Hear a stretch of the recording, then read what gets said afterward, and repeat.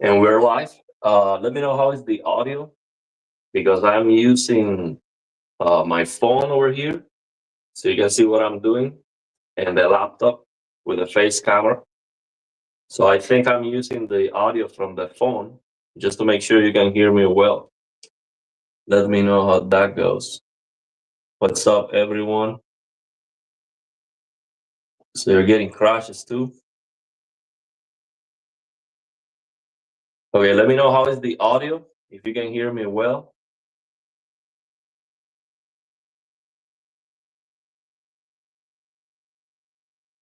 You cannot hear me? Can you hear me? Can you hear me well?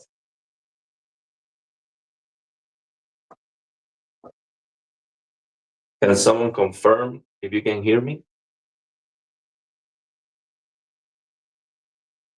Yeah, okay. Audio is good. Okay, good, good. So, man, what a mess. All the games are crashing, all of them. And the thing is, the performance is good. It's not that, performance is terrible. Software wise, I've done everything but reinstalling Windows. That's the only thing I have not done. But I completely wiped out the GPU drivers with the program. I forgot the name. I'm gonna share that on a video once we get all this figured out. So I completely erased the old drivers. I manually downloaded the new drivers, and I have to say, testing a Spider-Man 2, which was the performance was like broken. I was basically getting good frame rate, but as soon as I move 180 degrees on the city, it was like loading the whole thing. Like I was getting a massive stutter, like frame drop, not like a one single stutter. It was like a massive frame rate drop, very unstable frame time. And I thought it was the game because I saw the Digital Foundry uh, coverage when they were talking on their stream. This conversation that they do in real time, and they show Spider-Man, and it was like that. And I thought, oh well, it's just the game is very badly optimized and it needs to be fixed. But after reinstalling the drivers like that, completely erasing the drivers, and then manually downloading the new drivers, it is fixed. Like I'm gonna show you on a video, and right now even it's working flawless. Like I am getting 100 and forgot 125 frames, I think. I locked the FPS with frame generation, with FSR3 frame generation, and going through the CD, not a single drop. It's flat, a flat line, absolute perfection. So I'm like, wow, this fixed everything. So it's working now, no problems. And I keep testing and testing, and then I'm trying lossless scaling, going in and out of the game. So of course the game can crash if you're going in and out, and just opening this and that. But the thing is, the game is not crashing normally. I'm getting a blue screen. The whole PC is restarting, and it's not only with Spider-Man 2. I'm getting that issue with all the games. I was playing High on Life, for example, for a very long time, and everything was running fine, absolutely perfect, until boom, blue screen. And I was not doing anything like exiting the game and going in and out, none of that. Just blue screen, restart the PC. So it is happening with every single game. They are running well, and then for some reason I get a blue screen. So what I believe is going on is the RAM. I think it is the RAM. So I have not cleaned my PC for a while, but actually I last time I did, here's the proof. I used two of these cheap, which by the way, I do not recommend. This is absolutely terrible. So what I did today was I went through Walmart, Best Buy, to see if I could find an air blower, like an electrical air blower, so I don't have to be buying this cheap crap anymore. But they didn't have air blowers. So Best Buy had a vacuum, but I don't want a vacuum only. I want something that can vacuum and can also throw air. And then Micro Center had one, but it was like $100. So yeah, I'm not gonna spend $100 on that. But let's see. I have to figure that out because I also want to use the air blower to clean the screen for the QD OLEDs, the QD OLED TVs and the monitor, instead of using. So what I was doing is I was using one of these rags, and then very softly removing the dust very softly. So I don't do this to the screen. Do not damage it. But I prefer. I think it would be better if I can just blow air, but of course not with one of these because this has like a chemical that will spray on the screen. I don't want that. So that's why I wanted the air blower too. Well, let's see if we can fix this. I'm going to dust it up as good as I can. I'm going to remove the GPU. I'm going to take the GPU out, and I'm going to use paper on the contact. I'm going to blow the PCI Express port. I'm going to use paper on the contact. I'm going to remove this. I have to remove this fan from the CPU cooler to be able to take the RAM out because the memory RAM is below the CPU cooler. This CPU cooler is massive. It's very good, but it's just so big that I have to remove this to take the RAM. And even then, it's a little bit difficult to take the RAM that is closer here to take it out. But I should be able to do it. And of course, I'm going to try to clean everything as good as I can. And hopefully, after cleaning the RAM, hopefully the problem goes away. That's what I'm expecting. But let's see how that goes. Of course, I'm not going to, after I clean everything, I would end the stream and then I'll do a video and share what I did. I'll show you Spider-Man running perfect. I'm going to show you the Digital Foundry video, and then I'm going to load the game from the beginning on the same spot to show you that it's actually running well. Or maybe they fixed it. I don't think so because everyone is complaining with bad performance on the Spider-Man 2, but it is running very well right now. So let's see how that goes. So I think the last NVIDIA drivers had also caused problems. Yeah, it seems like it is causing problems. But yeah, I don't know. I tried to roll back the drivers, but I didn't test the old drivers. So I installed the old drivers too, and then from the old drivers, I went to the new ones. But if nothing works, then I'm gonna try the old drivers and see if that fixes the issues. Because honestly, I never had a blue screen with this PC ever. I don't remember having any issues with blue screens at all. Also, before I continue here, let me check something here real quick. Yeah, I'm gonna be doing some cleaning. Also, share, how do you clean your PC? I'm not an expert on doing this at all. Like, I do this once in a while, but it's not. I'm not an expert on none of this. You will see. I'm gonna struggle taking everything apart because I don't do this every day. I'm not, Gamers Nexus or Linus Tech Tips or Hardware Unbox. I try my best, but I don't do this every day. So yeah, let's see how that goes. Let me make sure here on the stream, I enable the live chat replay because sometimes it doesn't get enabled by default. Yeah. Okay, that's good. Okay, so let's go for it. Let me read some of your comments before we get started. I don't know how long I'm gonna take on this one, but let's see. Yeah, power supply. Well, let me tell you, this house had some electrical problems when I moved, and I was using the PC like that, and my PC was shutting down due to electrical issues. Like, for example, if you open the garage, for example, boom, I will get it, my PC would shut down.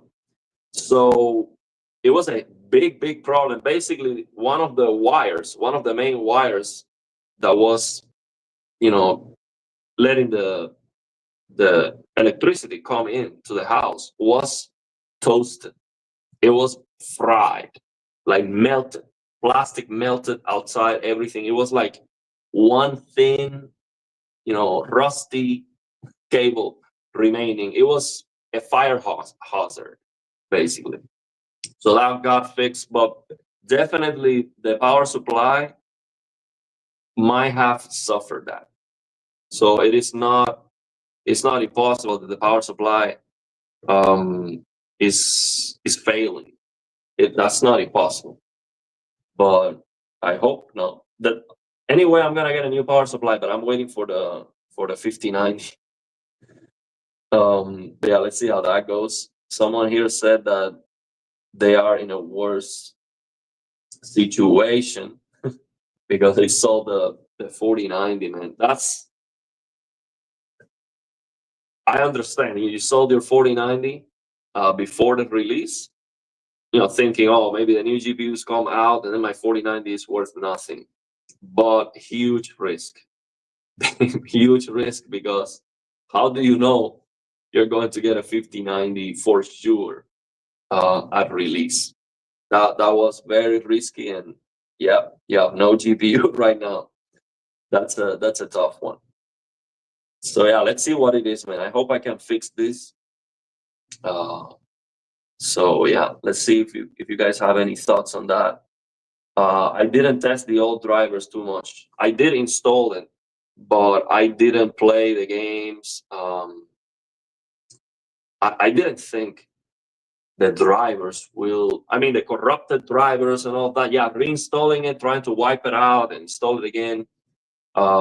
That could fix the issue, but I don't think the drivers will give me that blue screen in all the games. That would be so weird. I mean, that would be a major problem that would be all over the internet. And I don't see that. So it is just my PC. I don't think it's the new drivers completely messing it up. Although I have to say, when I did that video with the new drivers, a lot of people said these new drivers are giving me issues and crashes and stuff. But one thing is the game crash, and another thing is you get a blue screen, and the PC shutting down, restarting. That's a big problem. That's a lot tougher. Yeah, that's what I did. The DDU app. That's the app that I use to wipe out the drivers completely, and then I manually downloaded the new drivers again. Yeah, I don't think it's Nvidia breaking our GPUs to buy the new ones, because the new ones are not available anywhere. I don't think they have to do anything really. But yeah, if this doesn't work, I'm going to roll back the drivers and see if that works. And yeah, flying too close to the sun. Yeah, another thing is maybe it is also possible. I try to not overclock the GPU. I mean, I just use a minor overclocking on my GPU, but it is possible that the overclocking becomes unstable over time. Um, but I actually turned it off, and I was still getting the crashes. But I am playing at a higher frame rate than usually, so that's that the stability might be worse because of that. But man, I don't think that shouldn't happen. That shouldn't happen. So, what are the stop codes you're getting from the blue screens? Actually, nothing. It's a blue screen with no information. It's so weird. And I also, one thing happened yesterday too, and I'm not sure if it has to do with this issue or it was the monitor, because I turned off the monitor. So basically, I opened the game, then the monitor starts to show full screen colors like blue, red, white, green. And I'm like, what's going on here? And then I was able to hear the game. So the game, the audio was fine. I'm like, okay, let me turn on and off the monitor. And then it was working. So I think this monitor, I have to say, it is asking me to do the pixel cleaning way too often. It's like constantly, it's so often. Maybe because I'm saying no, like I'm using the monitor right now. It's okay if the pixel cleaning happens after uh, after you turn off the monitor. There's no problem with that. But if I'm using the monitor, why are you even asking me to do a pixel cleaning? Like I am using it right now. To do that, the monitor needs to shut off. So that's something I don't like about that monitor. If that's the case, I'm going to update the firmware. So those are issues that might be fixed already at this point, and I have not updated the firmware of the monitor. Well, thank you very much for the super chat.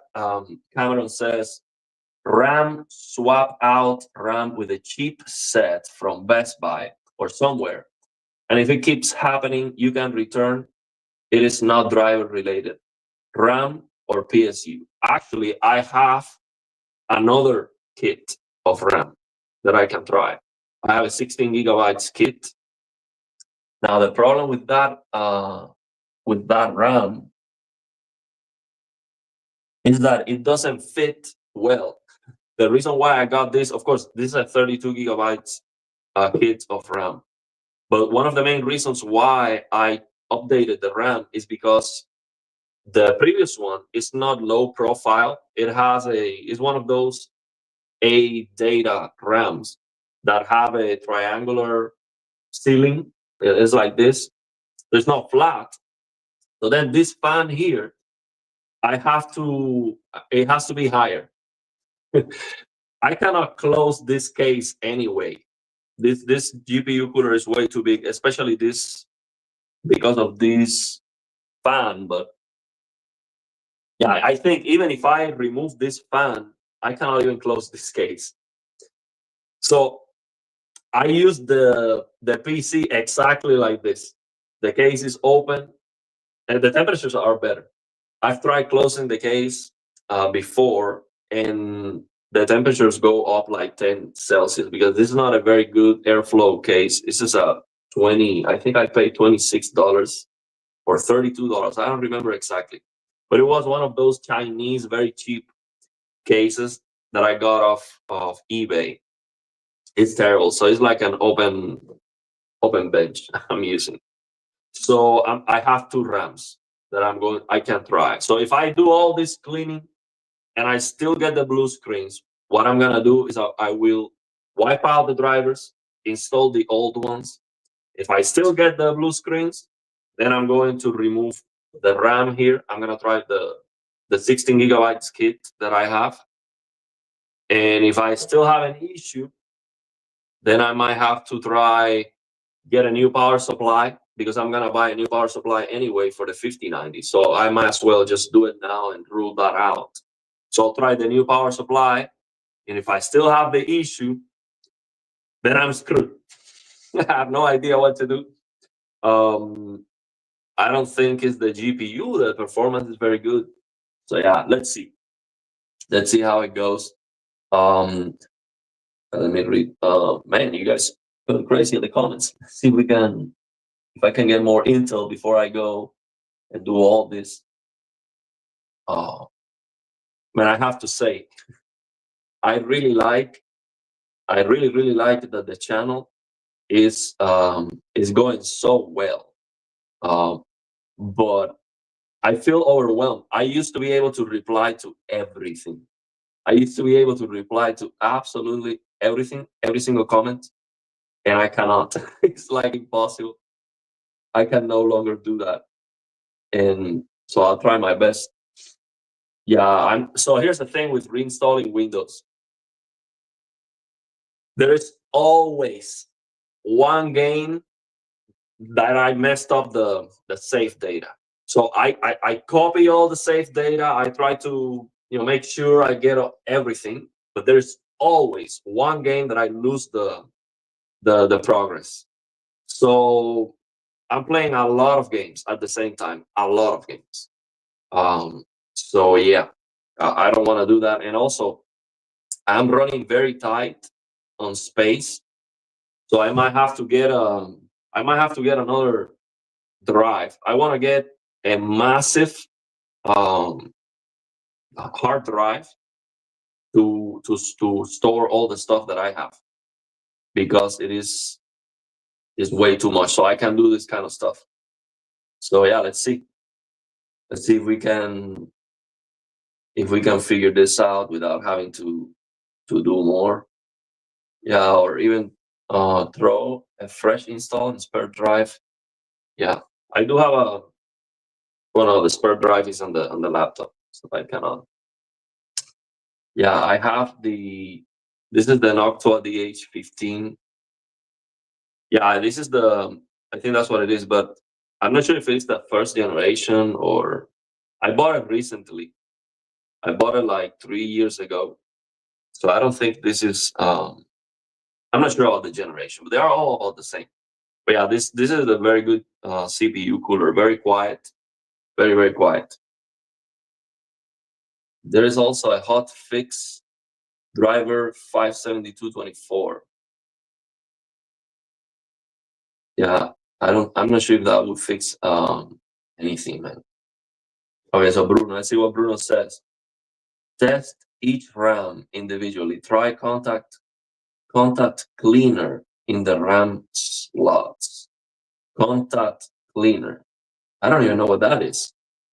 So what I was thinking is I'm just gonna use one of these huge uh because this is a harder paper.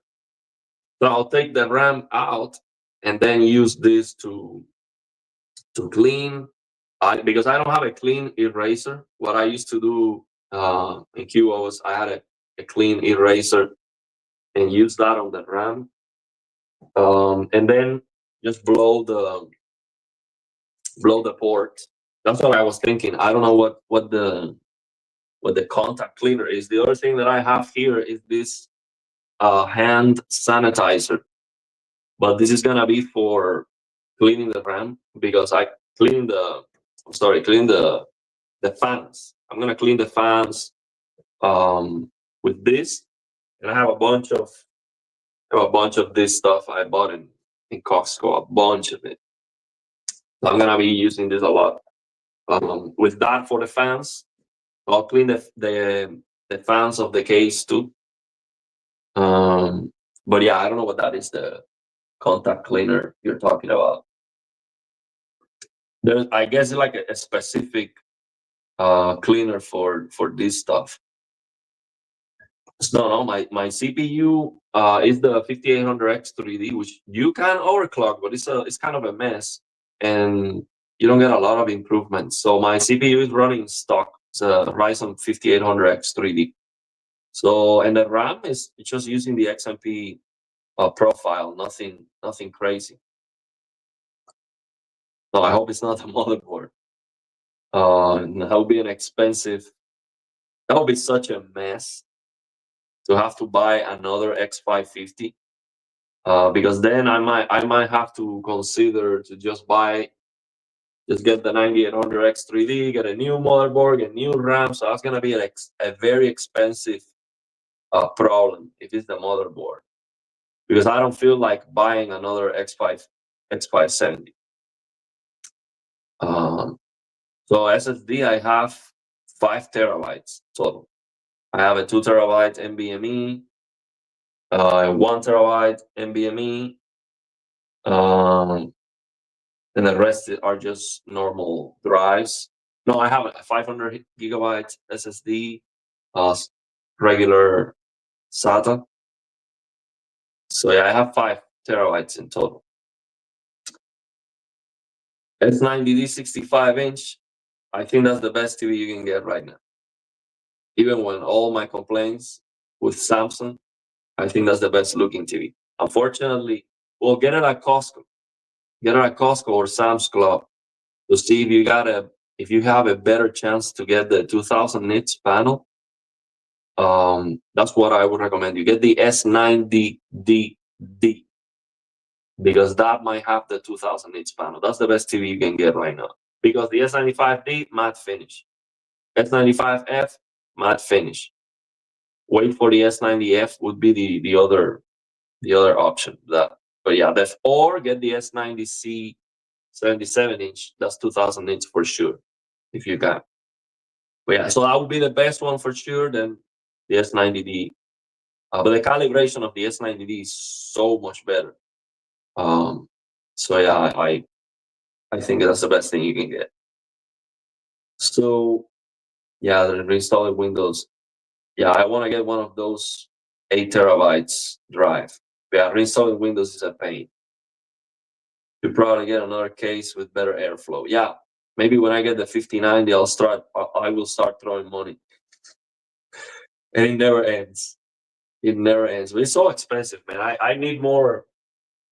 I'm gonna need some help from these companies because for myself, I would not be buying so much. You see, like it never ends. $10,000 command center is actually real, and I cannot be throwing that much money around. So I'm gonna need some support, some review samples. If I get, for example, if I only have to buy the CPU, let's say I buy the 9800X3D, I would be okay with that, and I would do it if I can get the motherboard, for example.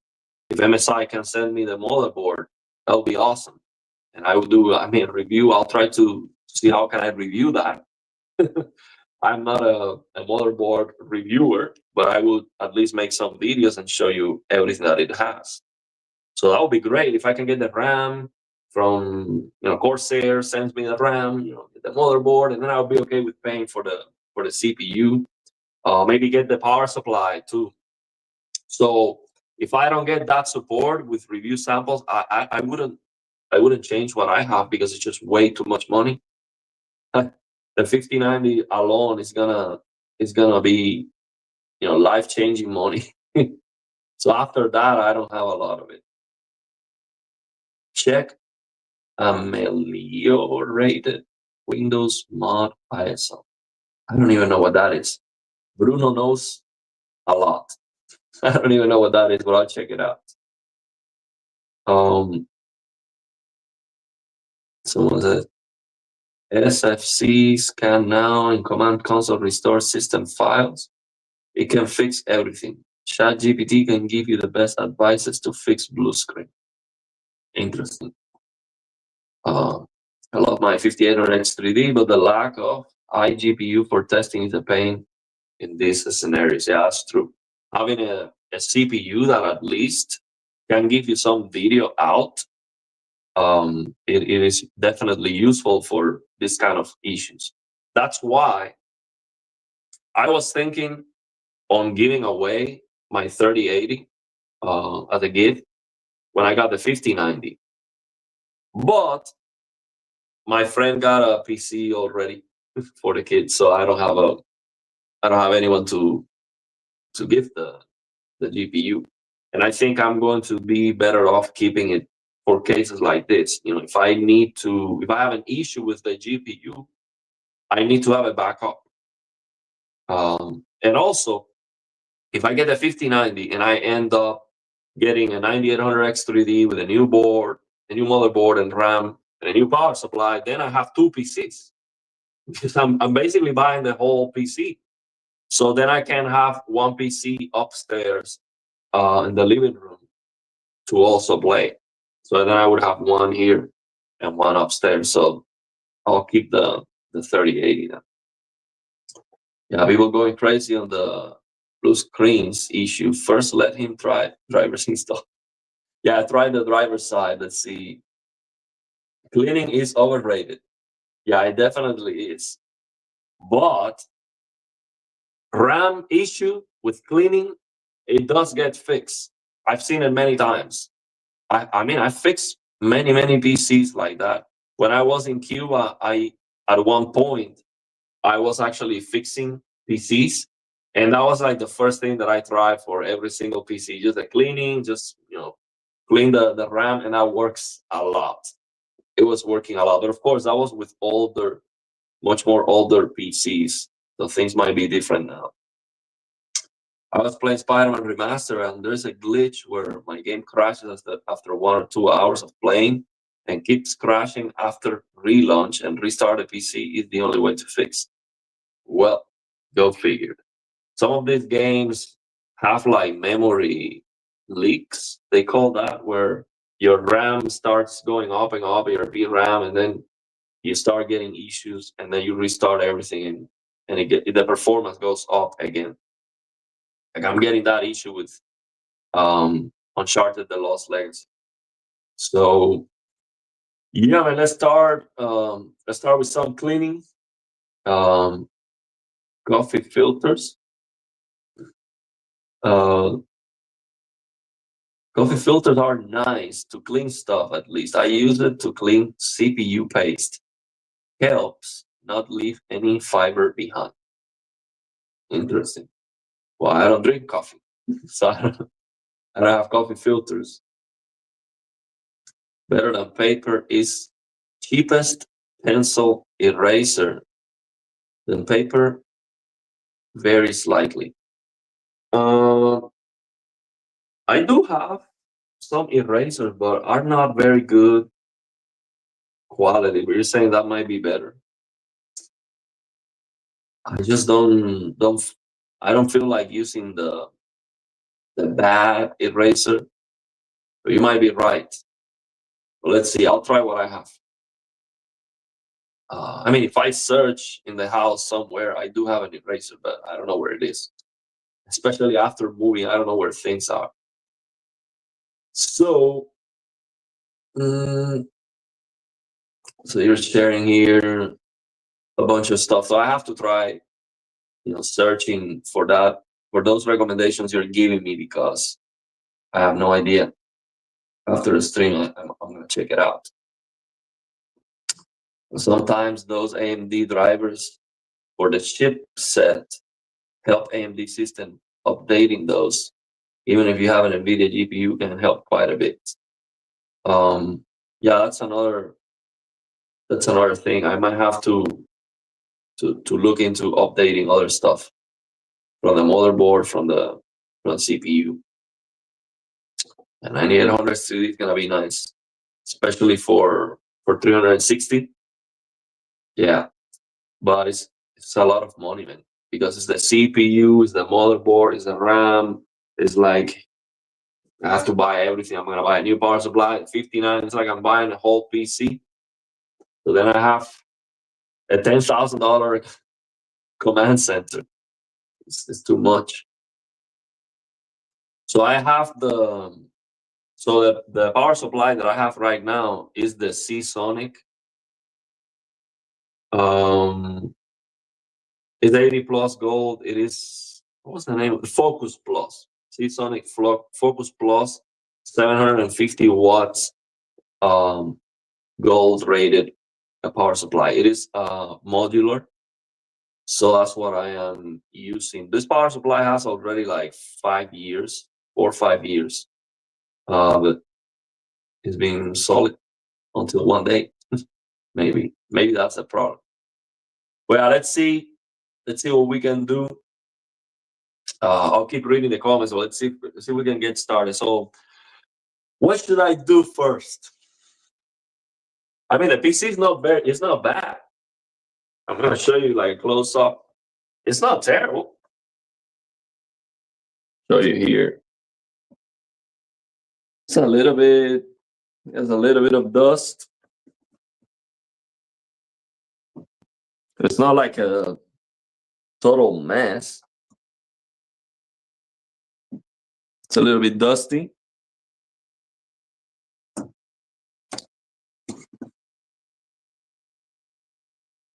It's not terrible.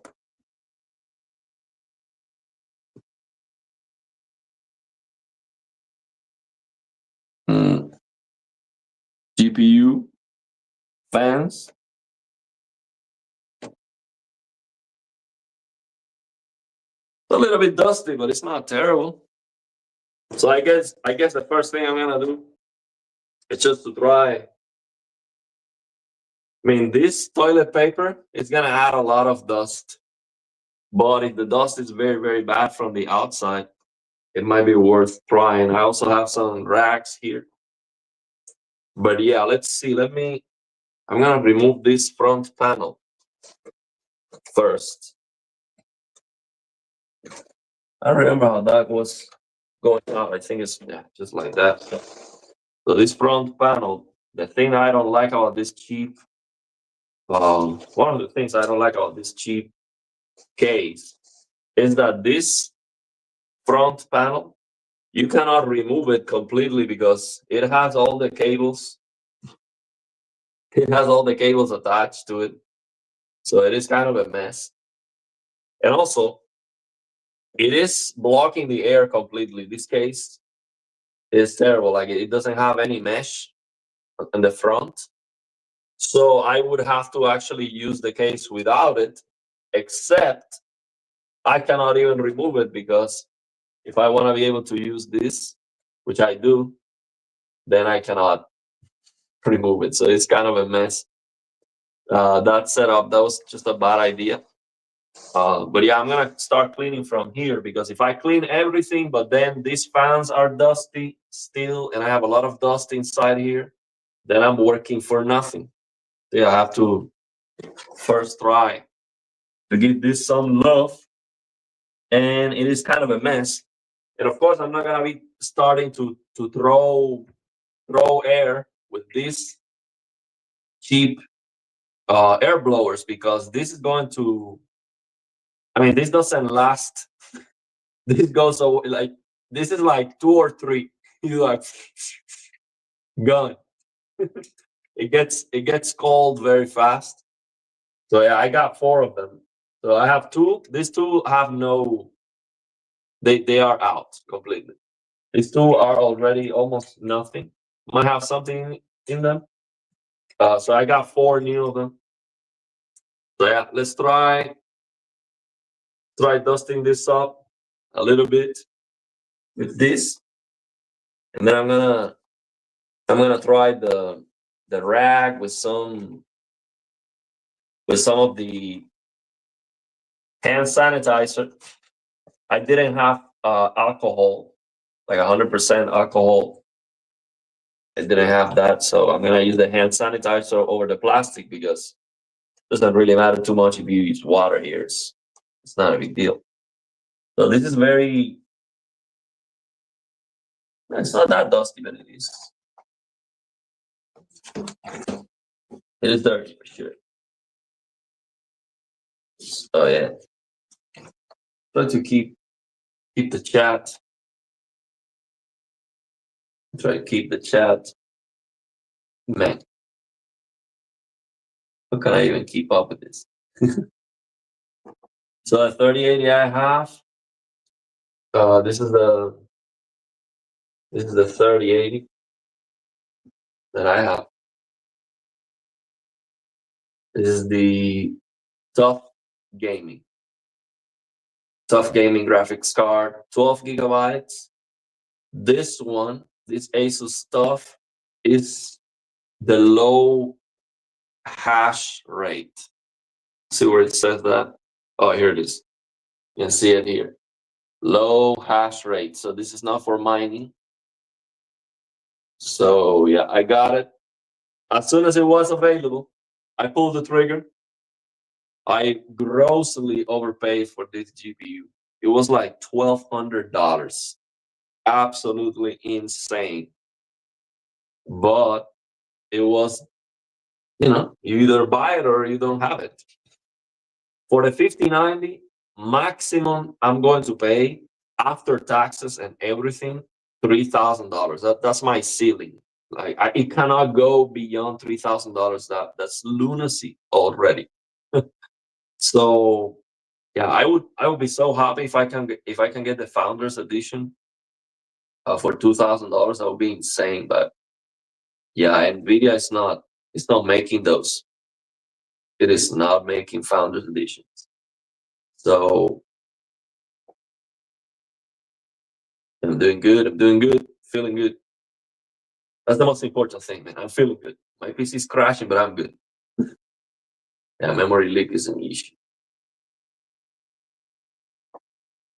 So someone is asking if I have a 5090 or 5080. I could that day. I could have. I got a 5080. Um, I was number 22 in line, and they had 79, 5080. So easily, I could have, got a 5080. And honestly, I should have, because that 5090 is so far away, man. It is gonna be so far away. Um, I will be already enjoying multiple frame generation with my new monitor, but I wanted the 5090. So even next day when I was waiting for the 5090, because I waited 2 days to see if I can get a 5090. Even next day, the assistant of the manager of Micro Center, he came out with an Asus Astral 5080, $1,500. I'm like, no way. That's almost the price for a 5090 after taxes. I'm like, this just makes no sense. And then I right after that, I saw the Bauer video about that GPU. I think it was the Bauer video, and he was complaining about the noise. It was too much noise with those two fans. Um, and yeah, it's just the value is just so bad. If they come out that day with a 5080 and they tell me, okay, $1,000, I'm like, okay, yeah, let's get that. Let's get out of here. But yeah, 58 is just way too expensive. If you get one of those partner models, but if you can get it for $1,000, I think it's not. It's just more money for more performance, and it's the best you can get for that money. If you have $1,000 to spend on a GPU, $1,000 for a 5080, that's the best you can get. So it doesn't matter what any reviewer says. It's just there's no competition for that. So yeah, but yeah, I did it. I want 59. Yeah, RAM is a huge culprit. Even if you're only running at XMP, your RAM can still degrade over time. Eventually, you should try underclocking your RAM if nothing else works. Yeah, that's not a bad idea. I will try that. If I still getting this, I'm going to turn off the XMP and see if I can get rid of the issue. So yeah, let's see how that goes. Yeah, again, this case, um, you know what? I think next time I buy a case, I might just get an open bench. Because why am I paying for a case if I'm gonna have it open anyway? The only reason is when I am moving the PC somewhere, even transporting it here inside the house, if I go upstairs or something, I think it's better to have a case because it protects the the PC. An open bench would maybe be more risky, but it would be better. Oh, and also the drives. Like, what am I going to do with all the drives that I have? I have a lot of them. So yeah, well, let's see. Let's see. The thing is, I don't like to spend a lot of money on a case because the cases are. I mean, it doesn't give you any performance. If the temperatures are bad, you just open and that's it. You get all the performance. So all the gamers Nexus testing and all of that, that's with the case closed. As soon as you open the case, none of that changes completely. Like this case closed is 10 Celsius higher for my GPU. 10 Celsius higher. So just open it and that's it. You fix all the issues. So yeah, let's see. Yeah, this is just a preliminary cleaning here. And then I'll take the fans out and clean the fans pretty good. Give it some love to the PC, man, because This PC has treated me well. A lot of gaming, a lot of heavy gaming on this PC for almost 3 years. Almost. Yeah, no, 3 years too, close to 3 years. So we have another super chat. Well, thank you very much, Thomas. I enjoy your videos, man. Keep it up. Well, thank you very much, man. Thank you very much. Really appreciate your support. So we already paid for this, for the blower. So thank you very much. We're doing great. So yeah, man, I'll try to keep it up. I was planning to do the video I was planning to do today was I think I can explain now motion clarity, shorter, easier, more clear. And I wanted to do a short video about motion clarity to see, to increase awareness. To the more people understand it, I think it is better for everybody, because these developers need to understand that 60 FPS, that's not good. That's not the target. We need more, and we need a lot better consistency on the frame rate. This new Monster Hunter Wilds is running like garbage, and it doesn't look great, and that's not okay. It's a good game. I want to play it, but it's the performance is trash. It's very bad. So when we get these games like that, it's like these developers don't even understand. Like, why would you do that? We just remove all the things that are killing performance. Who cares about that? It's better to have a game that feels good. So it's very important to understand why we need 240 frames per second, why we need 360, 480, 1000 frames per second. We need that. So I want to explain why. Actually, we need more than that. But yeah, we get what, we're gonna get what we can. We got another super chat. Thank you very much, Fizzy. Your rear fan looks like it's on backwards. Really? So which one? This one? The blue one? Let's see that. It doesn't have an arrow? Think so? I'm gonna take it out.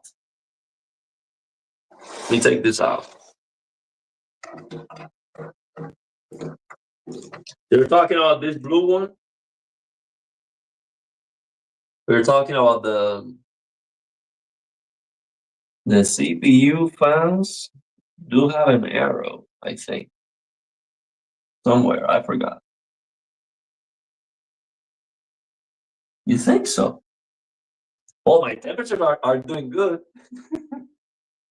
But maybe it's because it's an open case, so it doesn't matter that much. Let me read the whole thing. So your rear fan looks like it is on backwards. Looks like it is blowing air into the case, which would be fighting against the CPU fans. So this one is blowing air into the case, fighting against the CPU fans, which are this way. The CPU are this way, and this one this way. Yeah, that's not good. Let me check that out.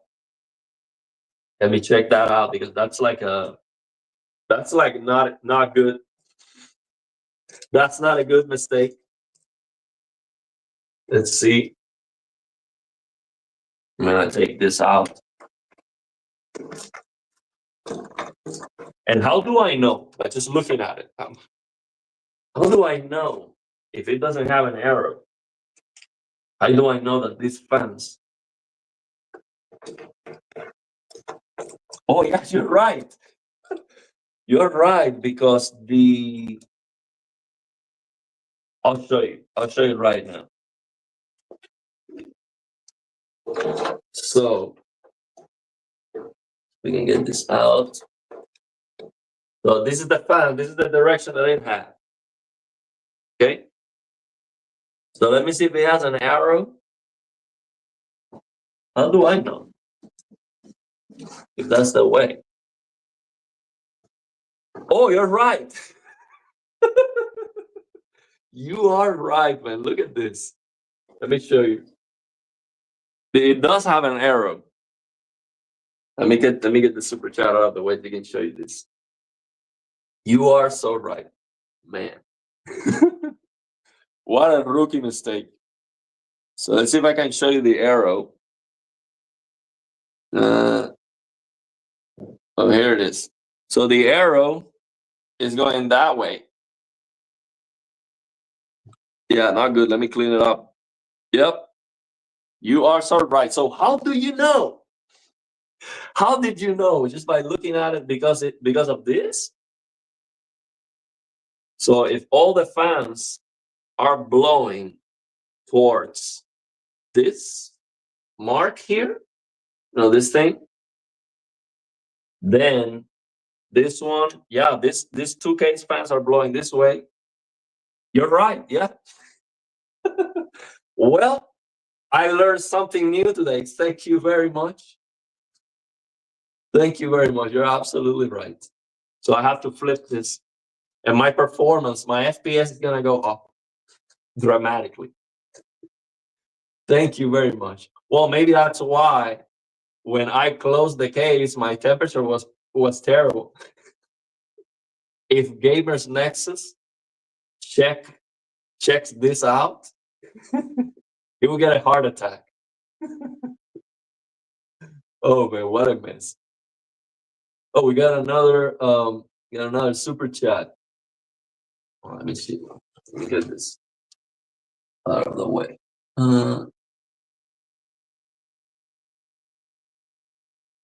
Well, thank you very much, George. Waiting for the 5090 is good. Predict the future. We're actually in the live stream we did on Friday with Hybrid, which is a developer, and he's also part of the lossless scaling team. He actually was explaining that NVIDIA is actually predicting the future with the frame generation because they are also using extrapolation. So it's not only motion interpolation, they are extrapolating the next frame, what's going to happen in the future. So it is predicting the future. Jensen explained that. So I watched a video. Gamers Nexus was laughing at Jensen. He said that was nonsense. Of course, it is not predicting the future. No, you're wrong. It is predicting the future. So when you're moving to the right, he's using motion vectors and all that AI stuff, and it's actually predicting the next frame without holding. So usually you would have this frame, you have the next frame, but then you will hold on to that frame to produce one in between to increase the smoothness. But now instead of doing that, it's actually predicting the future, predicting the next frame using frame extrapolation, not only frame interpolation. So that 5090 will, in fact, predict the future. So thank you very much. We'll get that 5090 for sure. Let's see, man. I have some hopes. I hope that MSI sends me a 5090 as soon as they have one available, because I told them I'll pay for it. I don't need it to be free. I'm going to pay for my 5090. So yeah, I'll be so happy if I can get that MSI Supreme. That'll be amazing. It's so quiet, so big. It's like a brick. It's this big. Actually, I am concerned if I get a 5090 because look at this. I am using right now. You see this? This is an Elgato capture card. This GPU is already 2.5. This GPU is 2.5 slots. So the MSI Supreme is like 4 slots. So if I get an MSI Supreme, 1, 2, 3, 4, I think it's gonna go against the Elgato capture card, and I'm not gonna be able to use it. So that's not good. I want to be able to use my Elgato capture card because I will use it with my camcorder for the streaming setup. I need the Elgato capture card to get the video in for streaming. So I think the Founders Edition for $2,000 would be better, but yes, that's impossible to get. And of course, I would also like if I can get a 5090 Asus, because they have two HDMI ports. That's the advantage. No other brand is offering two HDMI outputs. So yeah, that's why I want the Asus, but the Asus is very, very expensive too. And the MSI is performing better. So at the end, if I can get the MSI, I'll be happier because it has less electrical noise, it's cooler, quieter, it's bigger. So yeah, I like it. Actually, you know, the 5090s that they had available at Micro Center, they had only 4 5090s, but the model that they had available was the Gigabyte Aorus Ice.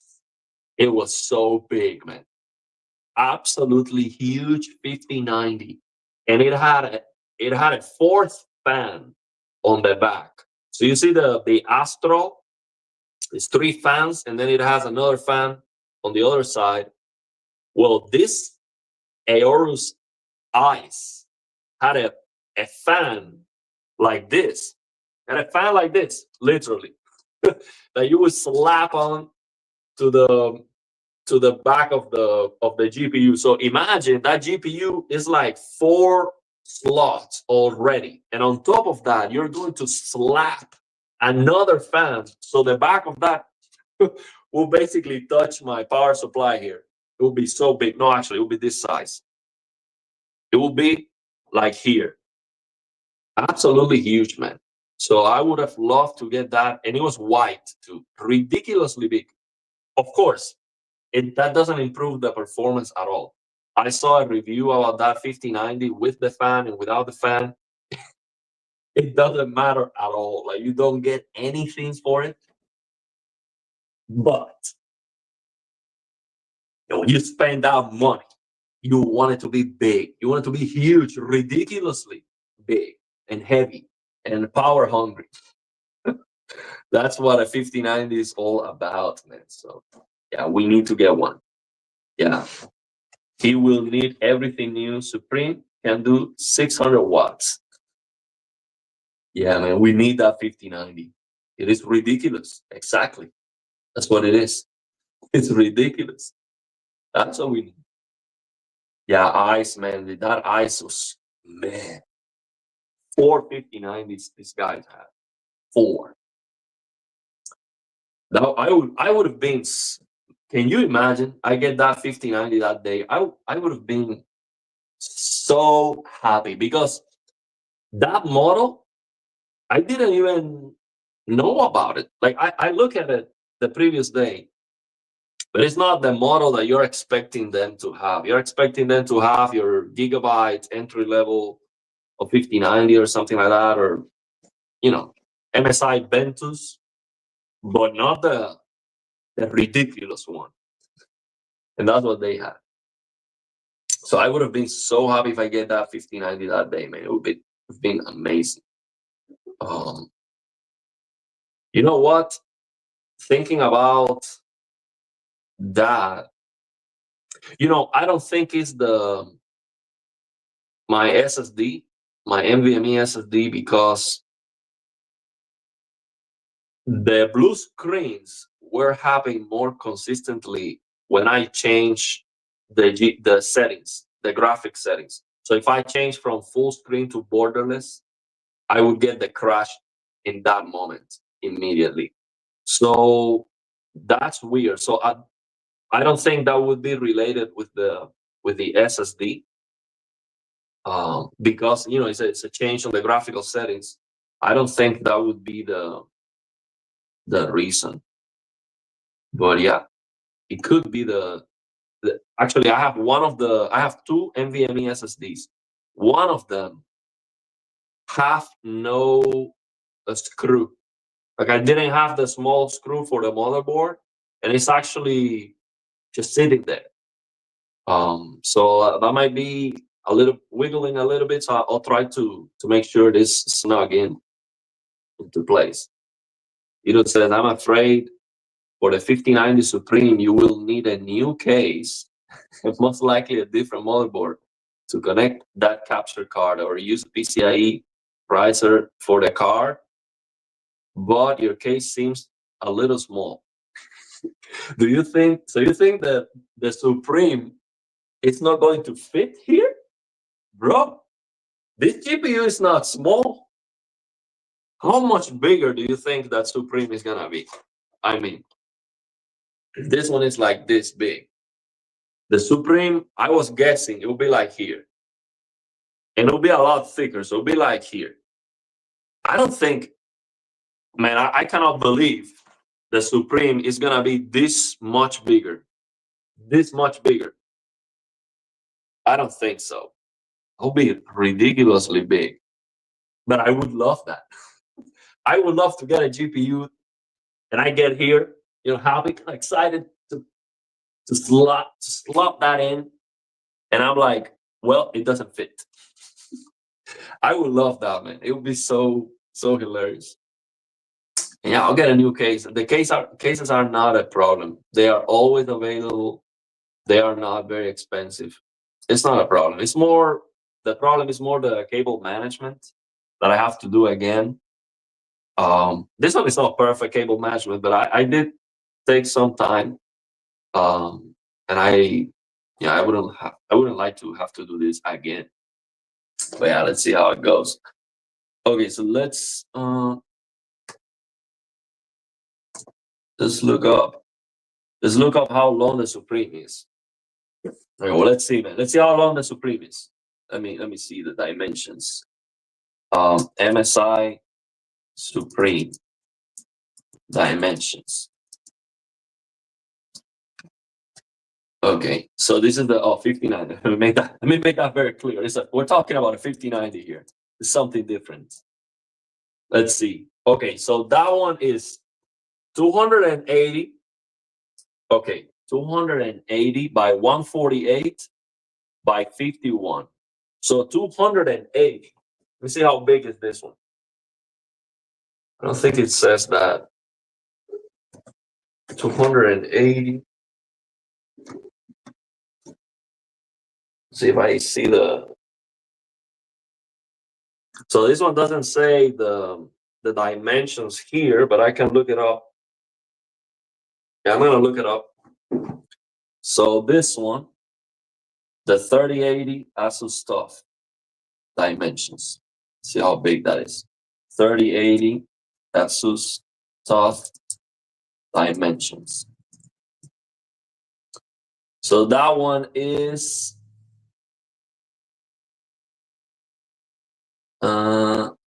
but this is an inch. That's a different. I need it in millimeters. Dimensions in millimeters.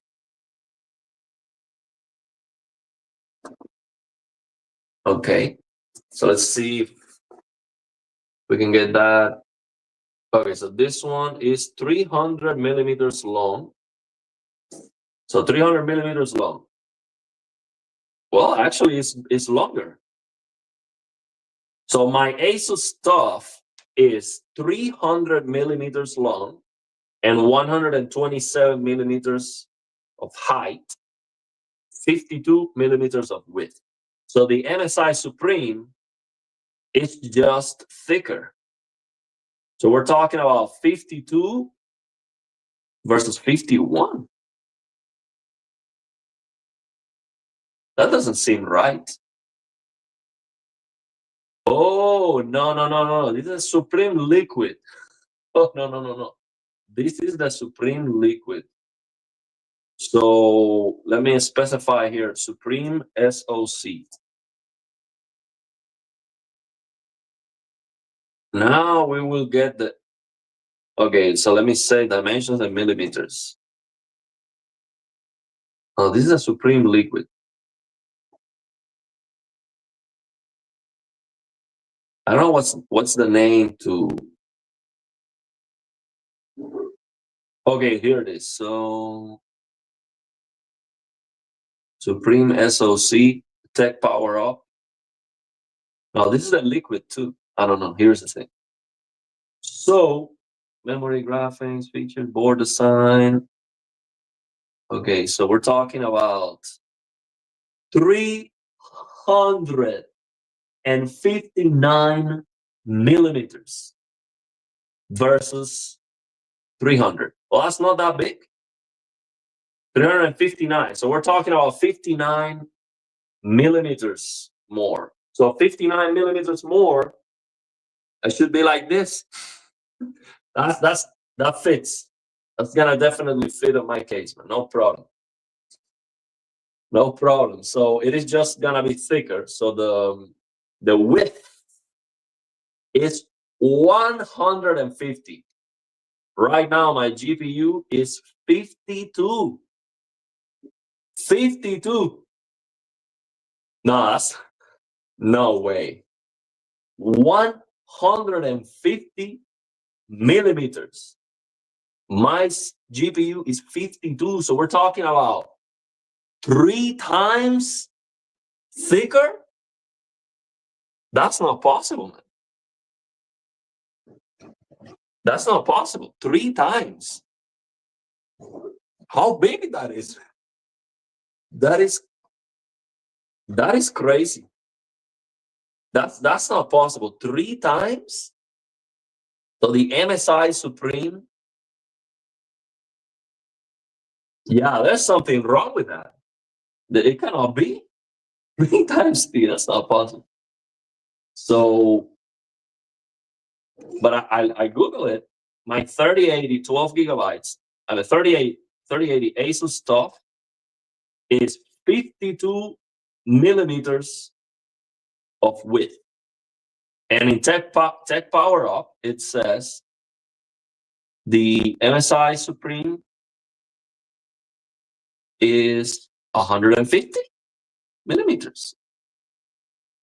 Well,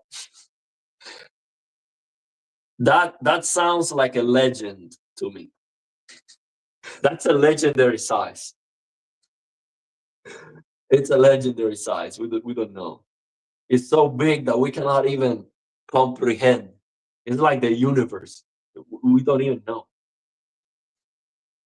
Yeah, 150 is no bueno. That's not good. Yeah, I was trying to fix it here. Is how we're gonna fix the blue screen of death. Okay. So 150 is the depth. 76 is the thickness. So I'm not sure what depth means, but 76 versus 52, that makes sense. So it is just 50%. It's just 50% thicker. That makes sense. So it would be like here. So literally, I would not be able to use the Elgato. That's what it is. I would not be able to use my Elgato capture card on this motherboard. So that's a problem. The coolers on a 5090 are made to cool 700 watts. All of this is basic information. Yeah. Well, the Supreme is 5.9 inches. Yeah, it's gonna be like this thick, like this. It's a brick, literally. It's a brick. So let's fix this fan that was going the wrong way. Let's clean it up a little bit. What a mess, man. I was using this fan wrong all this time. I wonder when I messed this up, because I don't believe this fan was coming on the case the wrong way from the beginning. That would be insane. That would just be insane. Oh, someone is asking me to ground myself. Do you think I might get electrocuted? Well, I hope if there is any current left on this capacitors, that would not be enough to kill me. That would just be a fun moment for the live stream. If I'm like, partially electrocuted, that would be fine. So it's not a big problem. Yeah, this fan is very dirty. It's not that bad, but it's kind of dirty. So take care of it. So fans cleaning first, because if I don't clean the fans, then I'm cleaning the rest of it for no reason. The fans are just gonna blow all the dust over again. I try to keep the carpet very clean. Yeah, this is kind of useless because this toilet paper is adding more dust when it breaks. So this is kind of useless. I'm gonna try this harder toilet paper. This is like for the kitchen. It has some, it has this kind of surface. It's for the kitchen. Yeah, toilet paper is not working well. I was expecting that, but it's what I have. I don't want to have to be, cleaning a lot of this, but I do have more of this that are very clean. I have a lot of this actually, so I might have to use it. Yeah, kitchen paper. I think is gonna work better. Yeah, my GPU is a 3080 12 gigabytes. This is the GPU I have right now. So hopefully we get the 5090. And also, that's another thing. When I get the 5090, I want to try a second GPU for lossless scaling to see how that works. I am almost certain that that's not going to be something I will use long term, but I want to try it, and I think it would be a cool video. I haven't seen anyone on the internet doing that actually. And if the 5090 is that thick, like the MSI Supreme, I'm not gonna be able to do that on this motherboard. But the thing is, this motherboard is not gonna be ideal to have two GPUs at the same time anyway, because when I'm using both PCI Express, it is going to cut the bandwidth in half. So I'm going from Gen 4 to Gen 3, but I think it actually has like 8 lanes. I'm not sure. But I tried that already with a 1050 Ti. So I tried this 3080 and a 1050 Ti for PhysX, which is dead already at this point. But I tried that because I wanted to see if that was gonna give me a better performance, and it didn't. It was not better. It was not a better setup because I was losing more of my base frame rate due to the downgrade to 8X. This motherboard is the Asus TUF Gaming X570. Asus X570 TUF Gaming. So it's not gonna work well anyway. The 5090 and my 3080 here, it's not gonna improve anything. I would need to get 9800 X3D with a PCI Express 5 motherboard. So when I use both GPUs, then the 5090 still have PCI Express 4, and hopefully with all the 16 by 16 and not by 8.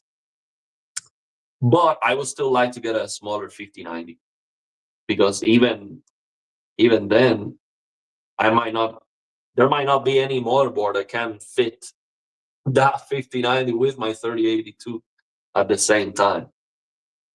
Yeah, the power supply I have is the Seasonic Focus Plus 750 watts. So I will get a much bigger power supply, especially because I want to try that. When I get the 5090, I want to try the 5090 and my 3080 at the same time, bro. It's gonna be ridiculous. I would just look at it for inspiration. See, I'll have the 5090 and the 3080 and this huge cooler, and I'm gonna look at my PC for inspiration. I will have a poster of my PC on a wall and look at it to see if I can get rich or something. I might change the picture of the channel. Right now, the picture of the channel, as you can see, is this. It's a picture of the PC. It's so small that you might not see it well on a phone, but it's actually a picture of my PC with this fan. So I might change that picture once I get the 5090. Yeah, can the 9800X 3Di GPU handle the lossless scaling separate? So what I had this live stream with Hybrid. He told me that I asked him, what would be the GPU utilization for the second GPU if you're using the second GPU for lossless scaling? And he told me, basically, when you turn on lossless scaling, what is the percentage that you are losing? So that would be the percentage of utilization of your CPU. So if the percentage is 35%, then that would be what the GPU would be using. So that makes sense. So I don't think, even if it works, the onboard video, I don't think it would be powerful enough at all, not even close. So yeah, I don't think, even if it works, I don't think it would be powerful enough. But maybe in the future, the iGPU on the CPUs can be powerful to run lossless scaling frame generation to get a higher resolution. That would be awesome, because that GPU power is doing nothing for you for gaming. So if you can utilize that to get more frames, that would be great. Also, think about this. It will happen with NVIDIA, AMD. It will happen at some point. We also need not only 2x frame generation, 3x, 4x. We need 1.5, 1.3. We need non-integer values. Because let's say you are getting, let's say, put an easy example. You need 144 and you're getting 120 FPS.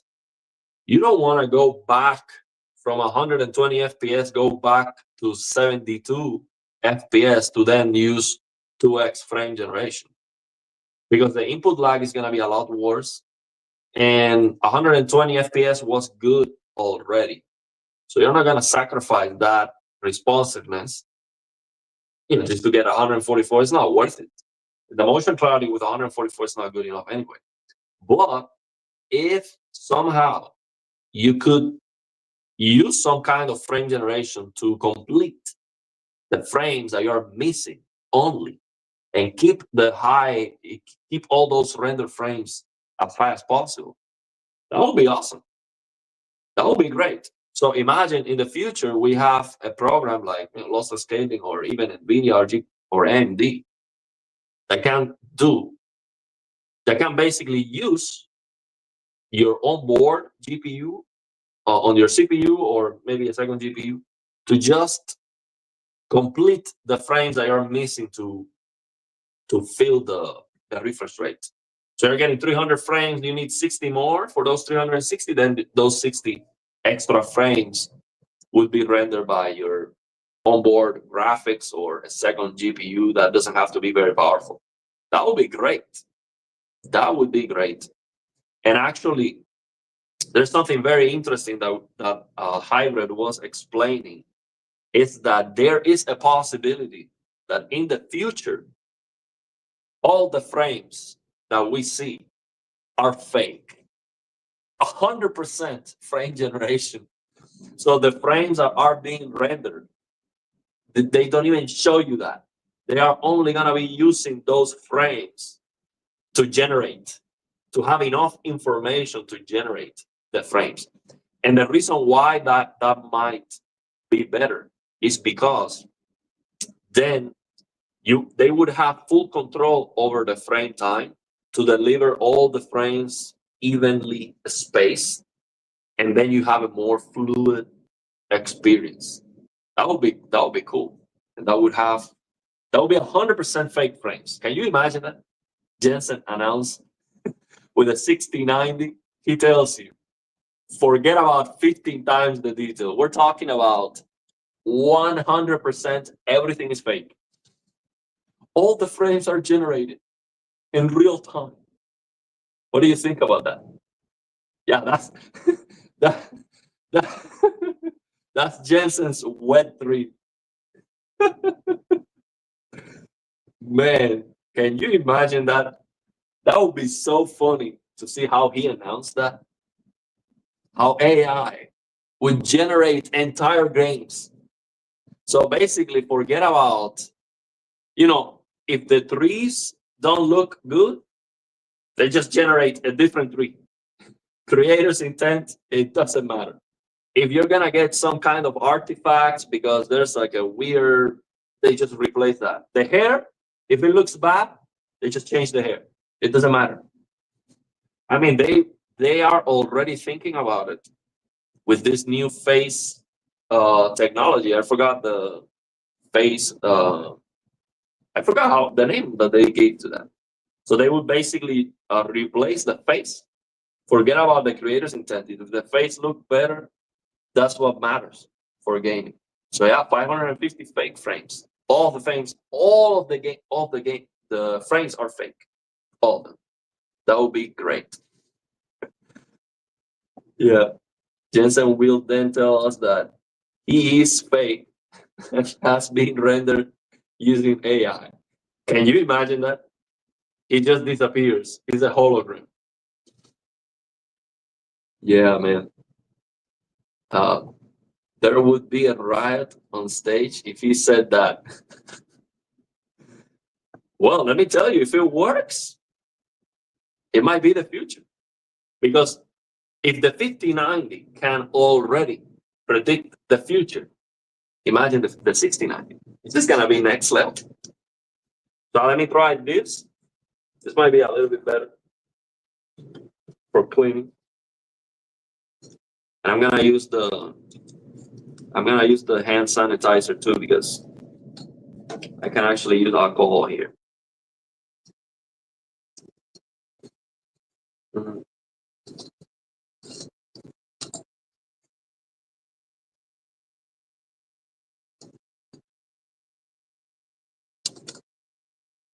It doesn't have to be perfect.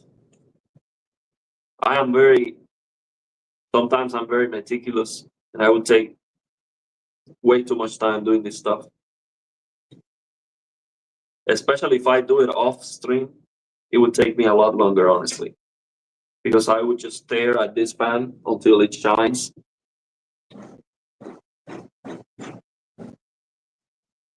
That's good enough. As long as it's in the right position, you're good to go. So I'll keep it out actually. I'll keep it out because I'm gonna be cleaning more from the inside too. AI hallucinations. Maybe in the far future we will go back to 100% real frames when hardware gets better. Yeah, but if you think about it, it makes sense. It makes a lot of sense because if AI only needs a certain amount of information from the game, and then it can generate the experience, the perfect gaming experience, perfect frame time, perfect responsiveness, fluidity, like all the frames you need for your monitor. I think that makes a lot of sense. Now the question is how many frames are going to be necessary for that to look good, to work. Well, maybe AI only needs 60 frames, and the rest it can generate that. So maybe that's the future.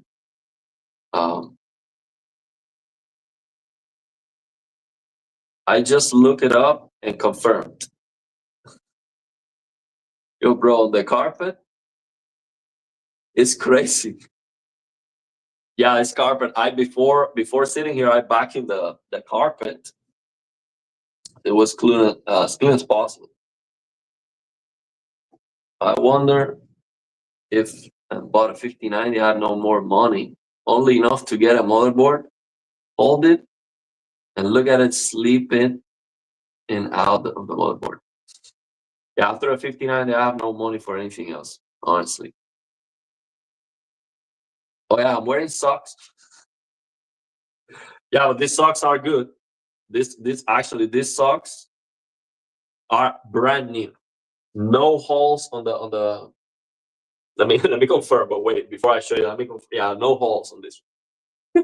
So these are good socks. Yeah, these are not broken or anything. These are good. Yeah, we have no issue with that. Actually, yeah, that's crazy. You could static shock something. Do you think this is a problem really? Why? The PC is unplugged. Yeah, I know some of the capacitors might hold some current, but the safety of this procedure might not be meeting the highest standards, but I don't think we're going to. I think I will survive. That's what I think. I don't think it's gonna be a problem. Um, but yeah, maybe it is. Um, Pasta for a month area gets the 5090. Well, if I have to sacrifice, let me tell you, if I have to eat sweet potatoes for 6 months to get a 5090, I would. No questions asked. Actually, I've done that before. So not for 6 months, but I was one time I was eating grapes with oats, so old-fashioned oats and grapes for like 3 months. I was getting very cheap grapes on a Mexican grocery store. They used to sell the grapes on a bucket of $3. $3 for a bucket of grapes. So I was going there, and the grapes were great, very, very good. The black grapes, which I love. So I was basically going there, and I'm like, I'm gonna save the money, and I love grapes. So I was filling the trunk of my car with grapes, and I put them on the fridge. It lasted me like 2 weeks, one week and a half with, and so I eat that with old fashioned oats. I did that for like 3 months. And then one time I eat for 1.5 months or almost 2 months a root that I like a lot. It's a it's called malanga. It's in Spanish. Malanga lila. This is the name of the root. It's a huge white root. It's this big. And it's absolutely amazing. I mean, that root is so good. So yeah, I that's what I was eating for almost 2 months. So if I have to do that for a 5090, man, no problem, no problem. I would easy, easy. If I can get a 5090 with that kind of, no problem. I would do that, no questions. Yeah, I eat mostly chicken and steak with vegetables. Enjoy. That's the good thing here, man. When you can eat whatever you want, you're in the right place. Yeah, we need. They're really good. Yeah, very clean blood. That's why I can do a lot of push-ups because I eat good stuff. Yeah, this is the. I have the case. If I go upstairs, I'll bring the box for this cooler. I forgot the exact model. But yeah, this is the big one. The big Noctua cooler. Okay, so let's see what Bruno said. The static could be bad, but using the fans as generators are easier to cause issues. Using the fans as generators. Hmm. I don't understand exactly what you're referring. Uh, so actually, he should have plugged the AC cable to PSU, but switch it off. This way, every time he touches the PC case metal, okay, this is metal. It will be energized and cause no static electricity shock to components. So, okay, so what I should do is to plug the AC cable to the PSU, which is off.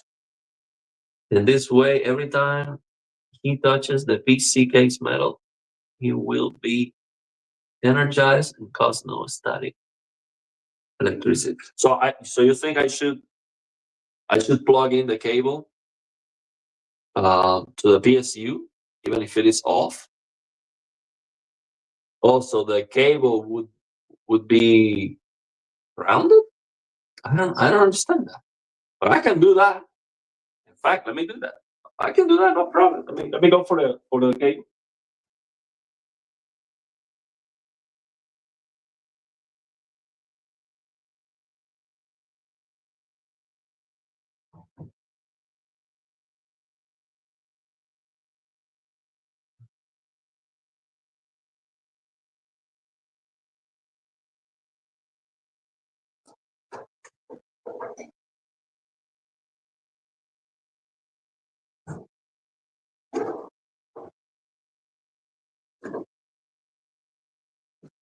Now here it is. This is the cable. So what should I do? Should I connect this to the power supply and then the cable I connect it to myself? Should I plug it in? What should I do with this? Okay, so some people are telling me, no, don't do that. I hope you're not advising me so I get electrocuted or something. No? Oh no, so I'm not gonna do it then. So people are telling me, no, don't do that. Okay, well, I'm not gonna do this then. So that was not a good advice. We have someone here that doesn't like me. Okay, so that's not a good advice. Okay, only works. Okay, let's see. Only works in the UK with 3 front plugs that have ground. Okay, so don't blow air into the rotating fans. Oh, forget it. You're in America. I forgot. Oh, okay. So that's a European thing then. Okay. So just touch the metal case. And don't scoot your socks and create static. Okay. Okay. Well, let's see. Let's see how it goes. Let me finish cleaning this part here. It was not that dirty. That's good. Just clean it. I want to clean the fans first and the case from the outside before I take it apart. I'm going to take apart this fan. I'm going to take apart the GPU, and then I'm going to remove the RAM, which I think is going to be the most important thing. Remove the RAM.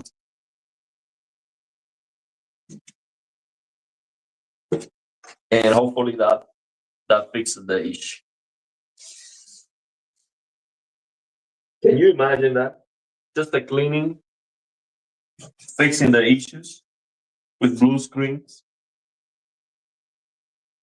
It would not be the first time I see that actually works.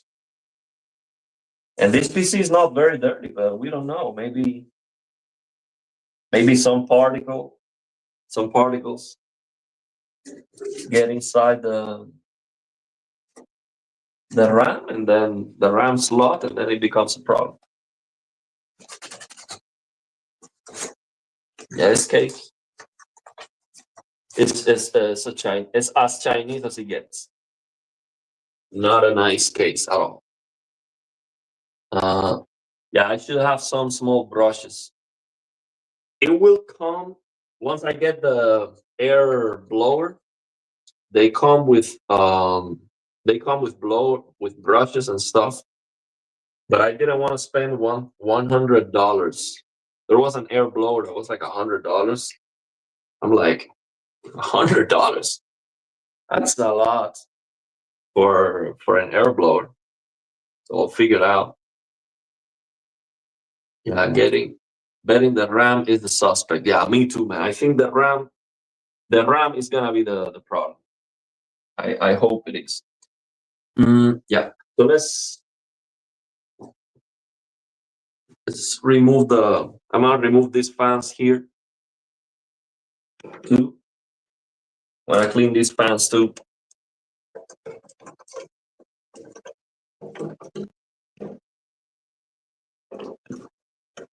You see how this metal here is so flimsy? See if you can see that. Yeah, that moves. This metal here is correct. This metal here is not good. So, that's why, actually, for this case, that's why I wanted to get a 5090 with the supporting bracket on the back with 3 slots instead of 2. So the Asus stuff has only 2. And I don't like that. They do have something to support these very heavy GPUs, but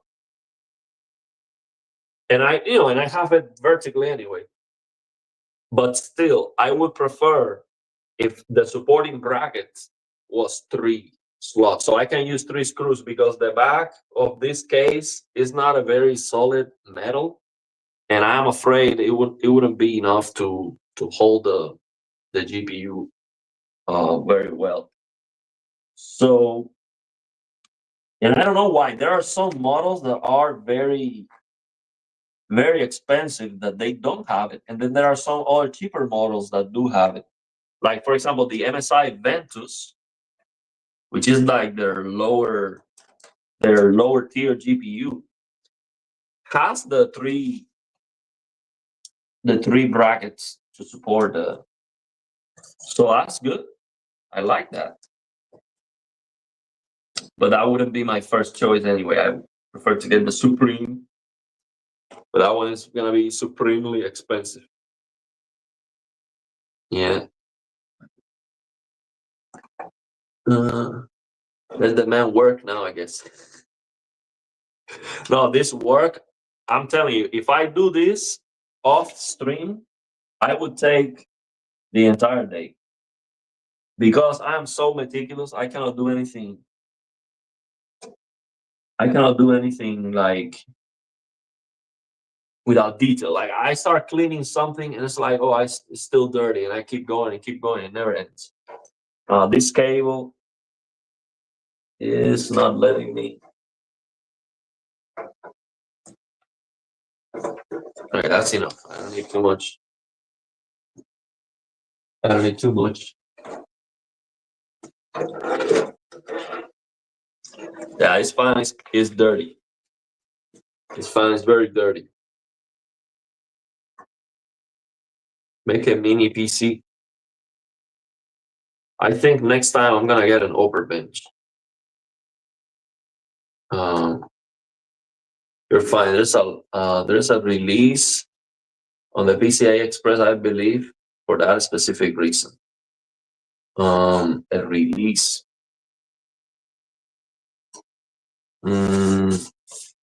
A release.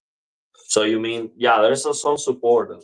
The PCI Express has some support, but I was thinking the screws to hold the GPU on the back are not very solid on this case, because this case is a cheap, very cheap Chinese case, like a $30 case.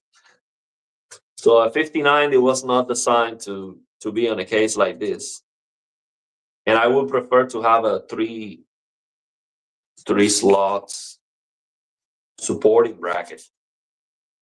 I think it's gonna be way more solid. But this 5090s, if you don't have anything to support the weight, the GPU is going to sag. If you have the case vertically, they are too heavy. 5090 is way too heavy to have it vertically. I don't like that. Even with the support, I feel like I would prefer to have the 5090 like this. So my only concern would be the Founders Editions because it has liquid metal.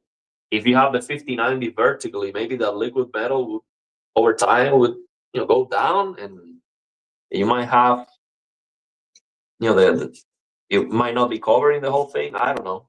It will be a concern. Definitely, Gamers Nexus asked the NVIDIA uh, the engineer, that one of the engineers that designed the cooler.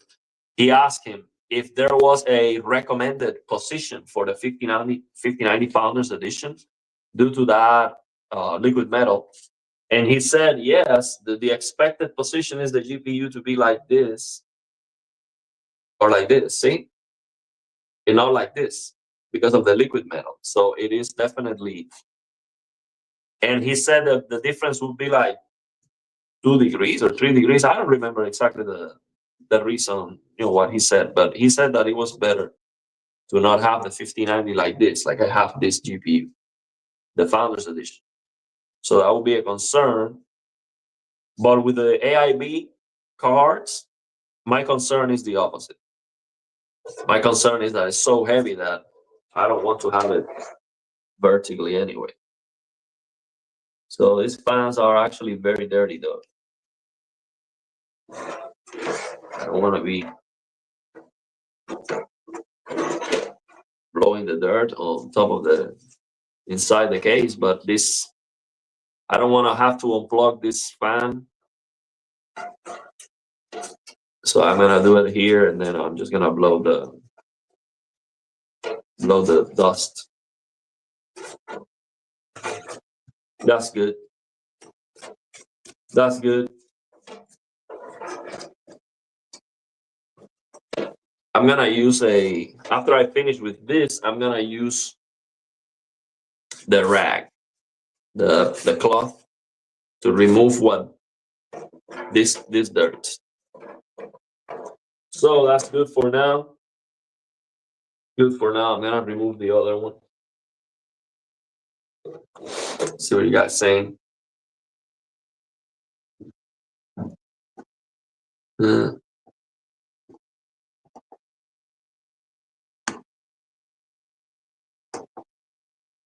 And tech and more not when half the thing is literally tapped to the case. Tech and more. I already replied to someone else. Tap to the case. I'm not sure what you're referring to, but I'm sure you're right. Never had my GPU sag. Yeah, this GPU definitely on this case with this motherboard, the GPU is like this. It is never. If I have the case vertically, I don't like it. It starts going down. There's no way. The weight of the GPU is just too much. That's one of the reasons why I have the case on the floor like this. It's just way too heavy. Right now I have 4090 without bracket. It is rock solid in the case standing. But which case is that? This is a $30 Chinese case. This is, this metal is like going. You see, if I right now just taking the fan out, look at this. The metal is just bending. It's just very, very cheap materials. So it's not the same. Definitely not the same. So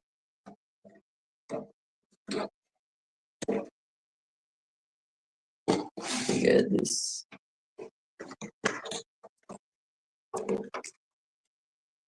Well, so far taking the screws out, not a problem. What is kind of difficult is gonna be to remove this fan because I have to.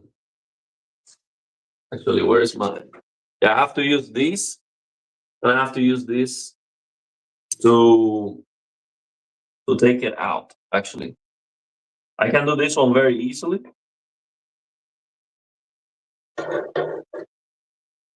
Actually, let me do that right now. It's not that difficult. Let me see if I can show you that.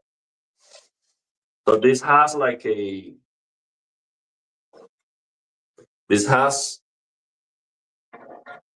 metal here to support. So what I have to do, because the case doesn't give me enough clearance, this is how I take it out. See? So now that this one is out, I should be able to take this one out a lot easier. Like that. There you go. That was not that difficult. So I can clean this fan now. You see, it has this. You can see that on the. See this thing? This thing? So what I do is I just do this to take it out. That's it. So we'll clean that one. It's a Noctua NF-A15. The fan is 1500 RPM, 12 volts, 1.56 watts, 0.13 ampere. SSO2 system with metal bearing shell. These are very, very nice, quiet fans. Very, very nice. I'll try to make sure to put it back in the right direction. Well, yeah, that's the one I need to take the RAM. So, wow, this is very dirty here. The cooler, wow, that's crazy how dirty that is. I'll show you. You can't even see it on the video. You see that? That's very dirty. That's crazy. So yeah, that's going to need a lot of air. And those are the RAMs. The RAMs are Corsair. I'll show you when I take it out. Let me clean the fans first.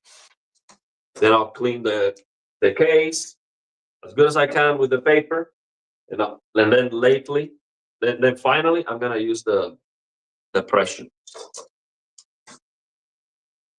Let's see how that goes. Yeah, the colors. Yeah, that's the Noctua colors. Yeah, this is the 3080, 12 gigabytes, the Asus TUF. You have a Lian Li 011 Dynamic Evo since 2022. One of the best. Yeah, those Lian Li cases are also very expensive. That case is for sure over $100. Probably like $200. I don't know. But those are very expensive cases. You have an old Corsair case from more than 10 years old. Yeah. So you're saying it is recommendable to blow the fans unplugged from the CPU, because if you do plug, you can give electricity by the blow movement. Really? So if the fan rotates, you're saying that can give electricity back to the CPU? But much less expensive fans, so be careful.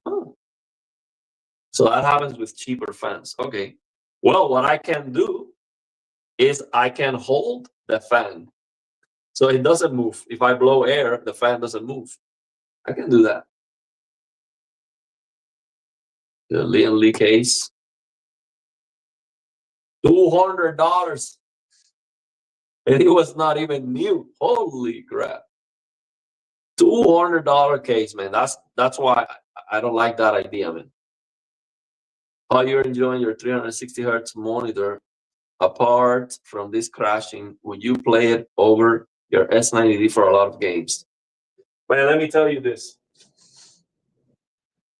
Before trying this monitor, my opinion was there is no way I would ever buy a monitor like that because a screen size for the immersion with the S90D is so much better. There's no way, even if the monitor has better motion and all of that, it's not worth it. After trying it, I'm telling you, it is very nice. I got the monitor for free, so it definitely impacts how happy I am with it. No question about it. If I pay for the monitor, I would feel different about it. Okay, I'm very happy with it. I got it for free. It's very nice. But if I think about it, now that I know how good it is, actually, I would buy a monitor like that. Having the TV, because it is a different experience. Yes, 27-inch, it's not even close. The immersion with 65-inch QD OLED is so much better. The HDR is better on my S90D too, even when the full screen brightness is lower than the monitor. But man, 360 hertz. When I get 360 FPS on that monitor, I'm like, I am dreaming right now. I am dreaming all the games looking like that. If I get my 5090, even if I have to use multiple frame generation, 2x or 3x, something like that, man, it looks so good in motion. And if you're getting real frames, if you're getting like 360 frames, it is so responsive. It's amazing. It's like the real deal. So that experience is not available with a big TV. It's not possible. So I would like it to be big. I would like that monitor to be 65-inch. But man, holy crap. 360 hertz OLED has better motion than real life.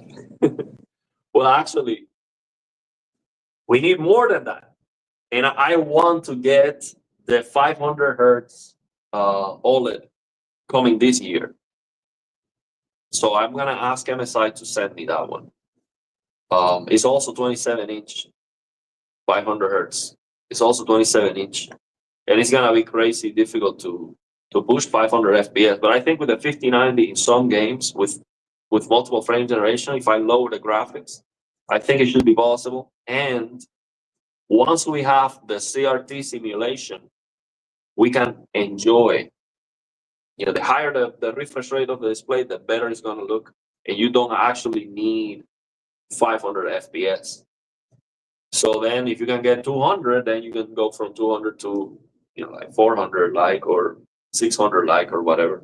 So you can change the target and get the maximum refresh rate.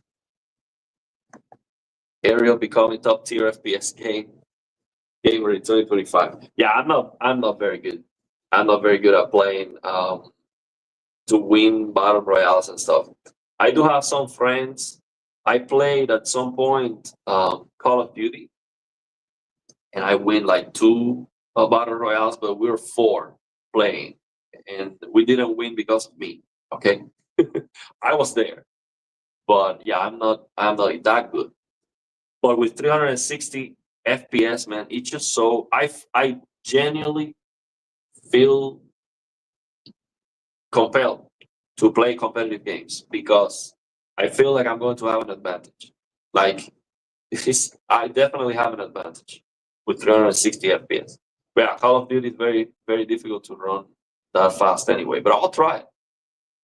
I'm gonna try Call of Duty and see how how good the performance is I can get right now. But yeah, it is very good, man. It is very good. Now, complaints with that monitor that I got so far, I don't like, and I have to update the firmware to see if that goes away, but I don't like that the monitor is asking me to do a pixel refresh so often. It's like, why? I don't like that. but you have an option to set it to after 16 hours, every 16 hours. But definitely, if I am using the monitor, don't even ask me to do a pixel refresh. Do it after I turn it off. If I am using the monitor, don't ask me. I mean, the TVs don't do that.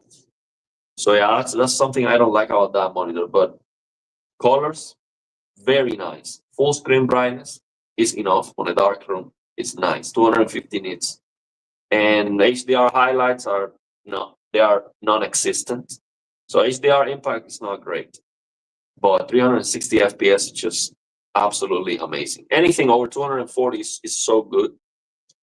So yeah, I am liking it a lot, man. I'm telling you, I am liking it a lot. But again, I don't have an affiliate link for that monitor, and I don't want to recommend it so far because that's the only monitor that I have tested. So I am blown away because it's 360 hertz QD OLED, but I don't know if that is the best version of that panel. I don't know if Asus has a better monitor with the same price or cheaper. I haven't even looked at it. So I don't want to be like, oh, this is so amazing. Everyone go and run and buy this monitor because I have no frame of reference to know if that monitor is the best for its class. But yeah, it is good, and I would buy it now that I know how good it is. But maybe there's a better version. But the price is good. So price, I mean, it's like $750. You can get it for like $700 sometimes if it is discounted. So yeah, that's very good. Very happy with it. So let's your next TV has to be a Hisense, 100-inch. Yeah, get the Trichroma 116-inch Trichroma, but that's not good for gaming. Those TVs are not good for gaming because the game mode is not gonna look the same as the outside gaming. It has processing. That processing has to be turned off for lower latency. So that's not gonna be great for gaming. So I selected for it to do it after every 4 hours of use. After I turn it off, I act the same as the LGs. Just select later next time it asks, and it will default to 4 hours. Okay, so yeah, you have that monitor. You told me you have that monitor. Yeah, I like it a lot. I haven't seen that message since I selected later the last time I asked. Okay. But I play mainly Warzone, and then I try 4K. There's a big difference in details compared to 1440p. You can see easier map, I guess, what games you play. So 1440p is not better than 4K. Okay, 4K would be better, but I much rather get the higher frame rate. And actually, I am using 1440p with DLSS sometimes in performance. And with the new transformer model, it actually looks good. So yeah, it would be better if it was 4K, but we don't have 4K 360 hertz or 500 hertz OLEDs. We don't have that. So I think it's okay for the screen size. 1440p is looking good. And I just enjoy how fast it is. You try Samsung SD60 OLED monitor. It is breathtaking how good it is. And you can figure so much better in HDR. Yeah, I will share the settings. I will share the HDR settings for that monitor once I figure it out. 400 for the 400 mode and for the 1000 peak mode. But I will update the firmware first to make sure that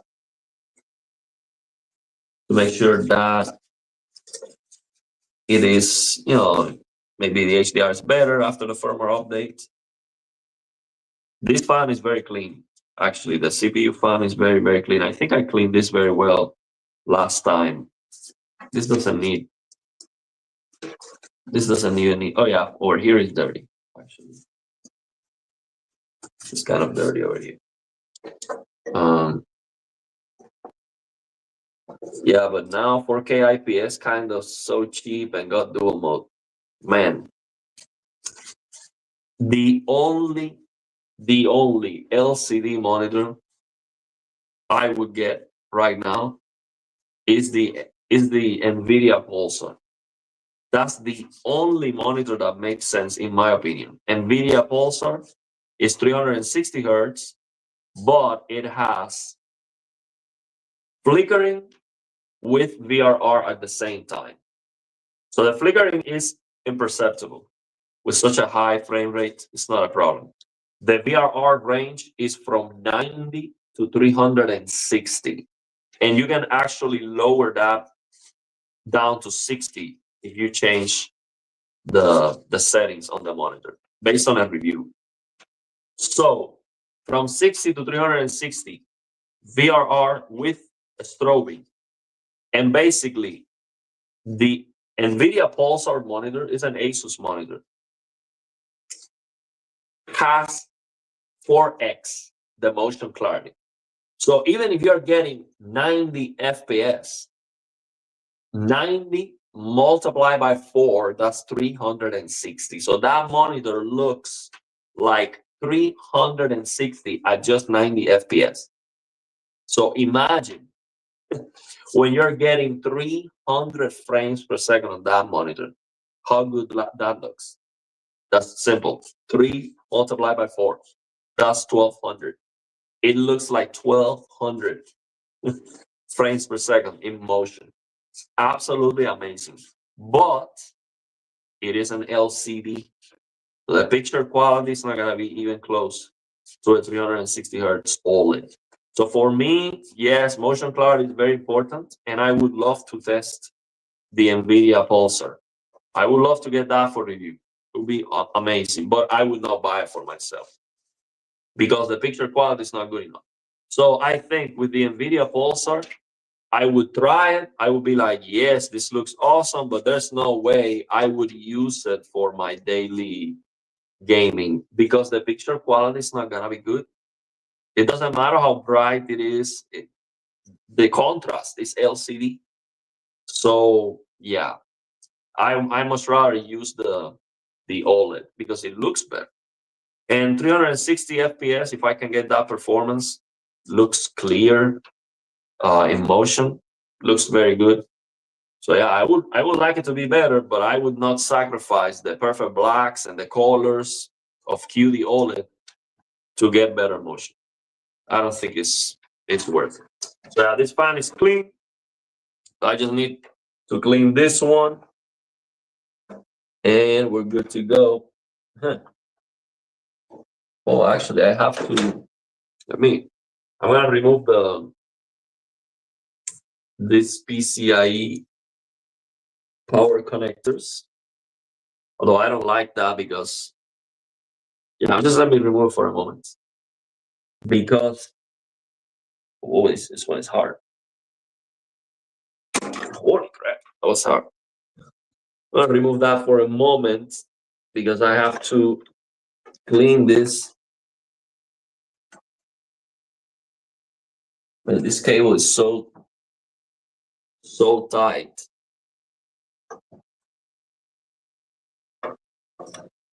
This cable is so tight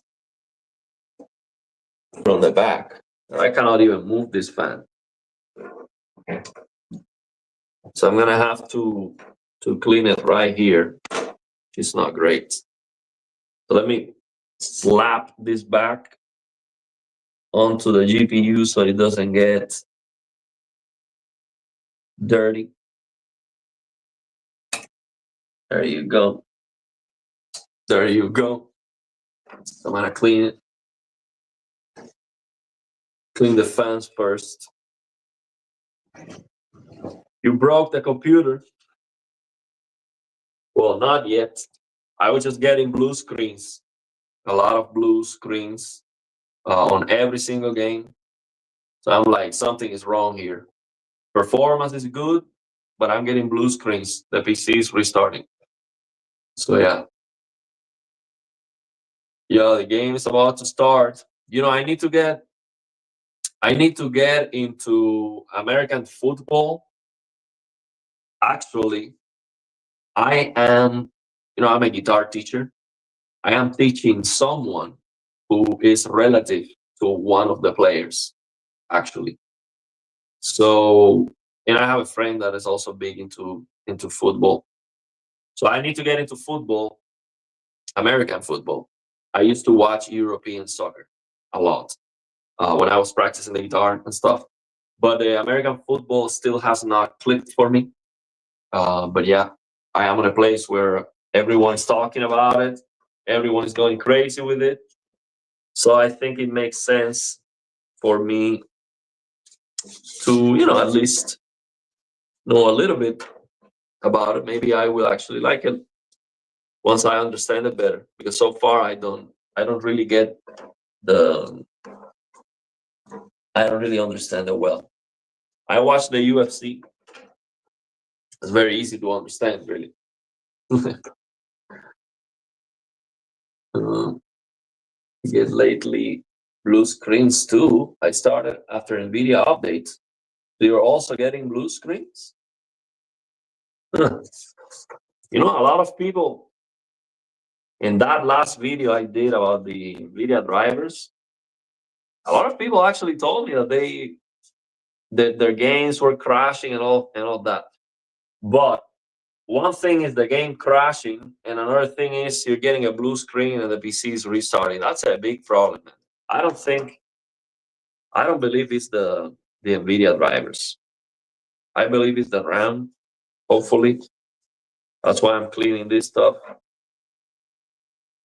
cleaning it, and hopefully that fixes the problem.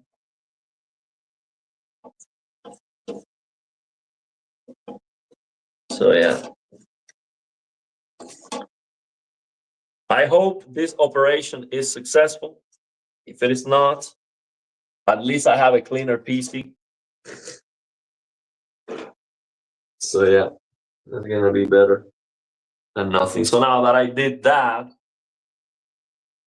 I'm going to let me try to clean the floor first, and then I'm gonna try to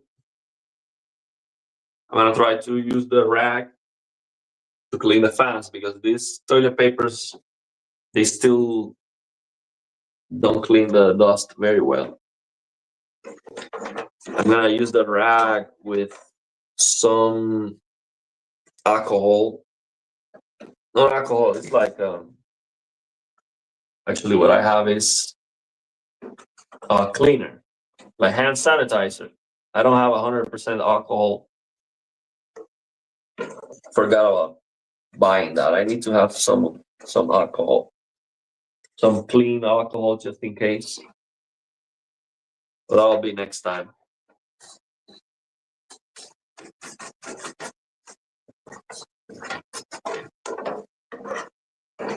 Yeah. See what we got here. So PC games are running well. Everything's looking good, but I am getting crashes on every single game, and all the crashes are a blue screen and the PC is restarting. And it happens more consistently when I change from full screen to borderless, or when I am using lossless scaling, or changing the targets with Riva Tuner, with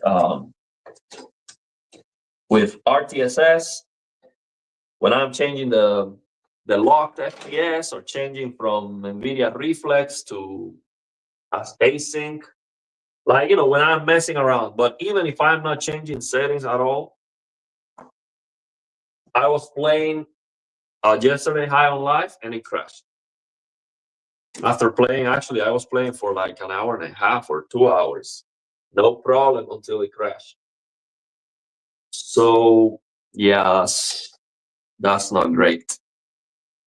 That is not great. So I'm hoping it is the RAM, and I'm just gonna clean it. I'm gonna take the RAM out. I'm gonna clean it. I'm gonna take the GPU out. I'm going to take the GPU out and I'm going to try to clean it too. So hopefully that helps. Maybe it is software. Maybe it has nothing to do with cleaning. It's just software, and NVIDIA maybe is trying to brick my 3080. So I have to buy a 5090, but I want to buy a 5090 anyways. They are just not available. I don't know, man. I don't know what's going on, but this is not good. I'm trying to use this paper before I use the rack. Trying to dust it off a little bit.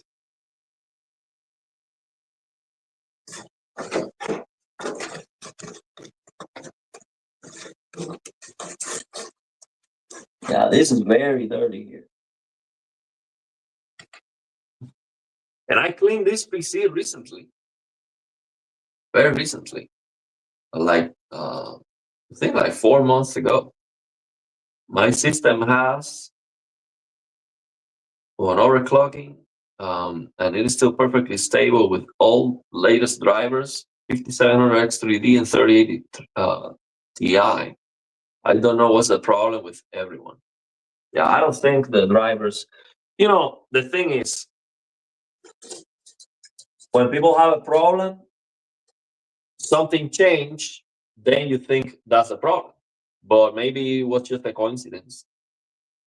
You update the drivers. If you have a problem, it is normal to think that the drivers was the problem, but maybe it was just a coincidence. The problem is going to happen at some point. So I can't reach lower here. I'm not going to take the CPU cooler out because then I have to reapply thermal paste. I don't want to do that. And this CPU cooler, it's not very easy to take out. Not very easy. Actually, I did one time already.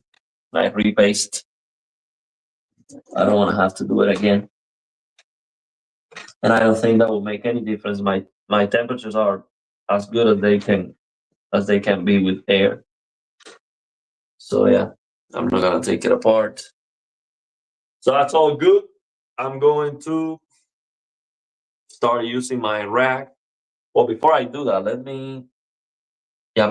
maybe let me blow some air already. Let me start blowing some air. Should I? Yeah, let me blow some air, then I'm gonna use the rack. I don't have like a method for this.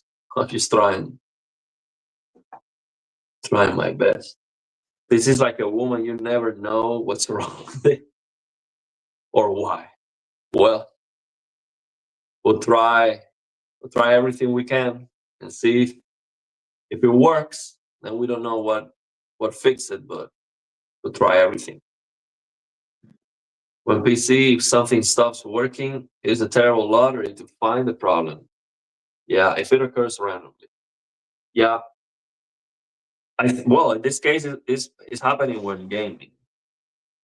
So, yeah, this is very dirty, man. The fan is so dirty. I don't think the air is gonna be enough. This here is very dirty. So I'm just gonna start just blowing some air. See if this has something remaining. Actually, yeah, it does have something remaining. I don't want to have it, upside down because then it lasts less. That was it. 125. It's done. You just blow it 3-4 times and it's done. So that's why I don't want to run out of it before I even start. But the thing is, there's not a lot I can do here inside here. Ooh. Not a lot I can do other than blowing air. That was it. Done. We went through two of them already. Now, I already used this some time ago. I was not expecting to get too much out of it. But yeah, let me use the rag before I start with the blowing air. I think this is good enough. CPU cooler here. This is good. It's clean. This is clean already.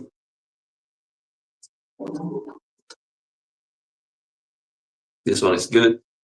I don't have to do anything with this one. Yeah, I'm not gonna even take, well, maybe I will take this one out. When I take the GPU out, I'm gonna take this one out because it's gonna be easier. It's gonna be easy. Not a problem. Let me clean these.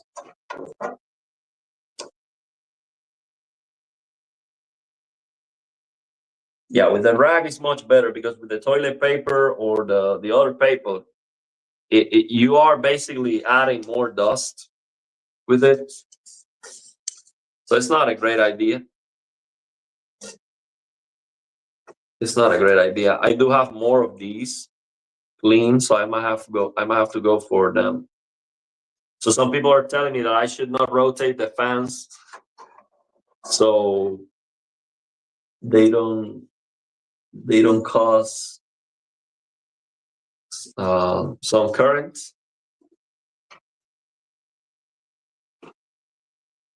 So yeah, that's good. These two fans are clean, nice and clean. Let me try now this one.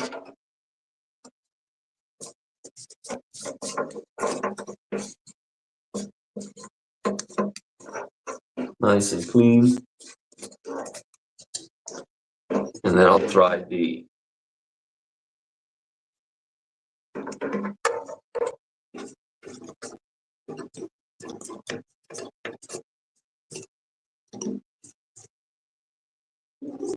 well, one by one, all the blades. All the blades need some love.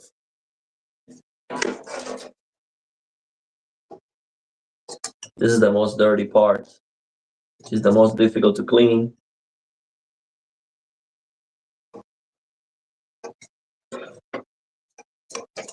I saw there was some Asus, there was an Asus motherboard that was damaging the graphics card when you take it. I think the CPU mount or something was damaging the graphics card when you put it in and out. That's terrible. Can you imagine that? You get a 5090 and you damage the PCIe because of the motherboard? That really sucks. With Z790 Hero, I had nothing but problems with MSI motherboard. Never had issues. So with MSI motherboard, never had issues. Okay, well, this is a Tough Gaming X570. Never had an issue before. So paintbrush is the way. Actually, I do have a brush.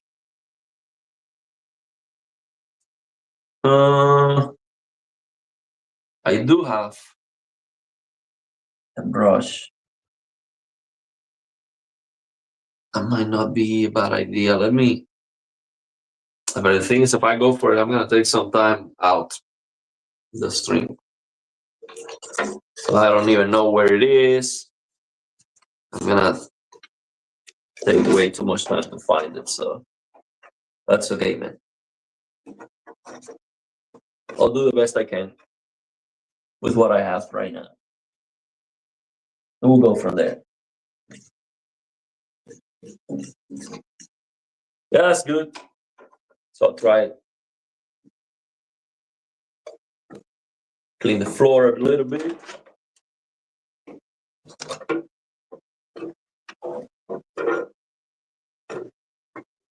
And then I'm gonna blow.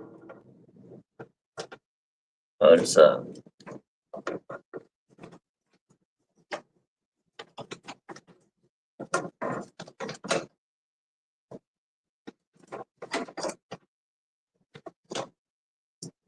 That's good.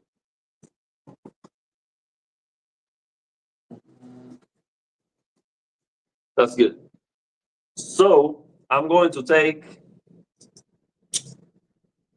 the GPU out. Well, before I do that, let me blow some air.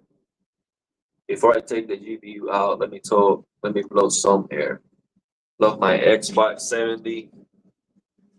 It's a motherboard and it works. Yeah, I mean, I don't like to spend a lot of money on motherboards or cases because it really doesn't give you more performance. It's saying that Asus motherboards are not reliable. I don't know. Well, this one didn't. I haven't had any issues with it yet. Maybe I hope it is not an issue with the motherboard. So you had blue screens randomly during gaming as well. Changing RAM and CPU did not fix it. Well, I hope it's not the motherboard. We wasted a lot of money to find the issue at the whole Asus build. Yeah. I was going to replace thermal paste on a gaming laptop today. When I saw the amount of pads and places I had to replace, I gave up. Yeah, laptops are wild sometimes. Actually, this laptop that I'm using for the stream, this is a very old Alienware laptop, and it has a very, very hot Intel Core i9 CPU, and it has also a GPU and an NVIDIA GTX 260. I think I forgot the. Actually, let me look at the specs. I'll tell you right now. Where do I? Okay, let me go here. I'll tell you right now what this is.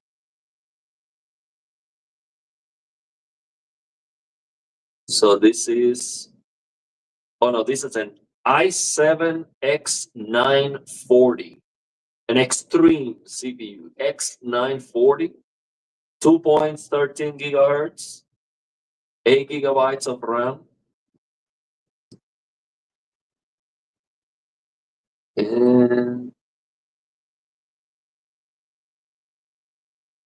see, where do I find? Okay, let me go to the control panel.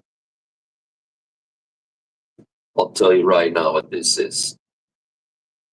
This is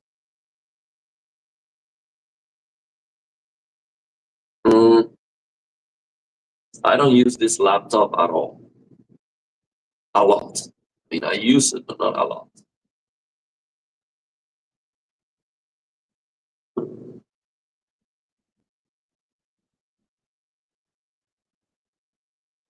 So this is a GeForce GTX 260M.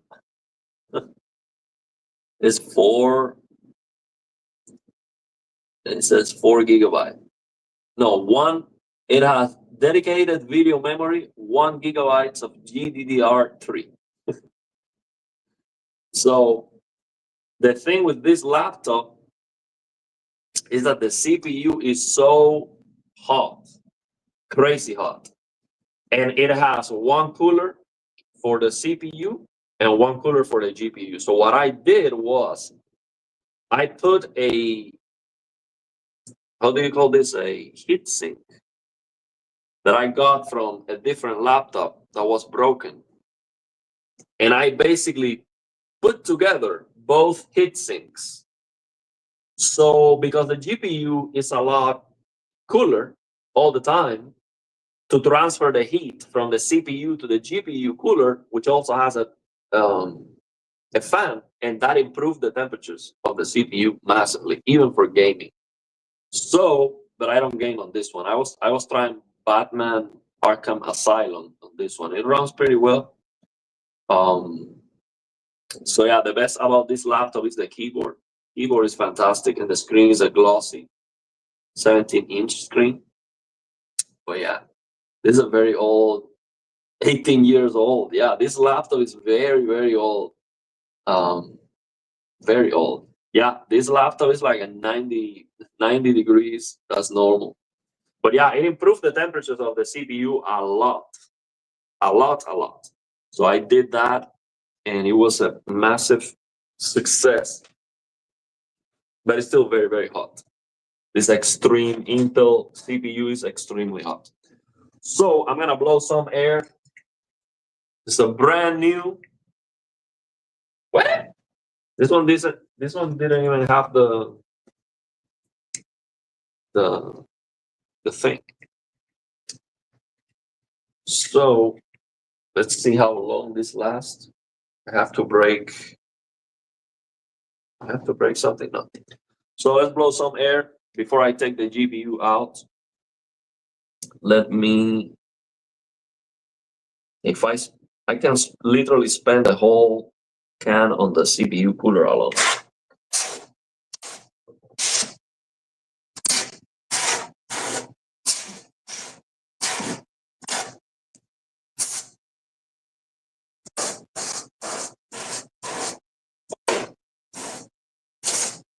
Let's see how long it lasts. This is $1.25.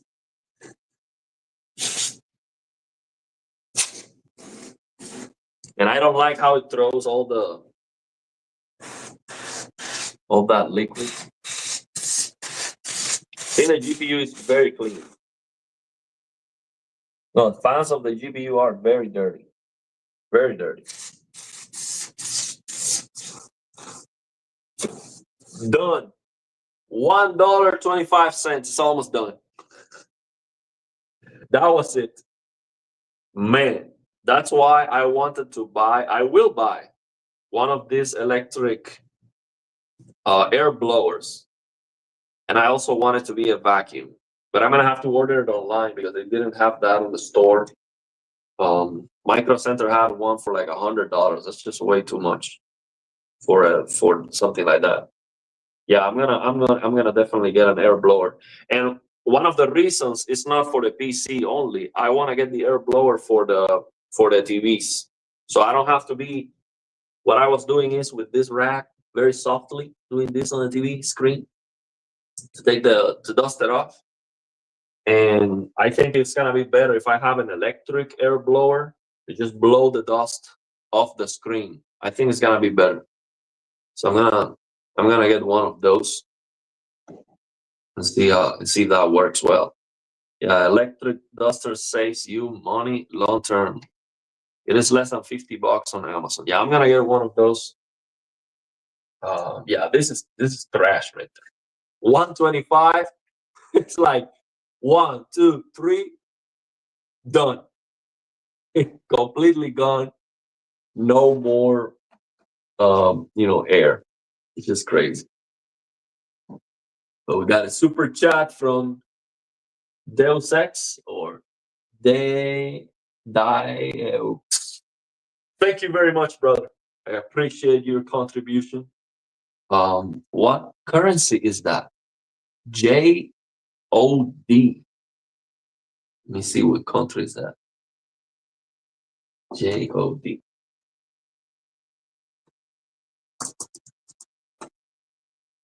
This is JOD.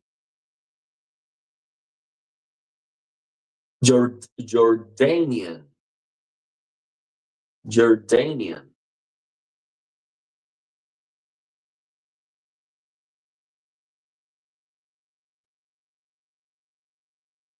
Wait a minute. What is that a 1 or 1,000?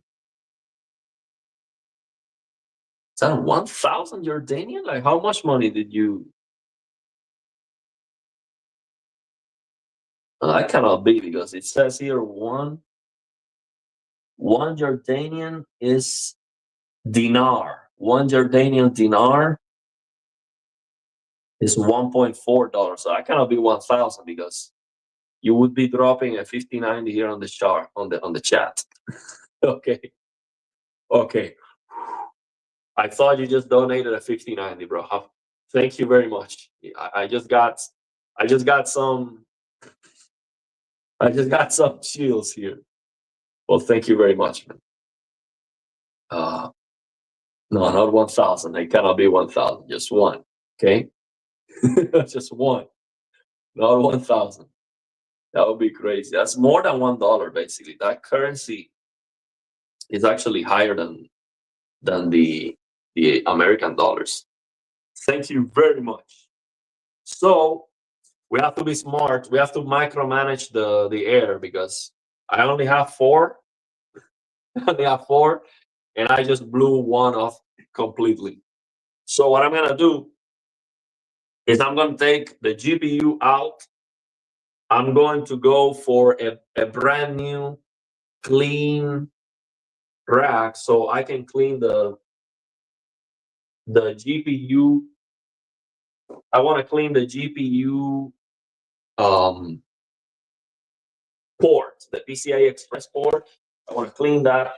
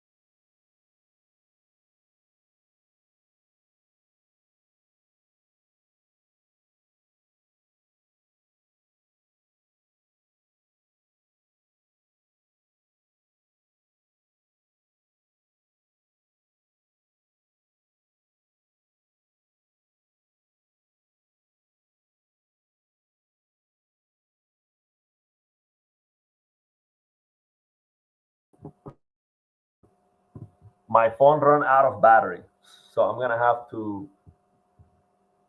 put it to charge. I put the phone to charge, and then I'll have that camera back in a moment. So let me wait for that so I can show you how I take the GPU out. GPU is ready to be taken out. So I'm gonna do that. Let me wait a moment until the phone charges. I already got one of those kind of portable blowers vacuums. It is a Chinese one and works great. Only downside is that the charging port is a micro USB and it is at the bottom. So which one you got? There's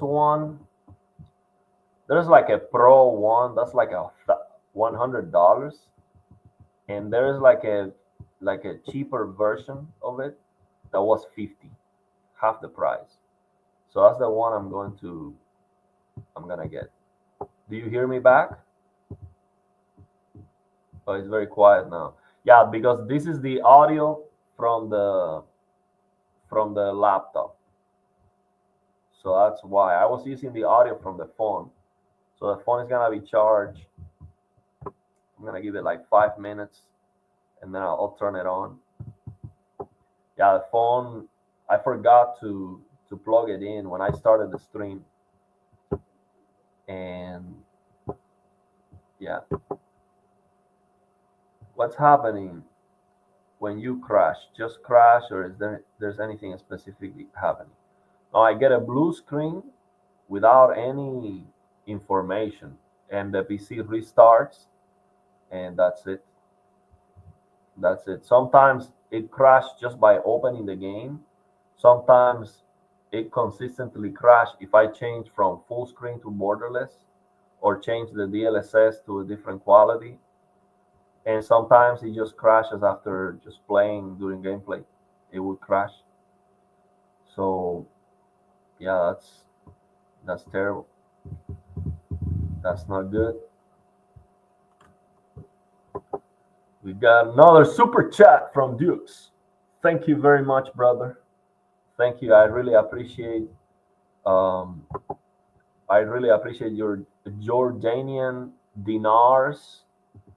Very nice, very nice currency. Thank you very much for sharing your hard-earned dinars with the channel. Thank you very much. I appreciate that. We got one. We got another one. Oh man. Well, thank you very much. It is raining Jordanian dollars, Jordanian dinars. We are raining. We have a rain of Jordanian um, dinars. Is that how you say that? Jordanian dinars. How is that country, by the way? Is that a nice place? Is that a nice place to live? Do you have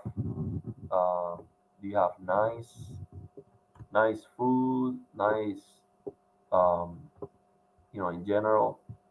How is it a quiet place? Um, how is it there? I would like to visit more countries. You donated another one, man. You get another one. Thank you very much. We have one. Thank you very much, Dukes. Uh, is that a picture of Quantum Break? I have to try Quantum Break. I never actually tried it because it was very demanding. When it came out, I couldn't even run that game in Cuba. It was unplayable, completely unplayable. But I know it has very nice graphics. I'll give it a try, bro. You just got another one. Yeah, thank you very much, bro. That's more than enough. I don't want you to sponsor the channel that hard. Okay, I really appreciate you uh, dropping your hard-earned money, but thank you very much, man. I think you've done more than enough. Okay, thank you very much. Um, you just drop another one, man. Thank you very much. Like I really I really appreciate it. Well, I'm not gonna tell you to stop it, but you've done more than enough. Okay, you just drop another one. I mean, one, one, two, three, 4, 5, 6, 7, 8. Man, thank you very much. Thank you very much. That's way too much. You've done more than enough. Okay, if you have any questions or anything, you can let me know. Thank you very much, man. I really appreciate the support. Honestly, I'll try. I try to keep it up, keep the content up. I wanted to make a video today, but I had to instead clean the PC. Let me see if I can get my phone back up and running. I mean, it's 4% right now. I'm turning it on because it's plugged in, so I should be okay. Once it turns on, I will open StreamYard and it should be good. It should be good. We'll get that 5090, bro. You bet. That 5090 has to be on my PC. It will happen. Okay. Thank you very much. Man, good luck. I'm going to need more than luck, honestly. I'm going to need a miracle. But I hope this year, at least this year, 6 months from now, I mean, come on, like at some point, I should be able to buy a 5090. But $3,000, that's just like lunacy. That's just way too much already. So it has to be like 2,500 plus tax, below 3,000. But I see Asus uh, is jacking up the price. They have a 5090 that's liquid cooled.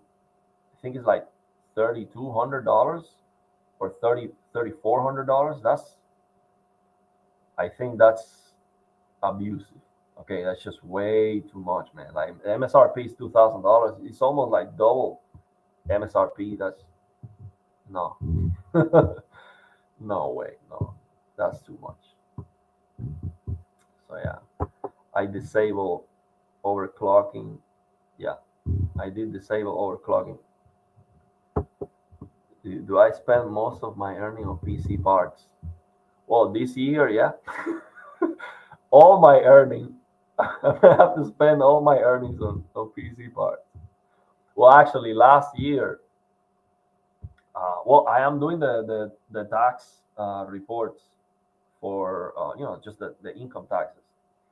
And good thing is with the YouTube channel, if I have an expense, for example, the TVs, I got those for the channel. I got it for myself, but I did a review about it. I make some content about it. So that can be a tax deduction. So I was actually negative last year. I spent more money on the channel than what I made. Okay, this year we're doing great, and I thank you very much all the donations and everything. You need more money than luck. Well, yeah, with money, luck is not a problem. Yeah, thank you very much again, man. We're doing great on YouTube right now. A lot better than next year, than last year, of course.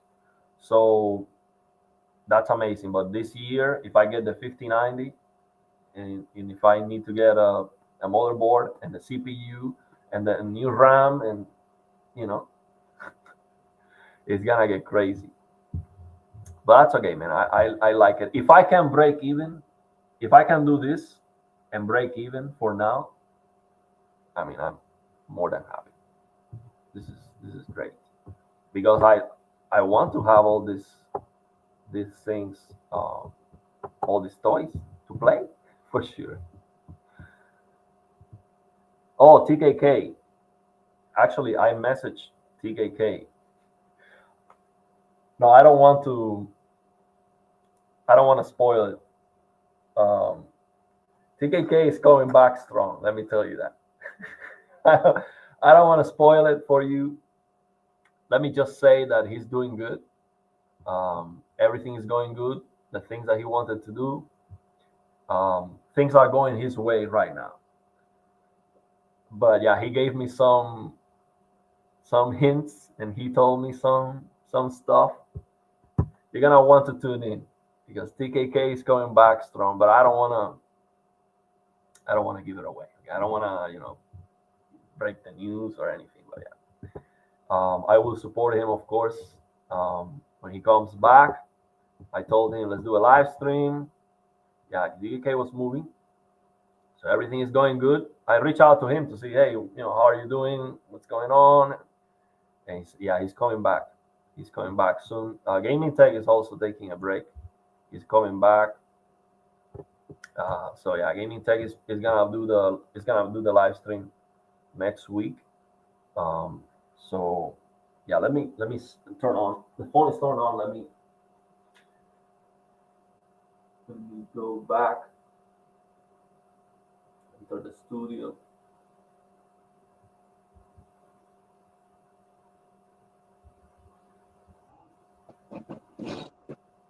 Oh, let me change the camera.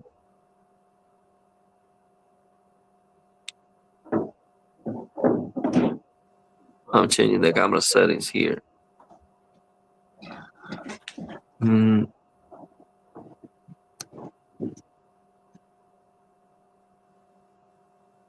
I'm changing the camera settings here for.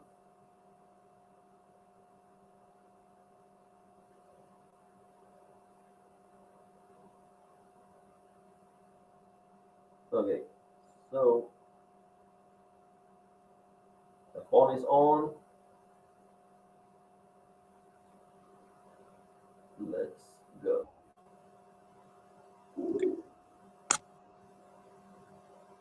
Oh Okay, yeah, here we go. so So let let me me let let me me just change this to be the primary one. See how can I do this? Uh,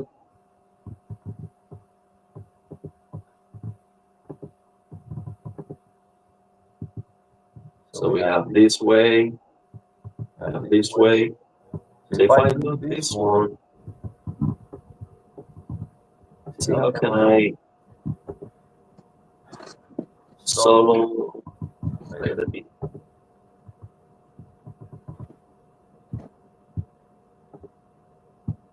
So I change. Yeah, I don't know how to change this the way it was.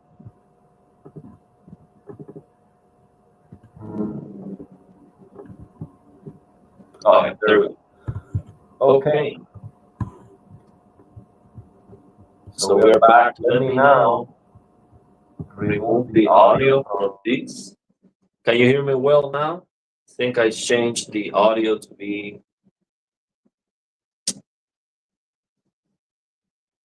mute the laptop mic. Yeah, I did. I mute the laptop. Can you hear me well? Okay, yeah, you can hear me now. Okay, so we're back. Drip says I bought both the 3090 and 4090 at launch, but I don't think the 5090 is a good investment for non-YouTubers. Well, the 5090 is the best investment based on Jensen's, but of course it's not. I mean, if you have a 4090, you still have the second fastest GPU in the world. So I mean, it's not necessary. If you want to have the best of the best, get it. But I don't think if I had a 4090, I don't get a 5090. Especially because Nvidia is going to bring multiple frame generation to the 40 series for sure. It was confirmed already that they are working on it. So hopefully after they do that, they follow up with the 30 and 20 series. So multiple frame generation is like the only thing you don't have with a 4090, but that's it. And so you should get that soon, hopefully. So let's take that GPU out.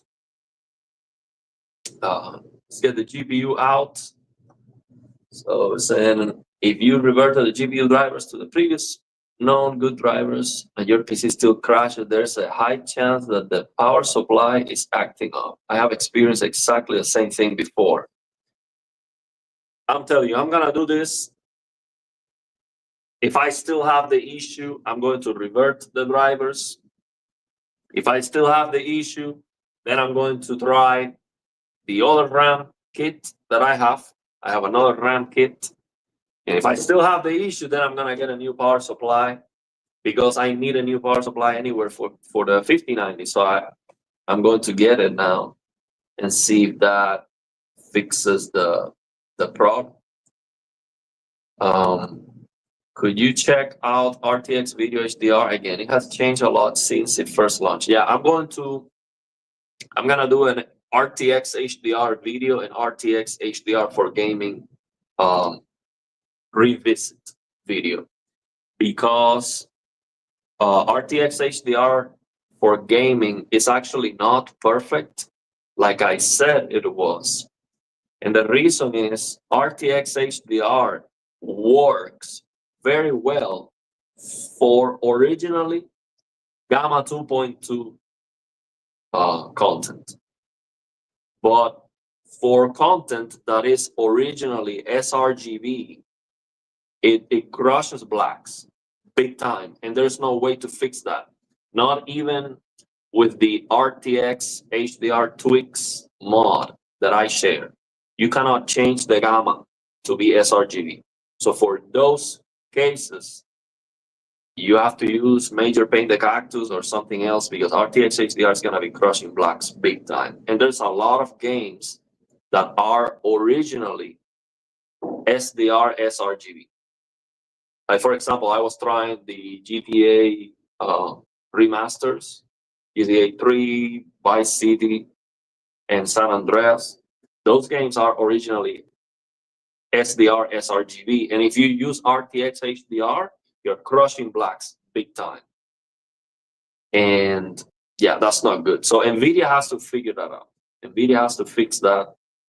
They have enough AI and tensor cores to analyze the frames and realize if it's crushing blacks or you change the target so it looks good for all the games. But yeah, most games are Gamma 2.2. But yeah, for those who are not, it's not great. Yeah, I'm going to get a 1200 watts power supply because I want to try 5090 and 3080 at the same time for lossless scaling. See how that works. But yeah, if I was gonna get the 5090 only, I think 1000 watts is enough. But if the price difference for the power supply is not, I mean, if it's like $50 more or $100 more, maybe $100 more would be crazy. But $50 more for 1200, maybe. Yeah, I think those power supplies are like $170, which is not terrible. I paid $100 for my power supply. Just was a very, very good deal. 750 watts golden certification. I think that was a good deal. But yeah, I'll get another power supply. So let's take the GPU out. Let me not forget. Never forget when you're taking the GPU out that there is a how can I say, like a leverage that you have to move before taking it out, so you don't force the GPU out with bad. It's a locking mechanism that you have to move. So let's see if I remember where to access that locking mechanism. I might have to take out the Elgato. I forgot where to. Oh, I see it now from here. Oh, how do I access to that? I see it from here. Oh, I have to put my finger. That's a tough one. I forgot how I did this when I took it out last time. I have to put my finger underneath the CPU cooler. I don't remember how I did this. It's right here.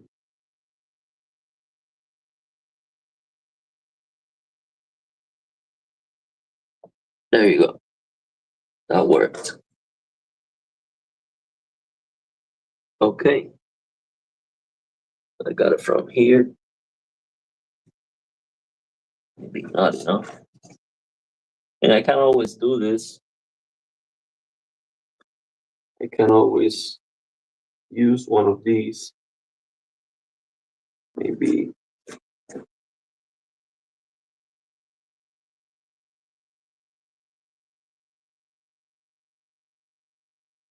Maybe not the best idea, but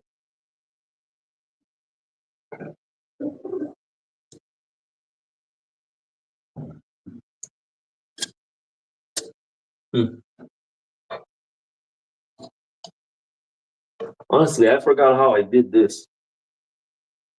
But I already touched that.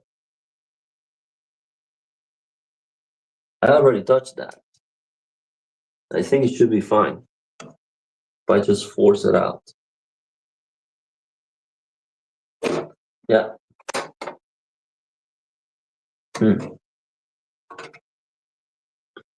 And the GPU is out.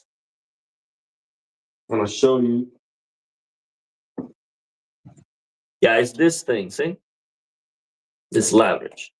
It's basically, it has one click, crack. See? That click. That's what you have to do before taking it out. So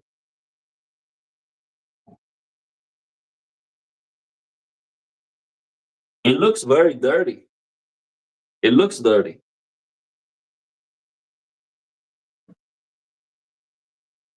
The port looks very, very dirty inside. A lot of dust. A lot of dust here. The fan, also this fan here for the chipset, has a lot of dust. Let me show you the GPU. Show you the GPU. It's right here. Move this around.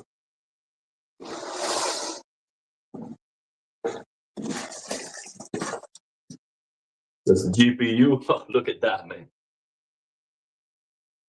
Man, I paid $1,200 for this. $1,200 for this GPU. How crazy is that? It is actually dirty. It is actually dirty. That's my GPU, bro. That's a big boy. I love how that looks. This GPU has military-grade capacitors. That's why it's tough. It's a tough GPU. But I love it, man. This looks amazing. This GPU looks amazing. Look at that. Still giving me 300 frames per second. He was playing Spider-Man 2 yesterday with a lock frame rate, no drops. I love it, man. But it's very dirty. Let me get a close up. I'll give you a B-roll. This is the back. You see, it has two HDMI outputs. Sometimes people ask me, hey, how are you connecting those two TVs? It has two HDMI and 3 display ports. Yeah, it is all metal. This GPU is all metal. The front is metal. It's all military-grade technology. Everything is done with metal. Look at that. Look at that. And from the back, show you the back. Want to make sure I hold it pretty well. It is all metal. The back is metallic too. Look at that. Look at that, man. It is so tough. This GPU is so tough that a truck, you see that? That was a truck, went over it and left the mark on the back of the GPU. Look at that. And it was so tough that it's still alive. Look at that thing, man. Holy crap. Military grade capacitors. It has the toughest fans. Look at all those ceramic. Look at the ceramic capacitors there, man. That's all ceramic. Look at that. It has a dual. It also has a dual BIOS. See, it has a quiet and a performance mode.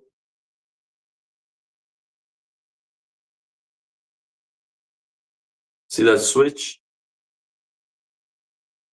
It has a switch here. It's a quiet and a performance mode. And of course, I have it on performance. See how from the bottom of the GPU. See that? Nice. And from the top, We can see all the thermal pads, some of the thermal pads that it has.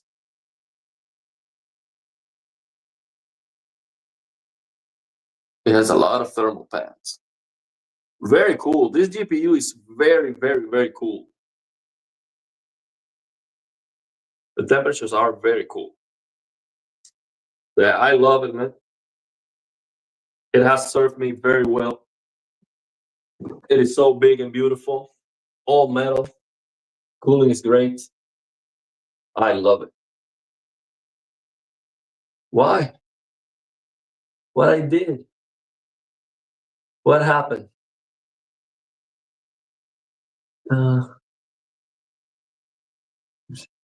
I keep mine on quiet. Notice though, no difference, but it was much quieter. Did you change the thermal paste on the GPU? No. I have not changed the thermal paste on this GPU.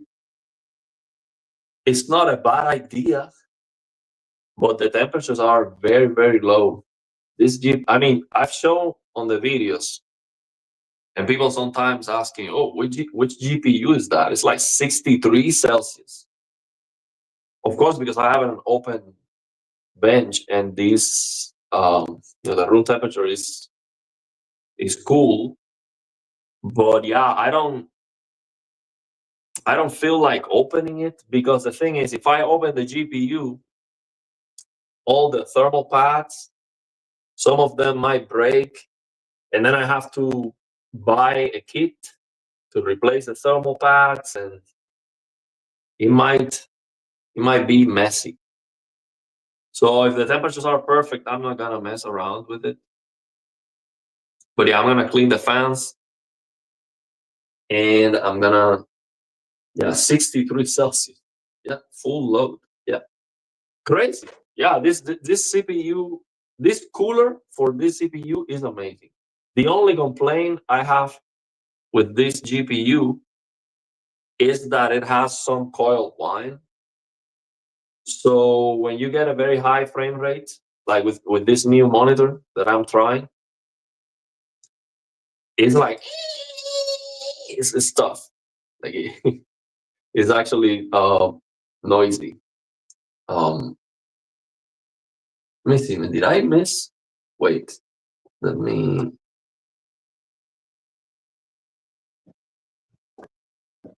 Wait. Actually, I.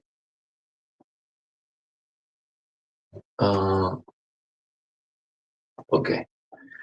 Yeah, I thought I missed. I think I missed. Yeah, man, you donated so much money. I missed all the super chats you donated. Yeah, I did read this too. I need a lot of luck. So yeah, this GPU is great. It is cooler. It is cooler than my 3080 Strix. But keep in mind, I have the case open, and the temperature of my room right now. Let me see if I have the.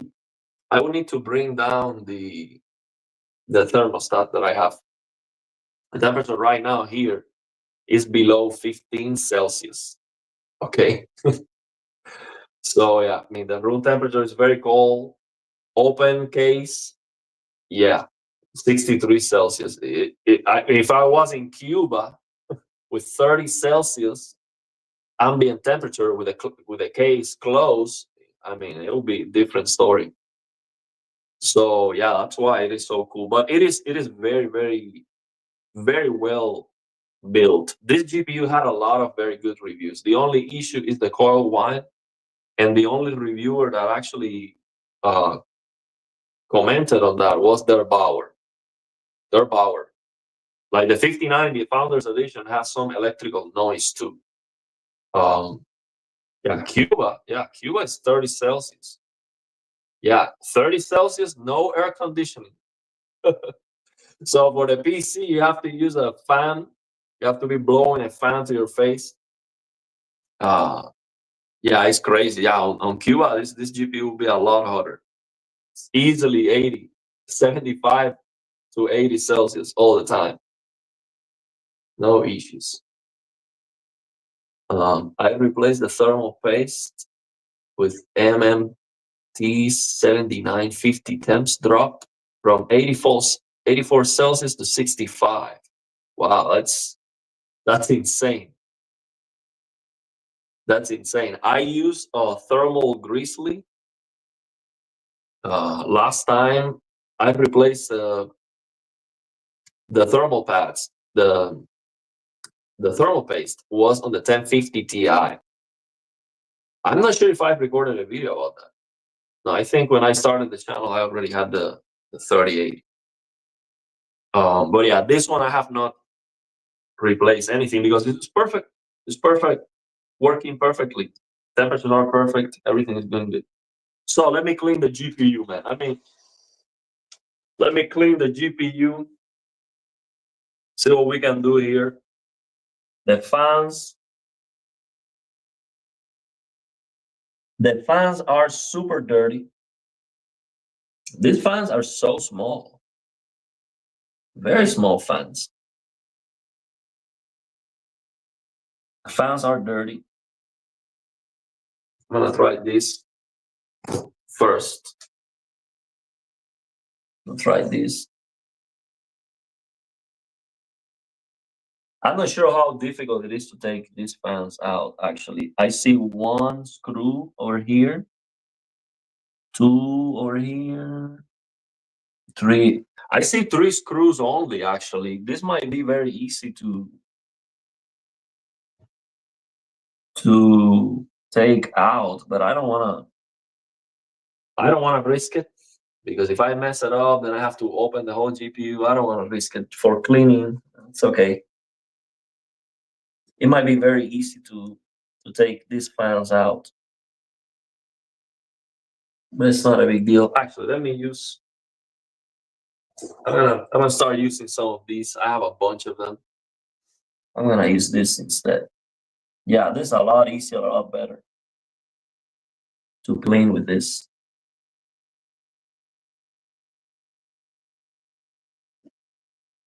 This is very dirty. Yeah, these fans are dirty.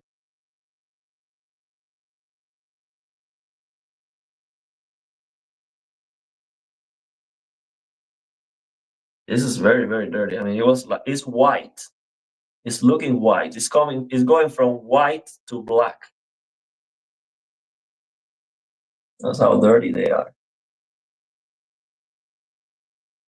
And of course, this is not great because I'm letting all the dust go down, but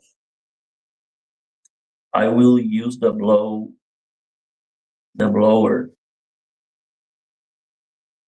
after I finish this.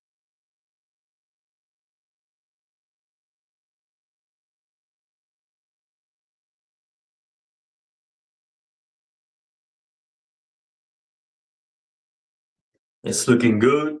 I can use a lot of these because I bought this in Costco. I got this. Let me show you. I got this in Costco. Like, I think it was like four of this. I forgot how much it was. It was not expensive, but each one of these have 625. So I'm like, I have this for life now. So I can, this is dirty already. I can use another one. No problem. Welcome to America. No issues. This is very dirty, man. These fans and the how dirty they are, it's like a very hard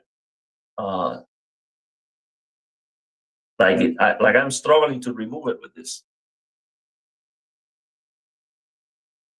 So actually I'm gonna use the thing is I don't want to drop any chemicals inside the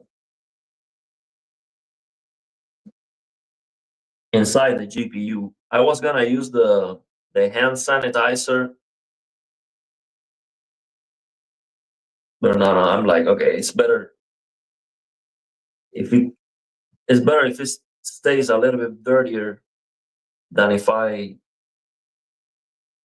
drop some hand sanitizer inside the GPU. That would not be good.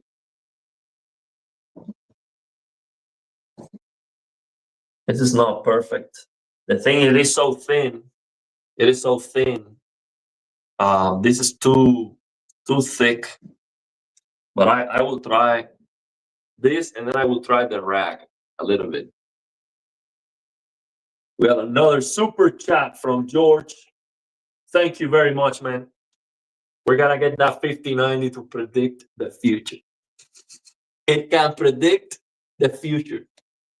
Man, that was so funny when I saw.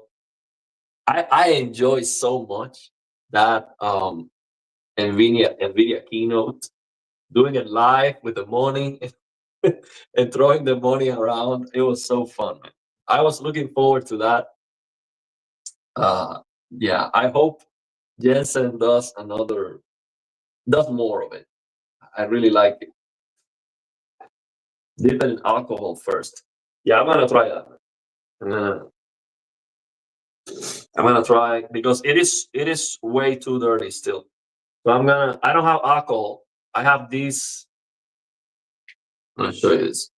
This is what I have. This is hand sanitizer, but it's not one of those. It's not one of those super. I mean, it says alcohol 70%, which is not bad. So the rest of it, I don't know what it is, but it's 70% alcohol, which is not terrible. But yeah, I'll try this because. So I'll try this. It's not great. It's more like a gel, actually.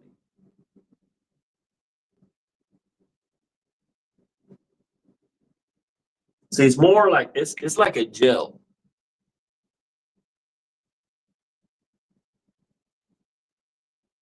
Let's see if I can. Okay, here it is. It's more like a gel. So let's try that.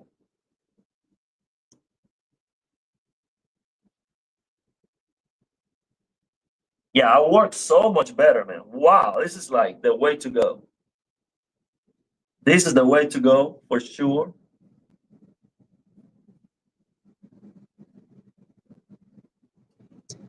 This is the way to go. Wow, but it gets so dirty immediately. I'm gonna have to use a lot of this. I'm gonna have to use a lot of this thing. Look at this. This is already. Look at that, man. This is so dirty. Insane. I'm gonna have to use more. Yeah, I have to use more of that.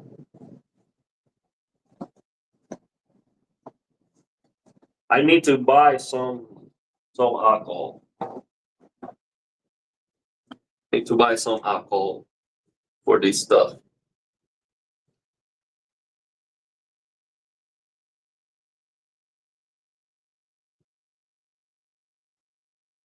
There we go. I'm giving it some love, man. Giving it so it's therapeutic. I agree. I absolutely love. I like a lot. You see, we need to take care of this. We need to give it some love. Even if we get the 5090, I'm still gonna be taking care of my old 3080 and giving it some love. And I might take it apart after I have the 5090. I might take it apart, replace the thermal paste, and I will make a video about it. I don't know how to even take it apart. Maybe there's like a Gamers Nexus video where he shows how to take it apart. I think it might not be very difficult. Everything is very, very solid on this GPU. I don't think I'm gonna break it. I don't think I'm gonna break it. A month later, his future was crushed. He's all right to gonna be a billionaire anyway, I think. Man, you think I'm gonna be a billionaire? Let's go. Let's go, man. That's what I'm talking about. Gonna be a billionaire. I'll be happy with if I can become millionaire, I'll be happy. But yeah, it never ends. Human ambition has no limits. I'll put the entire bottle. Okay, let's try this. Let's try this now.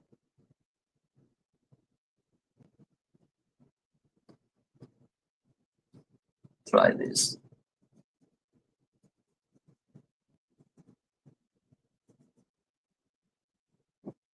Yeah, this is definitely a way to go, man. We need some kind of alcohol or something.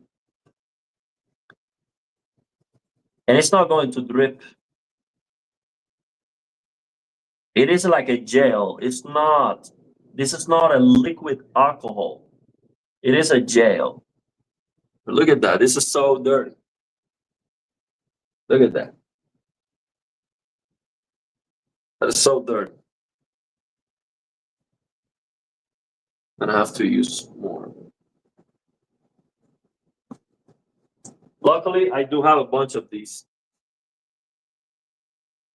I have a lot of these. I don't have a lot of alcohol. This is the only one remaining, so I have to save it.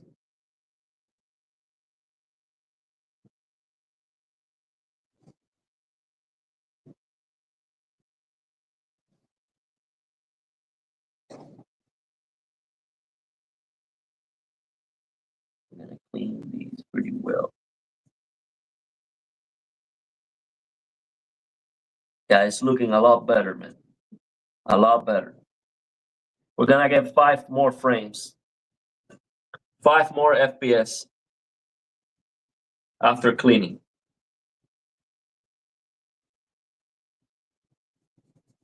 And I was so happy yesterday after I fixed the stuttering on Spider-Man 2. I was getting no stutters and flat frame time running across the city, a rock solid frame time. I was gonna make a video. I was gonna show you the Digital Foundry footage and then show you the same place at the beginning of the game with no stuttering. And then I was going to share the program that I use to erase the old drivers. So you can give that a try if you're getting some stuttering on Spider-Man 2. But then it crashed, so I'm like, okay. I thought it was fixed. I thought the problem with crashing was fixed after doing that, but it was not. The performance was fixed though, but I was still getting crashes.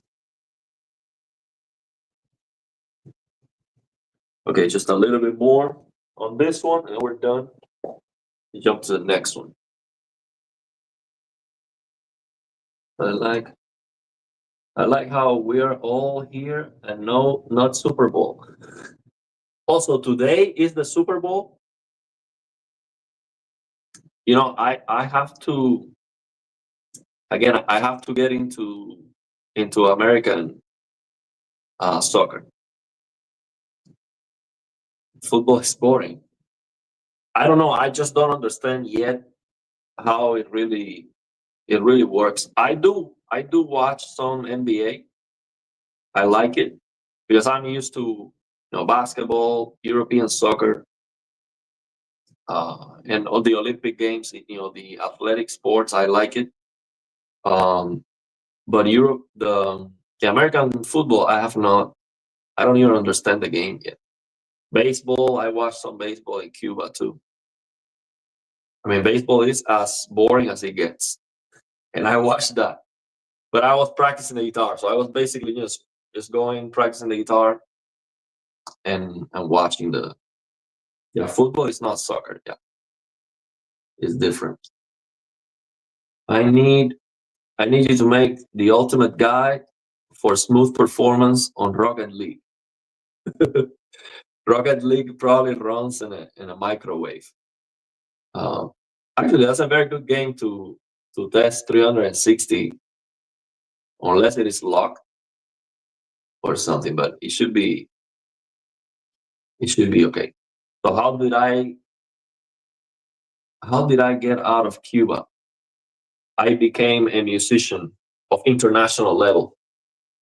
So I came here to perform in the US, in New York, actually.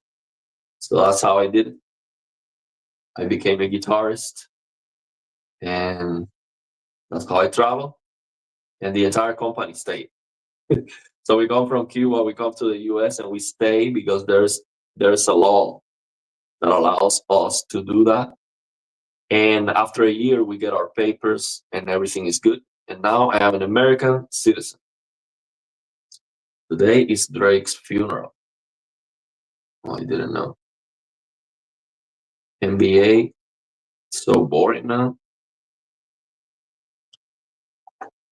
Kendrick Lamar.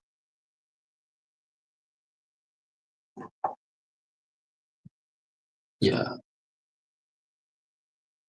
No, you. Oh, you're gonna run it at 500 frames. Rocket League. Okay. Yeah, that might be the game to try the 500 hertz monitor then. Probably the only game you can get 500 FPS. So yeah, I have a video on the channel actually. I have to record more videos, man, for music, and do a separate channel and focus on that.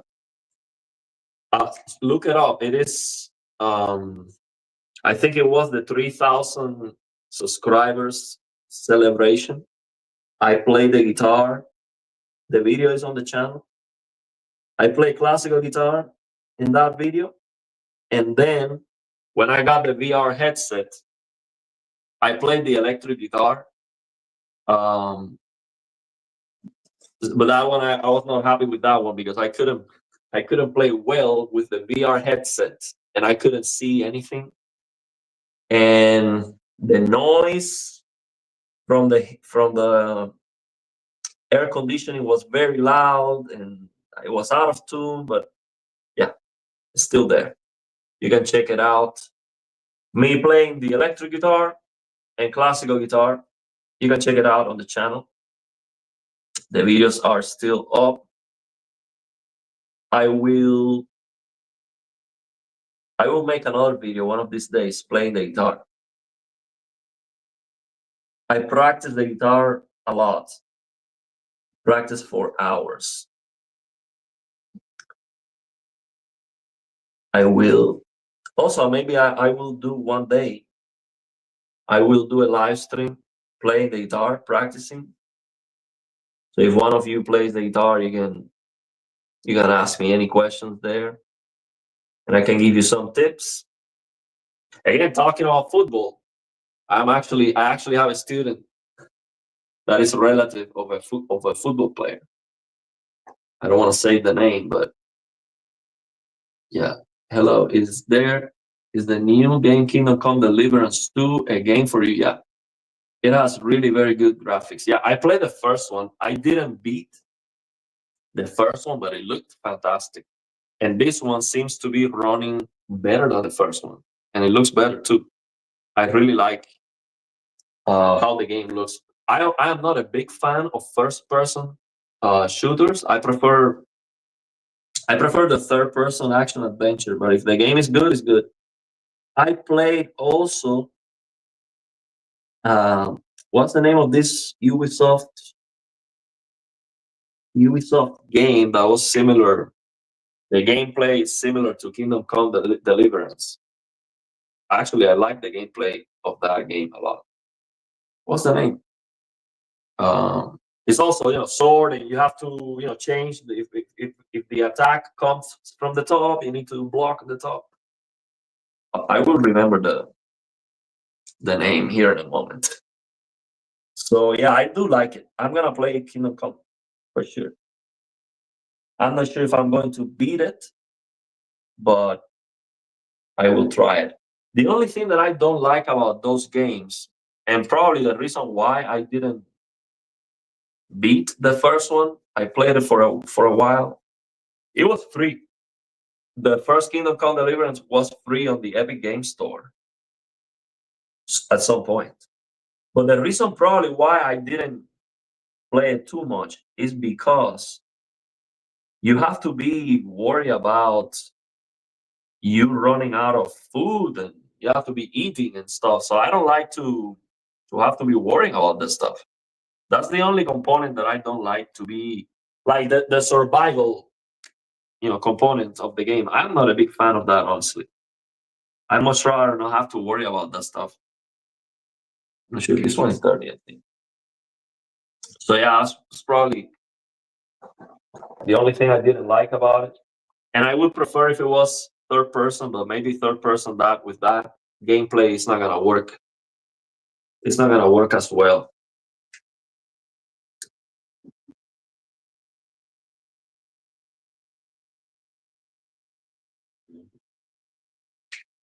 Good, we have to save the alcohol. We don't have Mountain Blade. No, it's not Mountain Blade. I didn't play that one. It was a Ubisoft For Honor. For Honor? Yeah, I think it's For Honor. Yeah, For Honor. I don't know if the story is good, but Kingdom Come Deliverance, the first one was very slow. Very slow. It was like you started from zero. Like you didn't know how to almost walk. So yeah, the survivor games can be fun once in a while, but after a while it's like money. I don't feel like playing a job. Yeah, it feels like you have to actually work a lot. I'd say so. I have been watching people playing since I can't play myself. Well, let's. This is good.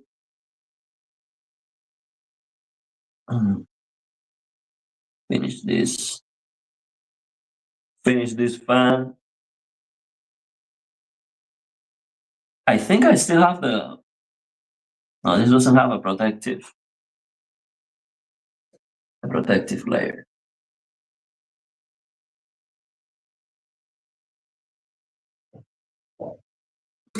Yeah, these fans are very dirty, man. I never did this with the fans. This deep cleaning, never. Look at this. It's just crazy dirty. Crazy dirty.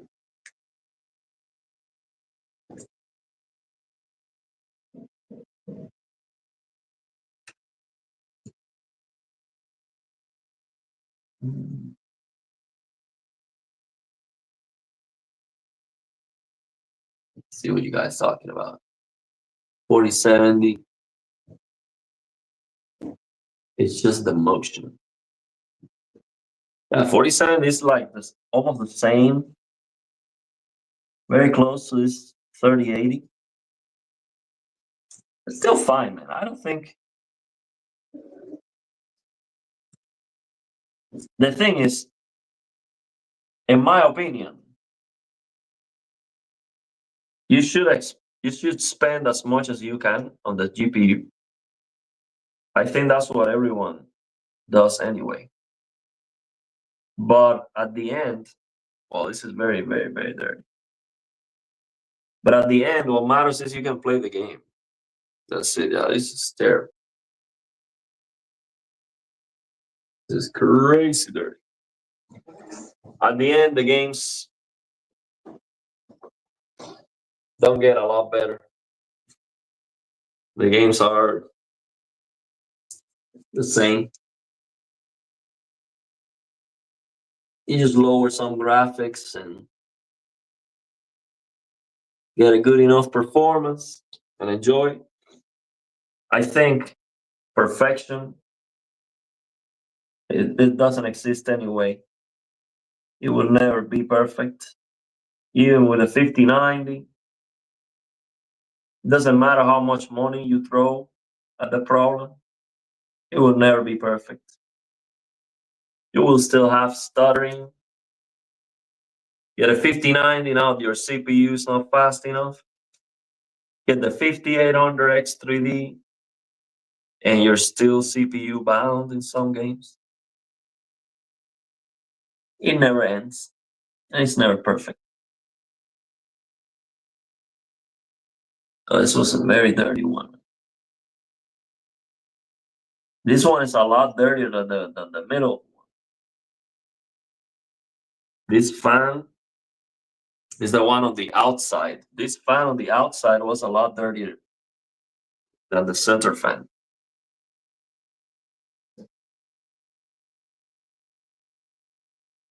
So my only concern is that I am removing all this dust and I am throwing that into the GPU motherboard, the board. That's not good. 5800X3D, 64 gigabytes of RAM, and a 4070. Was gonna build a new PC to get the AM5 platform. And I think you're good. What monitor are you? What's your display basically? Because I think that's the key. It depends on your display what you actually need.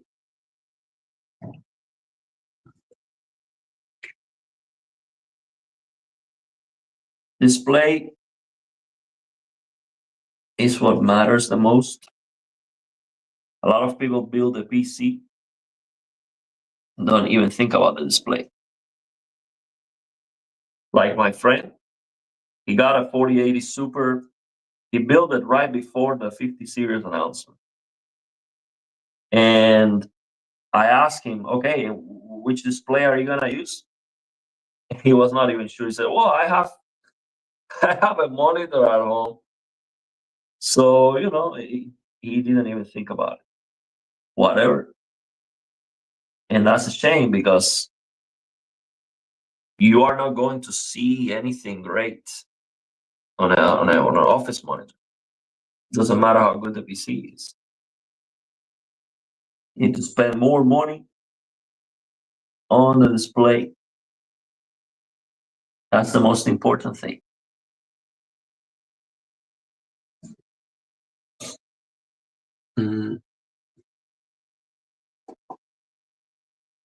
Yeah, I think the number one component to consider is the display. Then you build the whole PC around the display. So, for example, if you're getting a 77-inch, 144 hertz QD OLED, something like that, maybe you don't have to be so concerned about having the latest CPU, because with my 5800X3D, I can push 120, 144 in many games. It's just a few handful of games that are very unoptimized, that it's difficult to even get 60. But for the most part, 144 frames is not a problem with my CPU. Even with this new monitor, 360 hertz, I'm doing well. At 4K, it's gonna be more GPU bound. So it depends on the display what you're gonna get at the end. Don't refresh. Wait for it to time out. So is the Alienware 240 hertz OLED good? Well, here's the thing. I don't think what matters the most is it a QD OLED? Is it a WRGB OLED? That matters more than if it is Alienware, Asus, or any other brand. And most of these brands are using the same panels anyway. So with the different brands, you get different settings, you get a different firmware update or customer support or warranty experience, but the panels are about the same. So my recommendation is for monitors, get a QD OLED monitor because the WRGB OLED monitors have a matte finish. Most of them have a matte finish. And even there's like a monitor with a glossy finish, WRGB OLED, actually Gorilla Glass glossy finish, which is the best glossy finish you can get. But the Gorilla Glass is on top of the matte finish, which is like such a shame. But it's because LG is developing all this, is producing all these WRGB OLED panels for the monitors with a matte finish, which is terrible. So I would not recommend any WRGB OLED monitors because of that matte finish. Actually, I will never, well, we shouldn't say never because we don't know. But very, very, very unlikely I will ever review or ask for a review sample of a WRGB OLED monitor with a matte finish. It has to be, let's say we get 1000 hertz monitors and the only one available is WRGB and it has a matte finish, and I really, really want to try 1000 hertz, then yes. Or maybe I will get one day to show the difference, to talk about it. But yeah, definitely I would go QD OLED. QD OLED because of that. There's a WOLED MLA Asus. The one I was talking about was a Dove, this company that doesn't have very good reputation. I saw a review on the Display Guy YouTube channel, and he was like, "Yeah, this finish is like the best, but the monitor actually has still a matte finish, so you have some grain related to the coating, which is unfortunate." But yeah, that was the one I was talking about. I'm not sure about that Asus one. Maybe that Asus one you're talking about is perfect. I don't know. But yeah, that would be my main thing. It has to be a glossy finish. Glossy finish. Then it doesn't really matter. It doesn't really matter that much. Glossy finish QD OLED. I like QD OLED for the colors, but WRGB OLEDs are brighter actually for the monitors. If you look at the reviews, WRGB OLED monitors with the MLA are actually brighter, full screen. But maybe wait for the latest 4-stack WRGB OLED to see if it gets even better. But I will go QD OLED, honestly. I just like the QD OLED color so much. I will go for that. Okay, so we have one fan remaining on the GPU. One fan remaining. Thank you very much for sharing this day with me. I was going to spend the whole day cleaning this anyway, so I thought, oh well, I'm gonna do a live stream better. And we can spend the day together. Patient got people tons of 5090s from MSI. Patience got people tons of 5090s from MSI. Man, I hope MSI can send me a 5090. I will pay for it. I told MSI, man, I will pay for the 5090 immediately. Like no payment plan. I will cash out all my money for a 5090. Give it to me. It's a win-win. Like if MSI or Asus or any of these companies, they send me a 5090, I pay for it. I go crazy with it. You basically I mean, you'll be the savior of this channel. So a lot more people are going to love your brand just because you sent me a 5090. So thank you very much. I just need. I'm gonna need that. Um, I'm gonna need a 5090 because sent to me because I don't think they are going to be available on the store. I don't think they will be available. Maybe he better make an account. RN. I don't know what that is. I am Cuban. I come from Cuba, but I am now an American. I'm a proud American citizen. So yeah, same site, still frozen. I don't know what you're referring to. I can't get in. What are you guys talking about? The MSI Discord people are getting them left and right. Got one, two. There are 5090s bundles. Yeah, but here's the thing. I'm not buying. I want the 59. See, I don't want to buy a whole PC, like a $5,000 thing to get a 5090. I'm not doing that. I want the 5090 only. So you're saying that MSI is dropping some 5090? Well, I'm gonna ask the contact that sent me the monitor again. They already know I want a 5090, so I don't think I have to ask again, but I will. Just in case they forget. Man, so you're saying people are getting 5090s left and right? Well, I need one.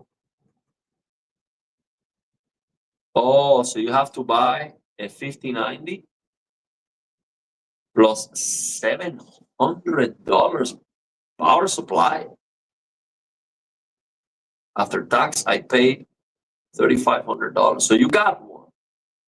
You got a 5090, but wait. You have to buy a $700 power supply?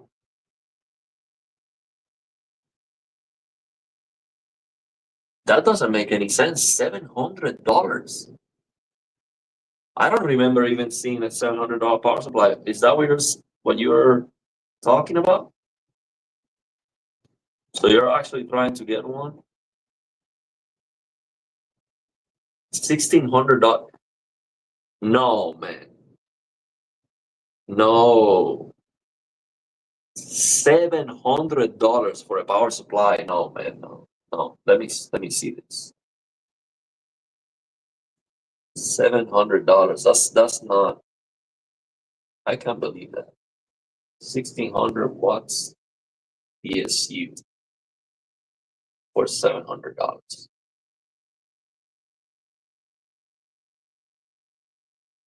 Are we talking about American dollars? USD? Let me see. Okay, so this power supply is 1,600 watts, 18 plus titanium. Let's see how much is this.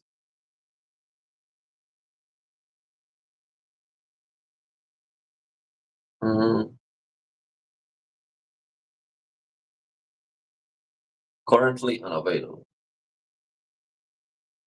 But I see on Amazon a 1,500 watts power supply for $360. That's very expensive, but $700, that is crazy.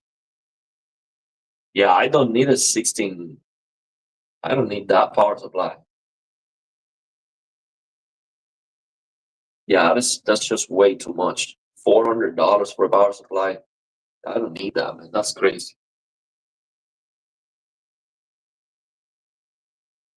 Let's see.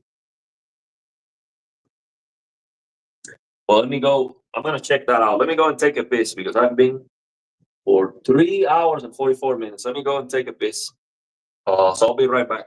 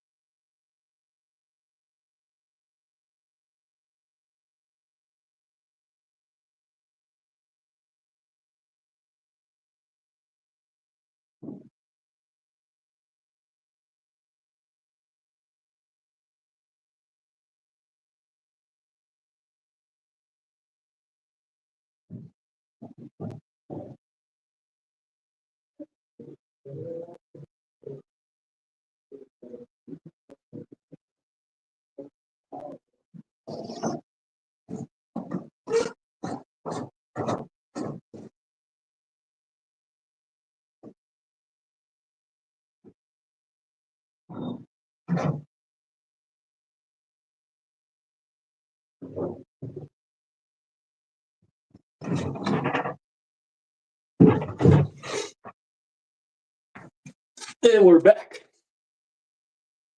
Man, $700 power supply. Okay, let's see. Please, can you check the site?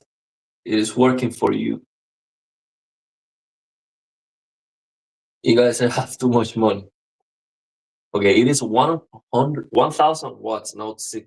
But wait, 1,000 watts for $700. That is not possible.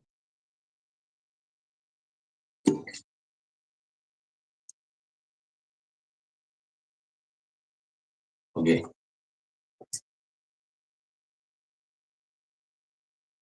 Okay. Model is, okay, let's see. Let me search for that. MPG A1000GS. I'm gonna search that. MPG A1000GS. Okay, let's see. This power supply is ATX 3.1 ready, PCI Express 5.1 ready, overflow with power. This power supply is 80 plus gold. Yeah, but what about the price? I cannot believe this is $700, man. Connector.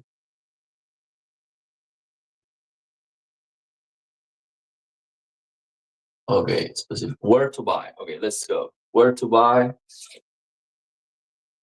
Let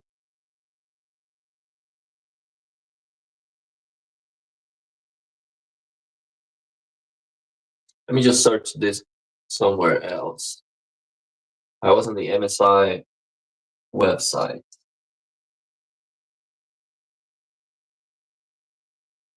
Well, it actually has 3.5 reviews out of 5 in Tom's Hardware. Probably because of the price. Okay, here it is. The price. This is $100 power supply. MPGA 1000G. Let's see if that's the one you're talking about. Superflower titanium is $240, yeah. Or raw model number. Okay. So what's the model number?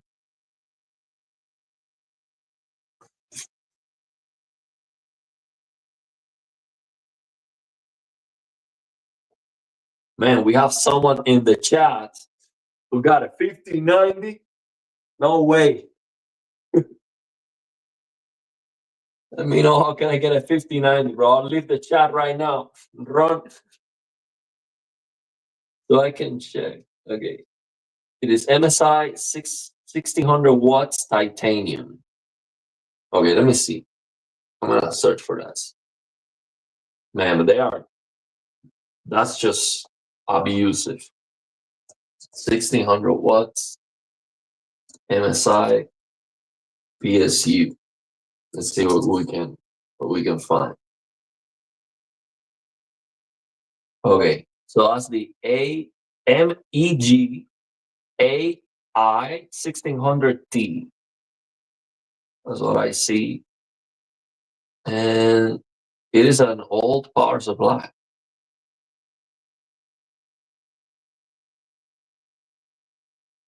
Oh, yeah, $700 in Walmart.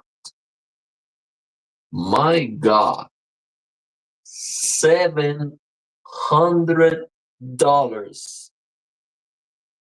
Man, that is abusive. That is just, man, they shouldn't do that, man. They shouldn't do that. It's like forcing you to buy a super overkill power supply to get your 5090, man. If you go to Google Shopping, yeah, it is $700. Yeah, that is crazy, man. It has to be a good power supply, but that is just, oh, that's just, I've never seen any. That's the most expensive power supply I've ever seen. Man. But well, man, if you can, if that's all you have to do to get a 5090, man, good for you. Maybe you can sell the power supply. Don't even open it. See if you can sell it on eBay or something. You're getting more melted cables with a 5090. Yeah, do it because I mean, but that is taking advantage of the situation. I mean, if they increase the price, I think that is less bad than doing this. You know, they can increase the price. That is, supply and demand. That's just the way it is. It's not nice. It's not, but that is understandable. But to force you to buy an overpriced power supply to get a 5090, I don't like that at all. They have $3,800 bundle with a $1,000 4K QD OLED too. Well, that would be better. Yeah, I much rather buy that instead than buying the power supply. But man, yeah, if you don't have a QD OLED, that's not bad. Yeah, that makes more sense. But still, I just want the 5090. Why I have to buy something else? I don't like that at all. But yeah, I definitely get the QD OLED. I was about to say, I just saw a video about a Founders Edition 5090 melting already. Bottom right pin. Yeah, it's gonna happen. You have to be careful with it. So scalper bots. Yeah, man.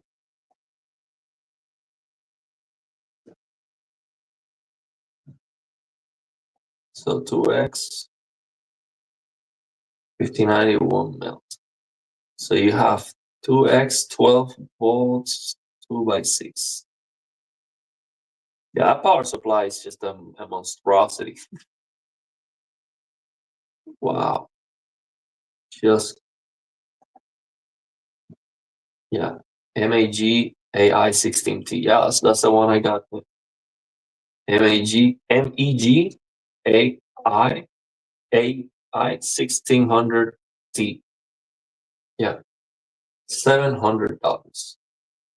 It does have, I'm looking at the back, it does have two of the 12 pin connectors. So you can literally have two 5090s connected with this power supply. It is crazy. Absolutely insane, bro. But yeah, happy for you, man. Maybe make a video about it. Your 5090, make a video about it.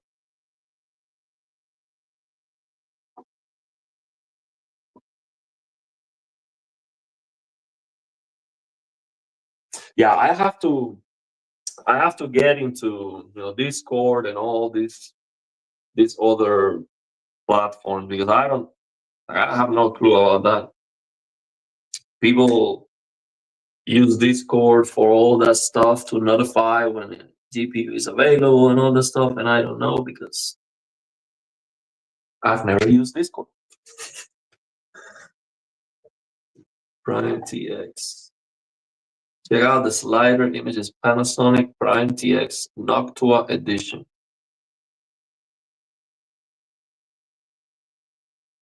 I guess it's gonna be a great one, right?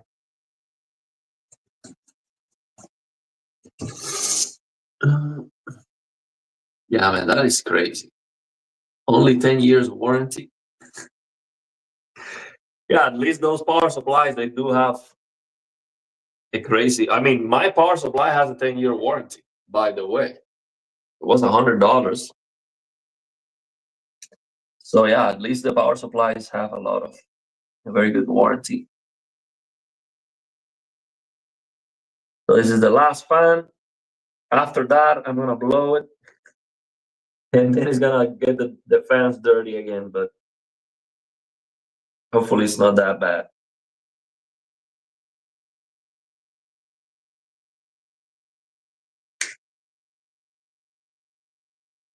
Cleaning is not my forte. That's for sure. Cleaning is not my thing.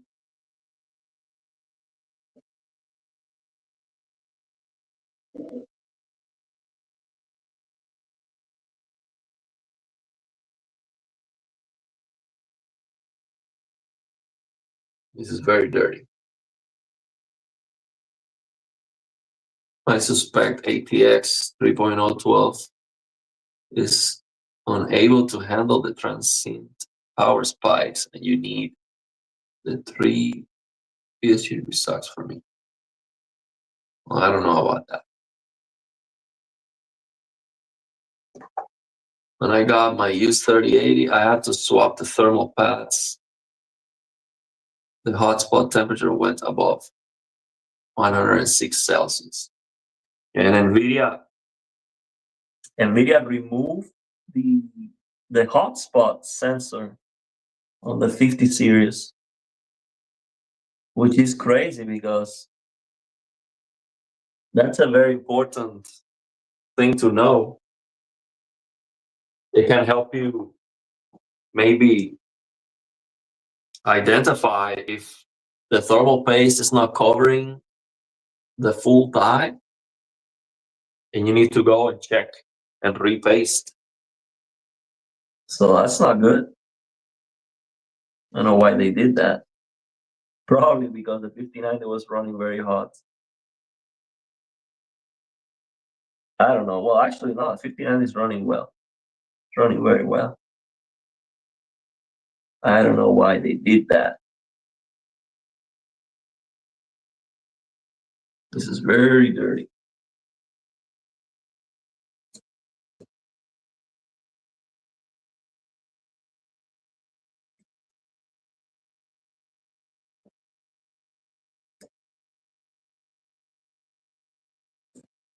Well, I hope after all this cleaning,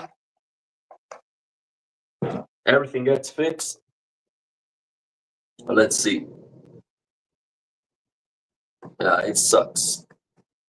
Sucks to have to buy all the stuff.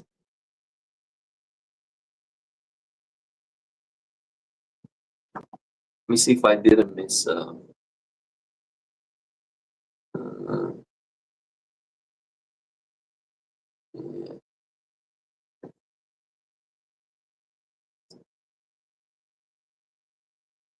I ordered the MSI just in case.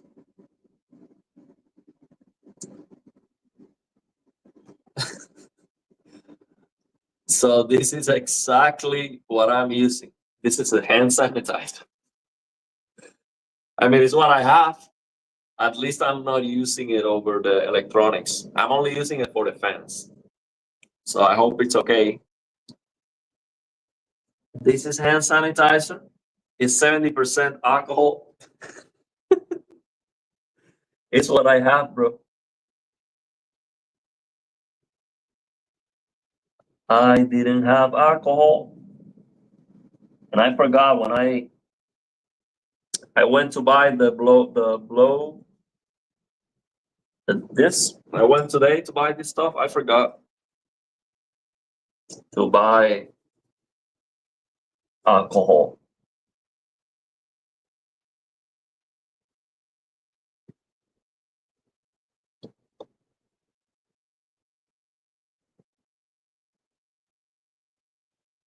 So I think this should work. I'm just using it on plastic.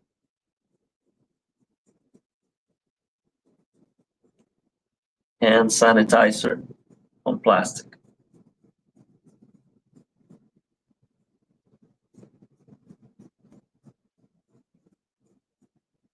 By the way, I also went through Best Buy today and I saw a Samsung QD OLED, 240 hertz, 32-inch 4K QD OLED. The build quality, like the aesthetics of the monitor, it was white. The back was white. It was very nice. The monitor looked very, very good.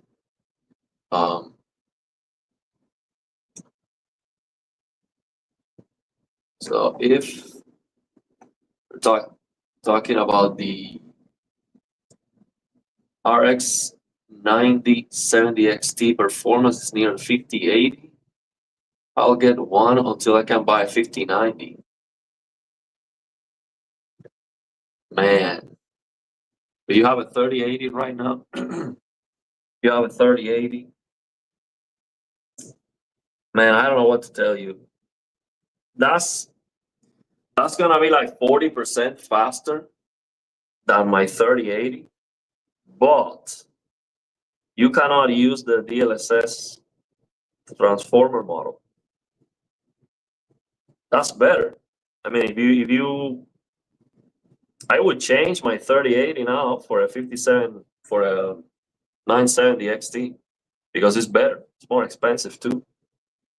But DLSS looks so good now. It's not. That's for me. That's the biggest thing. The upscaling doesn't look as good, and you're gonna use DLSS anyway over TAA. It looks better on TAA. So yeah, man. I don't know FSR4 how good it's gonna be, but I doubt that FSR4 is gonna be as good as the DLSS now with the transformer model. Maybe FSR4 is not gonna be even better than what DLSS was before. So there's a big difference. That's why I made that video going crazy with the DLSS transformer model update. That's why in that video I was joking that, oh, there's no way, like I was joking saying that, oh, FPS doesn't matter anymore. But honestly, what I was trying to say on that video is buy NVIDIA, basically. Like it doesn't matter. The value of AMD or Intel doesn't matter because DLSS looks better. So when you are comparing GPUs that look different, then there's no comparison. You go with the one that looks the best. It doesn't matter how many FPS you get if it doesn't look as sharp. Of course, if you can get more FPS, you can increase the resolution and get a sharper image. Just brute force the clarity of the game. But the difference is not going to be, that gigantic. So yeah, man, I would go NVIDIA just because of that. But AMD, hopefully, lowers the price, understanding that they cannot compete with the quality of the DLSS with NVIDIA.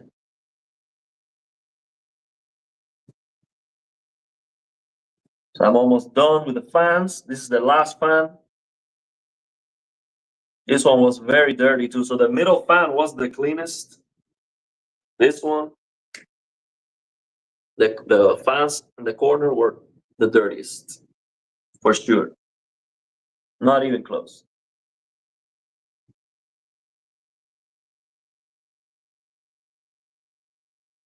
I think the fan in the middle rotates the other way.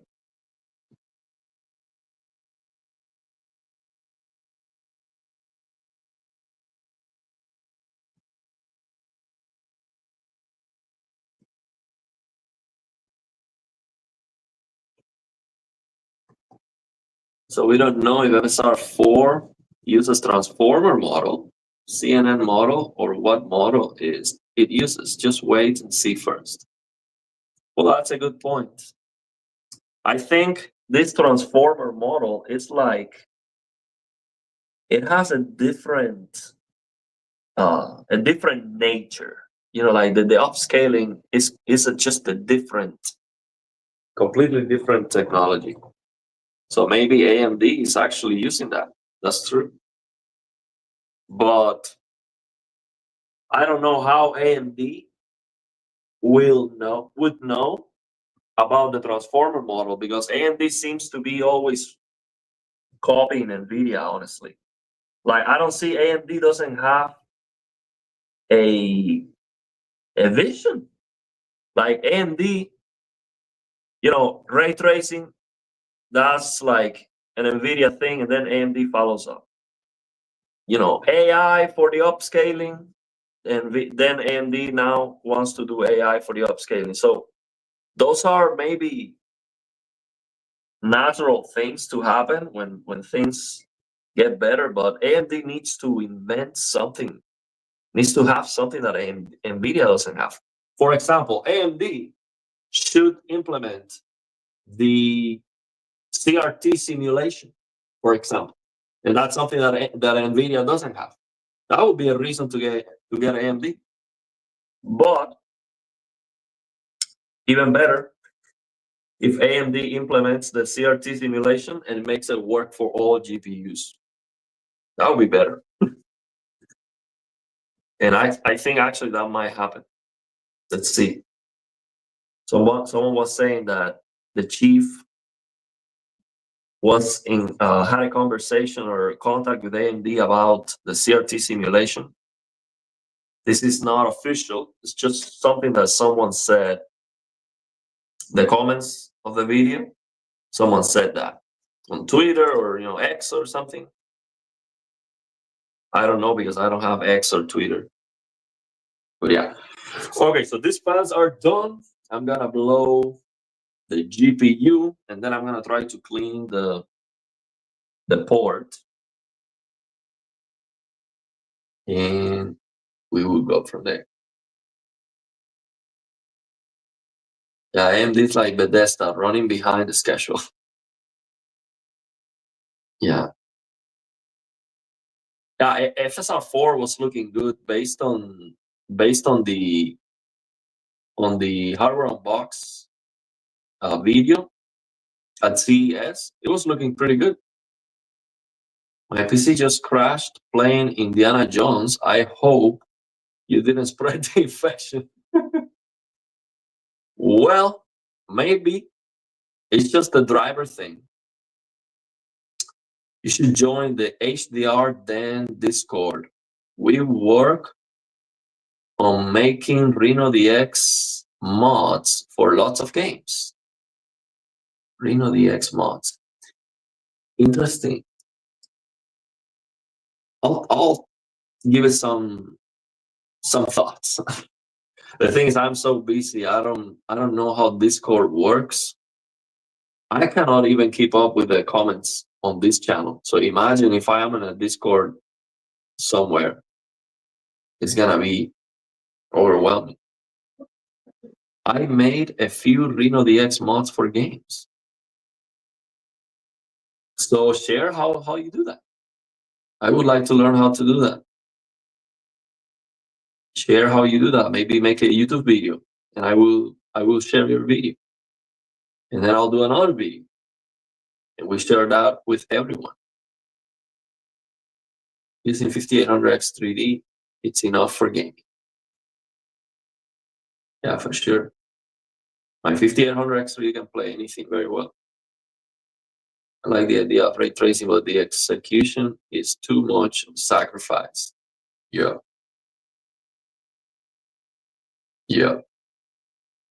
Just forget the 5090. Hunt and buy NVIDIA shares for now.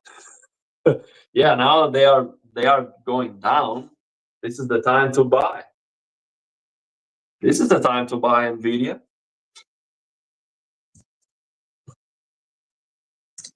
Okay, let me blow some air now. Let me blow some air. Woo.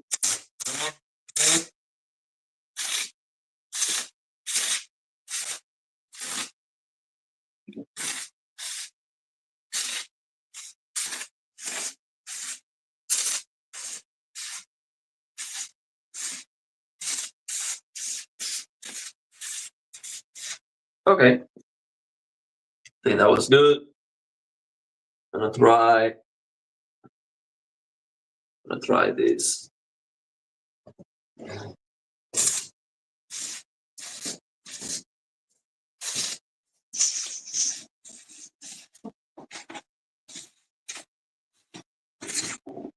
That should be good.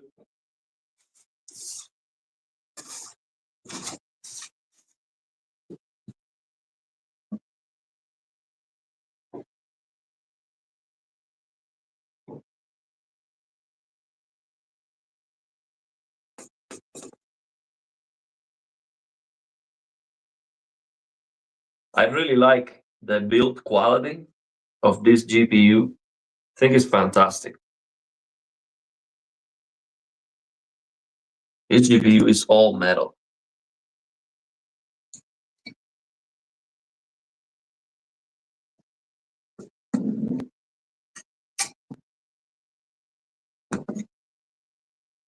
I don't know how to clean. It's better because we would have to take it apart to do a better job, but I'm not gonna take it apart. So I'm gonna use this on the port.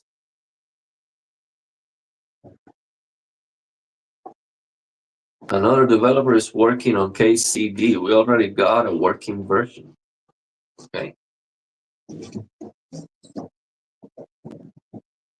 So I wonder how difficult it is to do those Reno DX mods.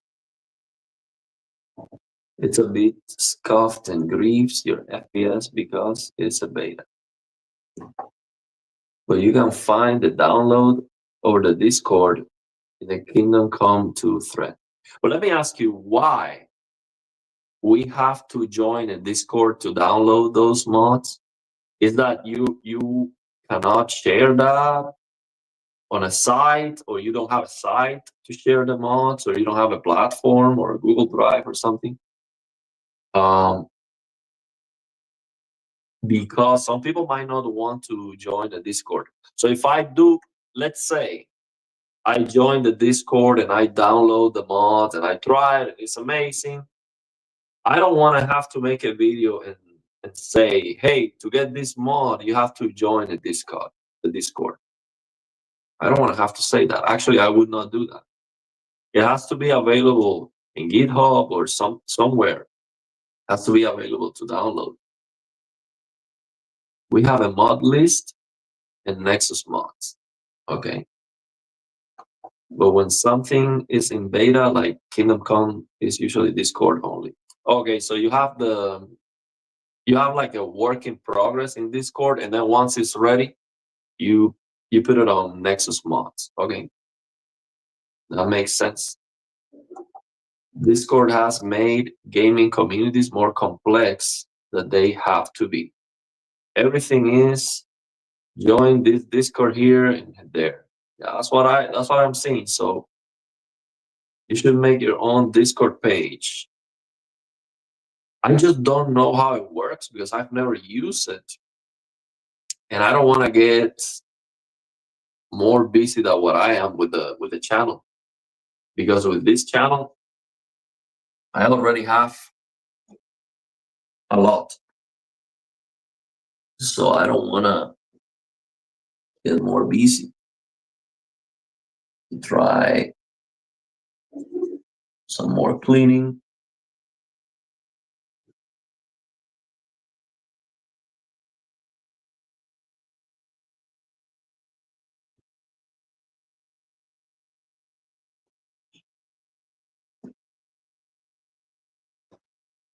Okay.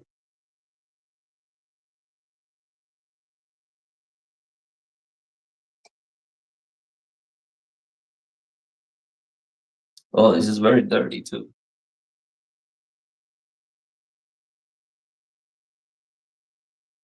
This is very dirty here.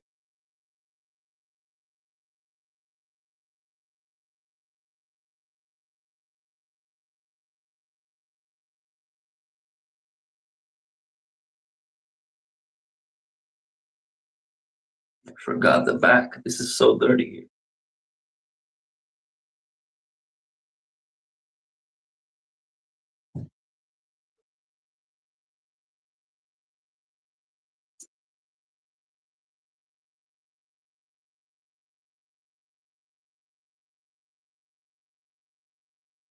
Of course, I'm not gonna touch the capacitors. I'm gonna blow.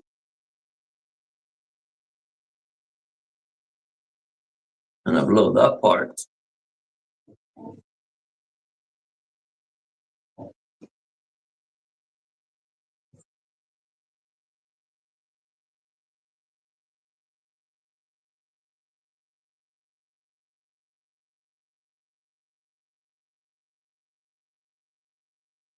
That's good.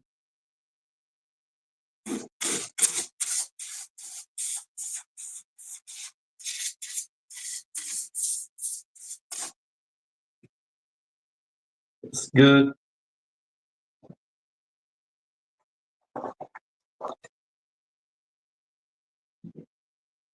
Uh, Discord for forums is so annoying. You have to set up so many. I don't know about Discord, man. The thing is, I've tried to keep it simple. I've tried to just focus on YouTube and not do anything else. I don't use Facebook, X, or I never use TikTok, none of that. I keep it simple. But at some point, I'll try.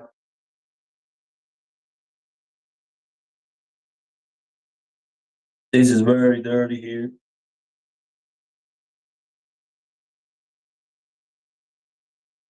There's a lot of small resistance here. I don't want to.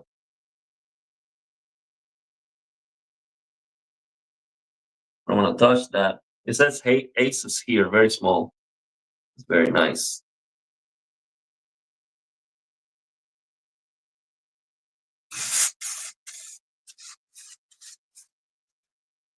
This is done. 125 done.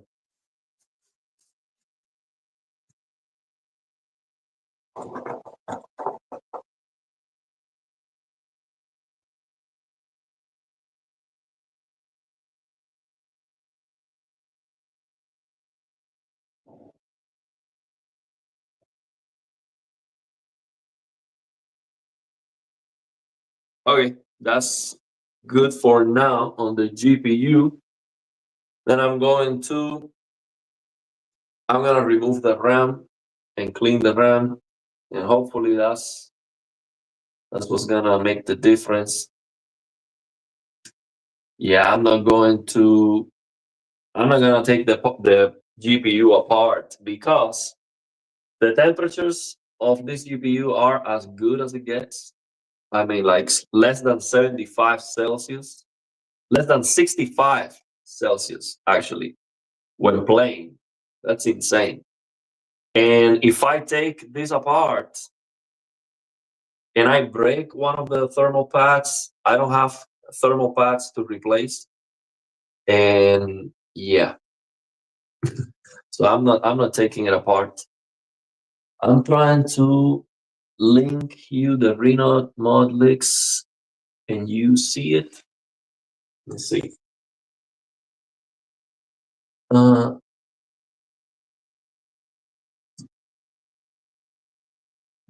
I don't see anything. YouTube removes links and stuff. So, but tell me the name. Tell me the name of the thing, and I'll look at it. 5 FPS more after clean. That's for sure. I'm expecting an instant overclocking. Yeah, we're still at it. We're still at it, but I think we are getting close to the end. So KC is losing.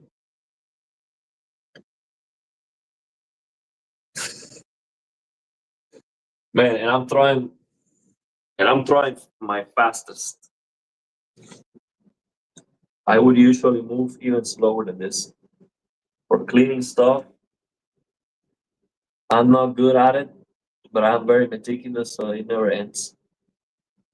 It's never good enough. I just keep doing it and it never ends. So I'm going to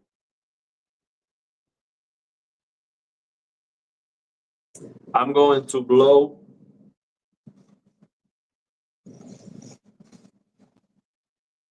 a little bit, some air here. I see that the chipset fan is very, very, very dirty, man. And it is so small, I cannot even. There's not a lot I can do with that one.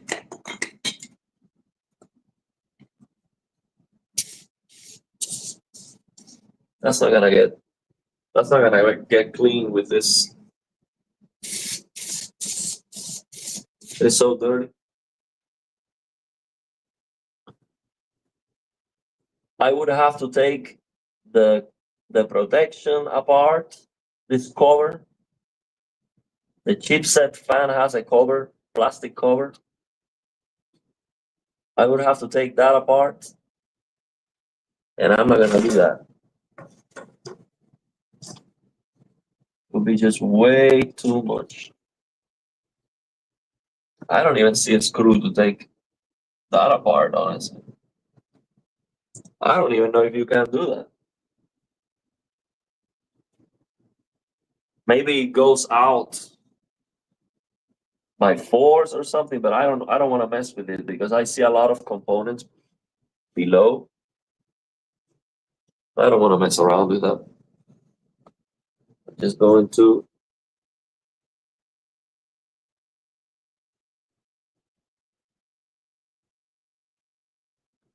have an NVMe below this one, and I have another one here. Oh, actually, I did find a screw on this one. So both NVMe's have the screw. This one has a screw, and the other one has a screw.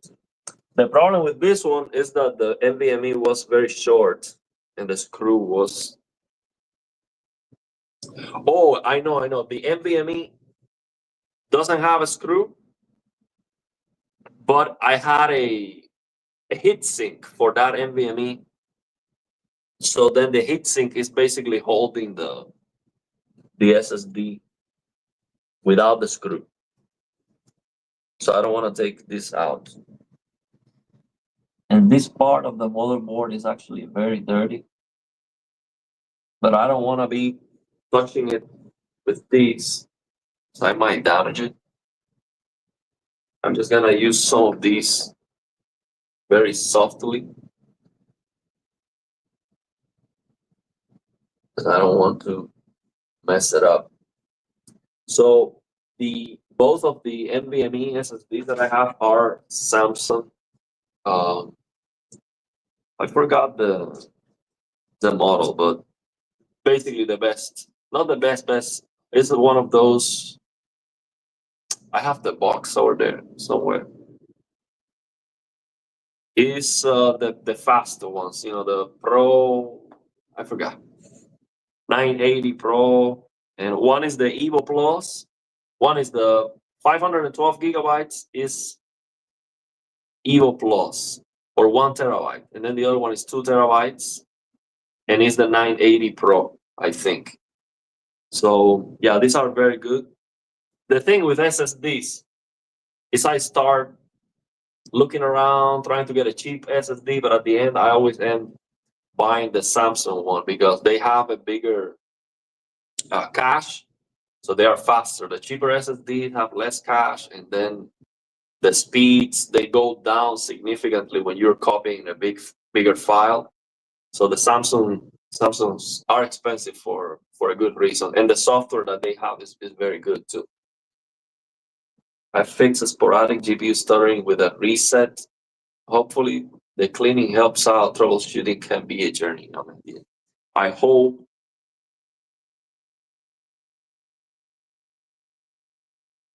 I hope a cleaning is all we need.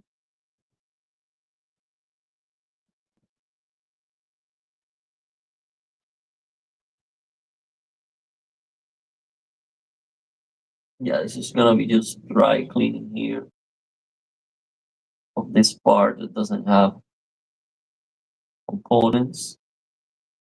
But being very careful because there's a lot of very small components here that I don't want to apply any force. And air is not gonna clean that because it's hard. The dirt is already hard.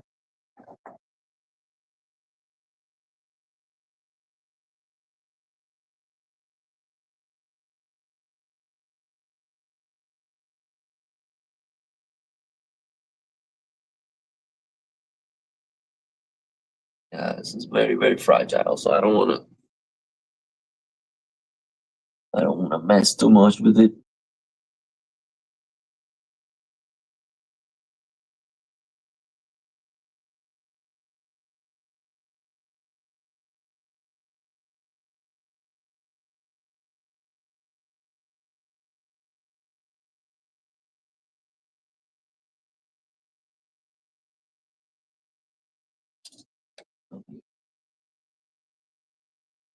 Whoa. In between the PCI Express and the NVMe, there's a lot of dirt. A lot of dirt.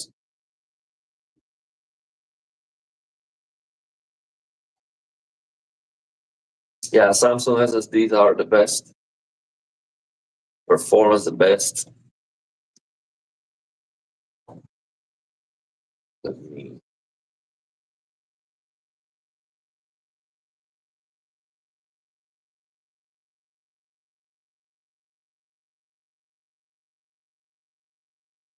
Oh, this is a heat sink too. Sometimes the NVMe comes with a heat sink, and the heat sink just makes things worse. But NVMe's don't need to be that cool anyway. They run hot, and that's okay. Of course, if it's too hot, it might throttle and stuff, but it's not a big deal.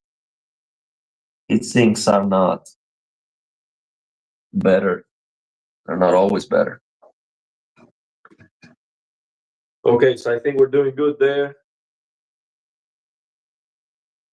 Clean here underneath the motherboard.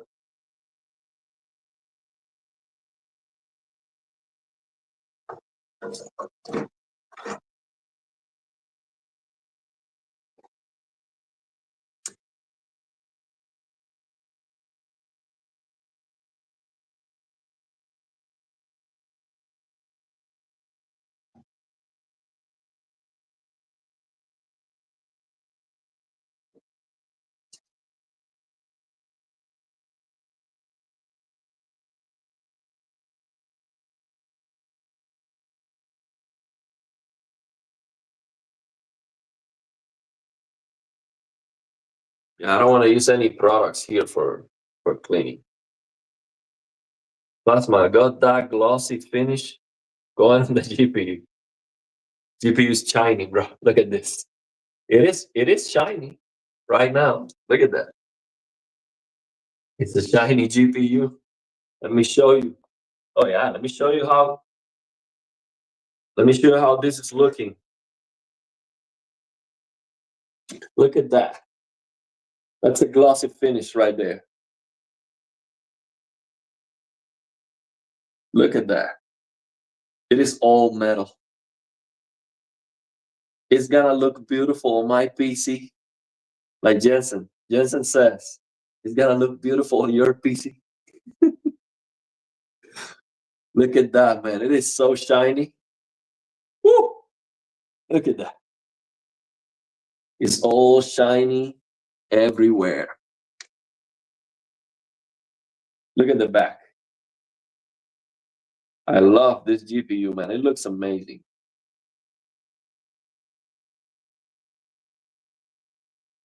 Look at that. It is so shiny right now.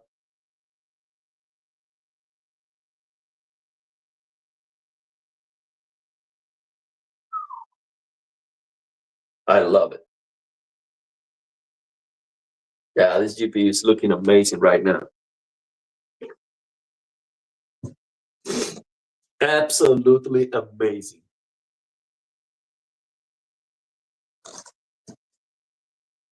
So what I'm gonna do is I'm going to, man, the thing is I'm not happy at all with this CPU cooler. It is so dirty. I need to brush this. Yeah, man, I'm gonna go for a brush.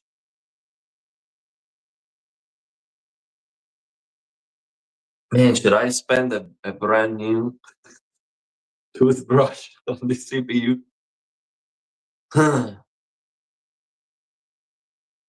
I think I should. Man, it is so dirty. I'm gonna get the RAMs even more dirty if I do that.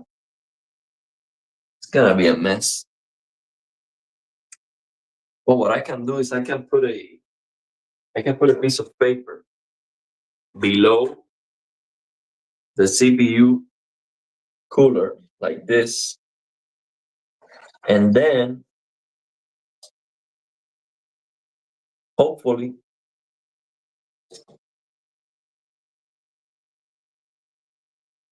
I can remove.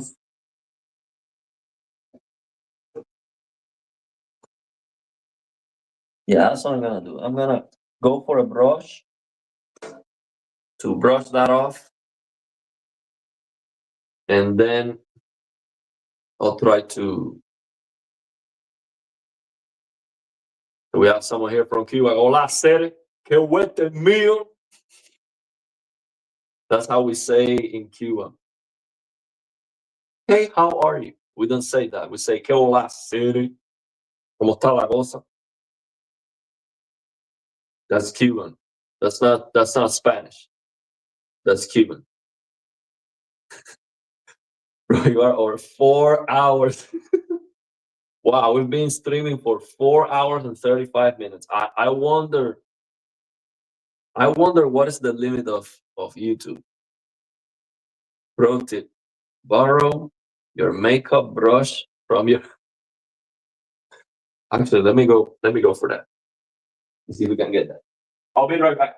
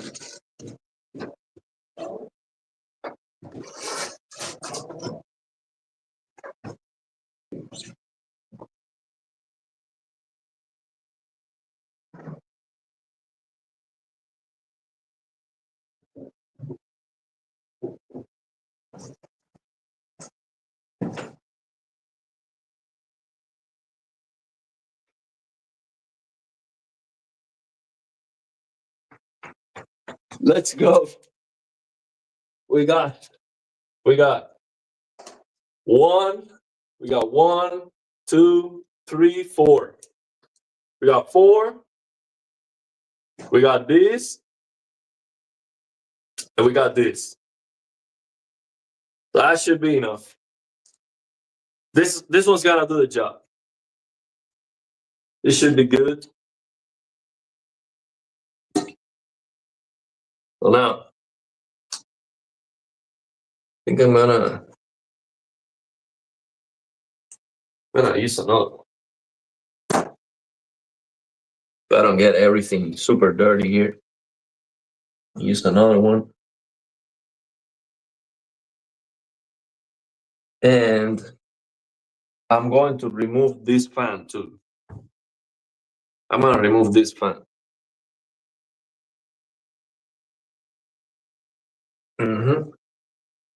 And for this, what is this?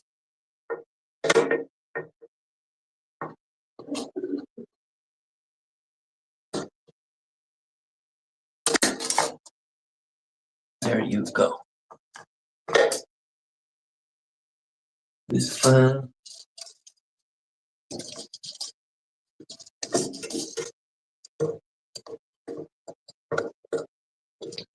I think this fan I'm gonna have to unplug. This this is good. Good. So this is actually very, very dirty.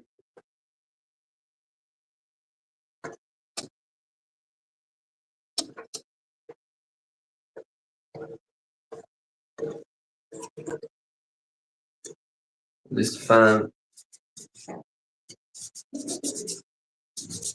needs some love.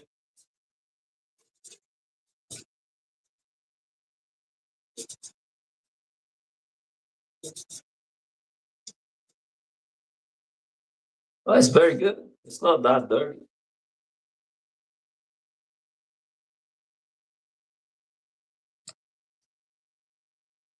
It's not terrible. It's not terrible.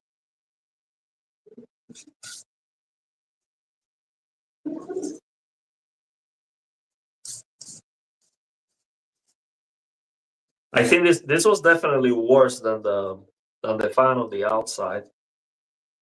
This was definitely more dirty.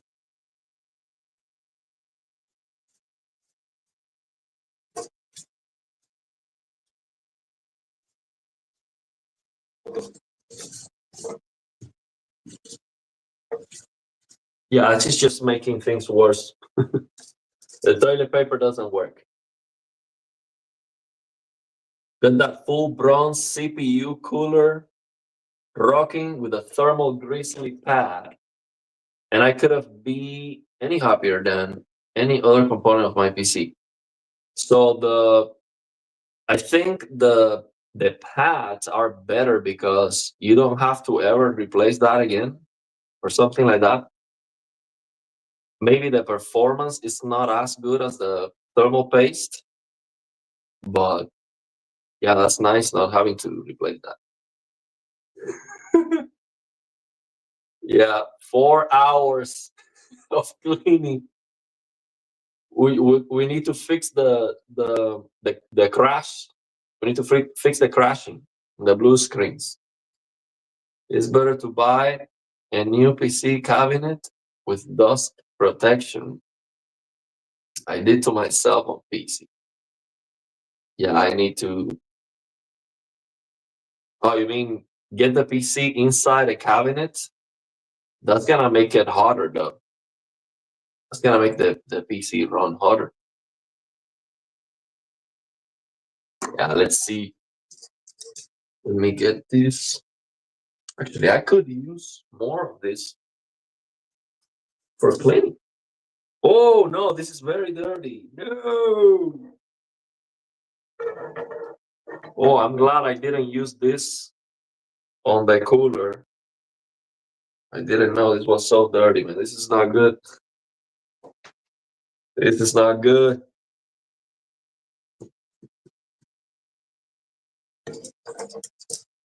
That's not good.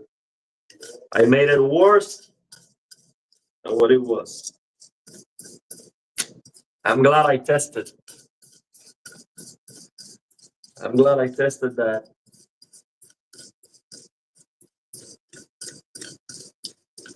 Yeah, this is the way to go. Definitely.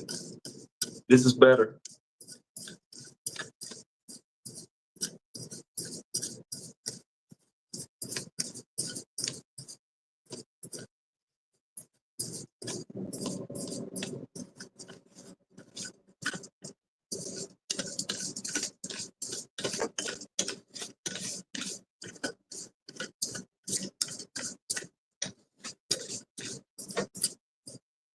Good.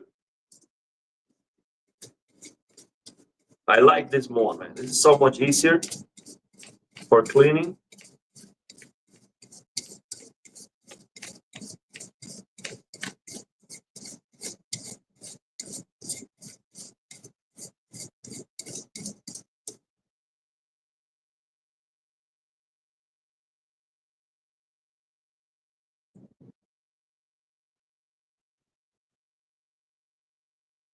I was looking if this is damaging the.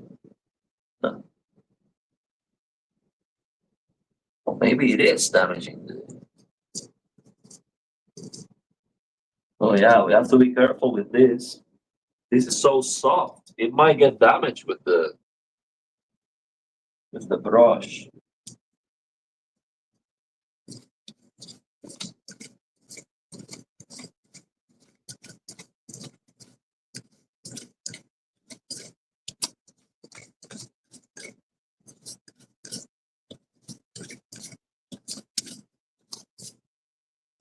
All right, that's good.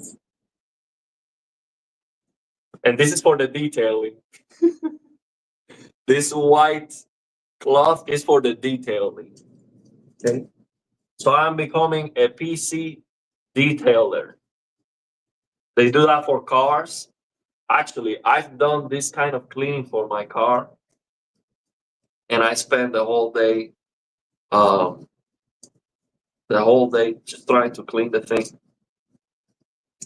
And actually, it lasts very long. If you open the hood of your car and you clean everything pretty well, I am surprised how long that lasts.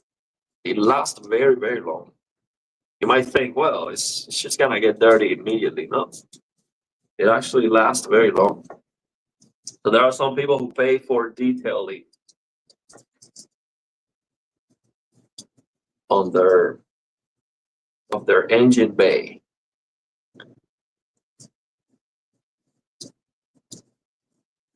And I would actually learn how to do an oil change and all that, but the thing is, you have to get rid of the old oil. You're not supposed to throw that away somewhere. So that's a mess. In Cuba, I just throw it away and it doesn't matter.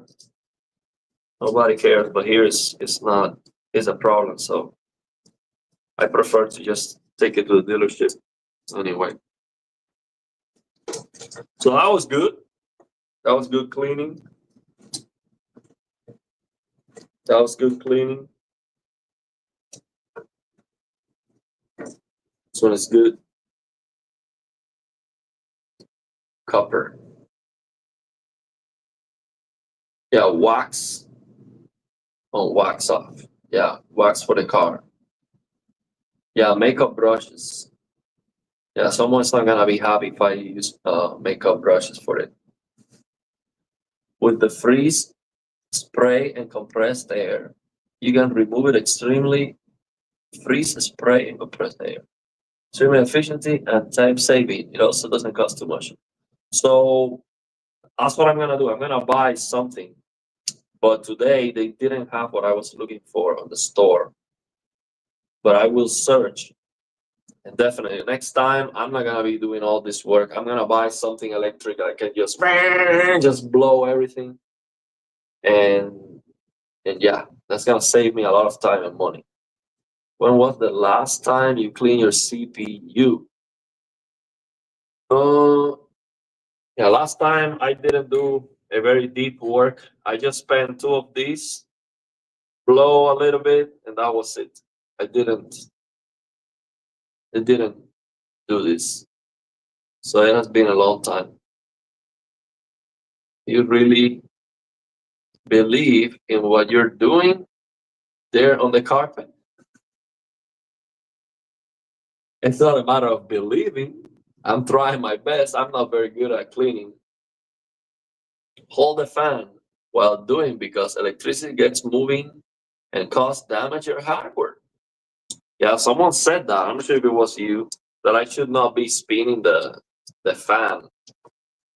Um, well, I didn't do it a lot, but yeah. Let's. So I'm gonna cover. I'm gonna cover everything with paper. I'm gonna cover everything with paper here before I use the brush. I'm gonna cover everything. See if I can. If I can fit one more over here inside here. Because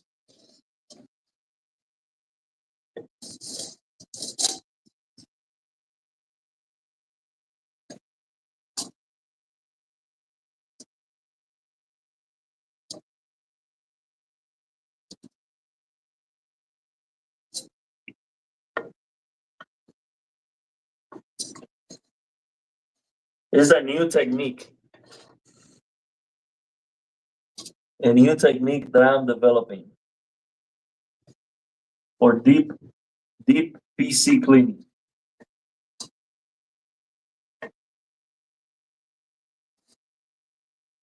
You will never see these advanced techniques in any other channel. These are advanced PC cleaning techniques, in-house, developed in-house. Actually, I just made it up right now. So this has never been tested before. See how we did that? Let's go. Now, I'm gonna use, let me check, this is kind of dirty. Let me check that it's not, okay, this is good. This one is good. Static has more chance of killing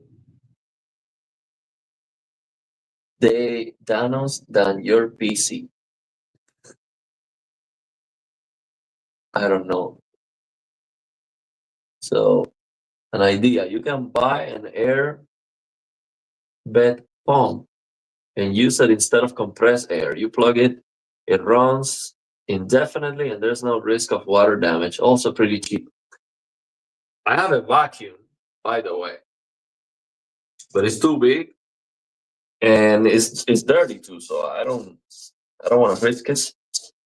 Oof, this is crazy. How dirty this is.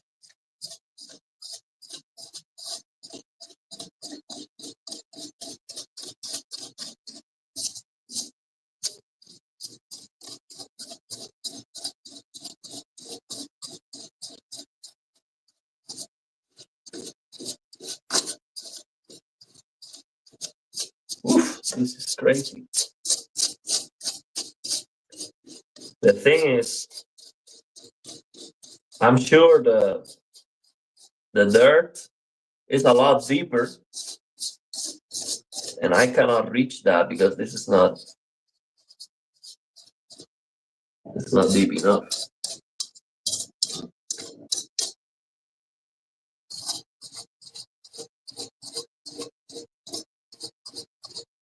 Yeah, I definitely need some tools for this. I'm sure a toothbrush is not the way to go. But that's why I'm doing this live, so we can get some feedback. So hopefully we can learn something next time. We can do this in 30 minutes.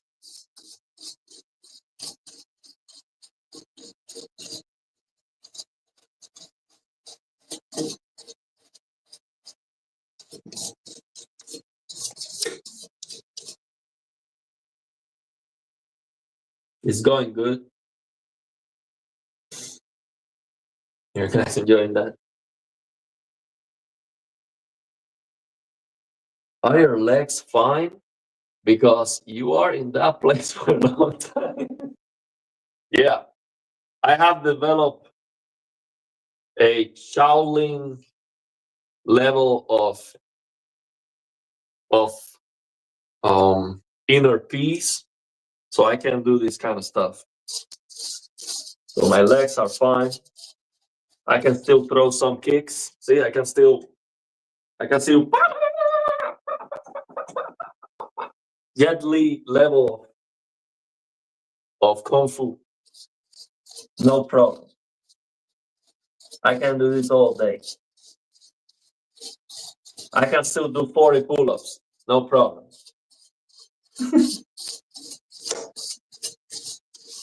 Actually, we can finish the live stream with some pull-ups. I'm gonna do, well, I don't want to brag about it because I have not eaten a lot today. I didn't have lunch today, actually. I eat some oat leftovers that I had from yesterday night. And that was it. I have not eaten anything today other than that. So I might not have a lot of energy on the time. But we're gonna finish the live stream with some pull-ups.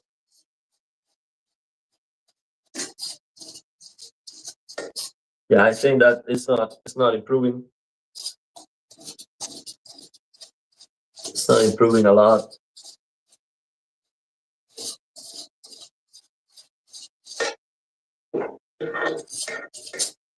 From the side, it is closed actually.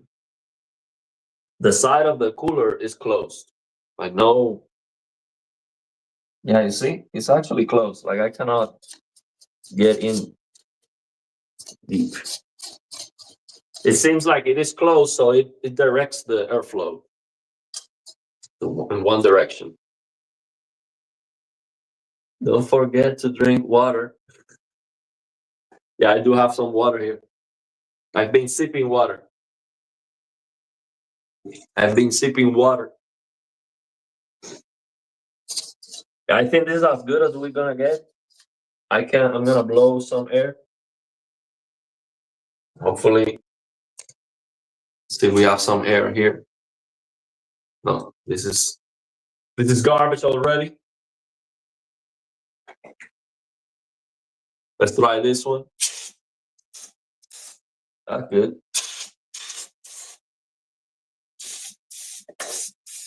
That was good.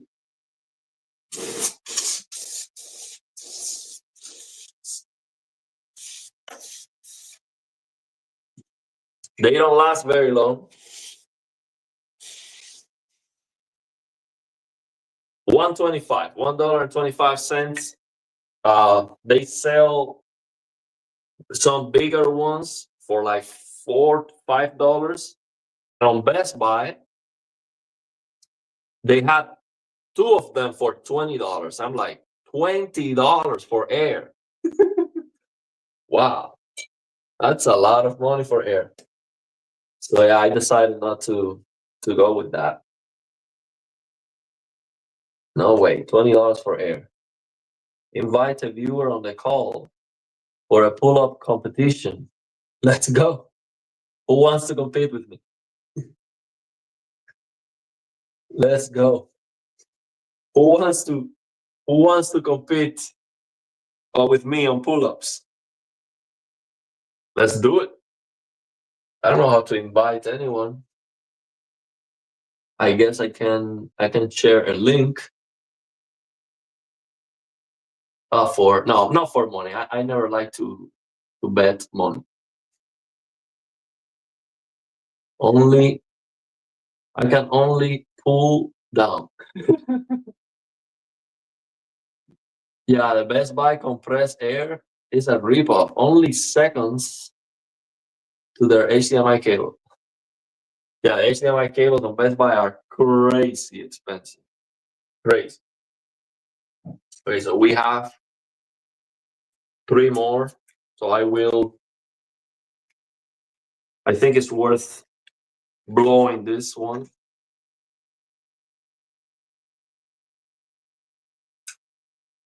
I have to break this.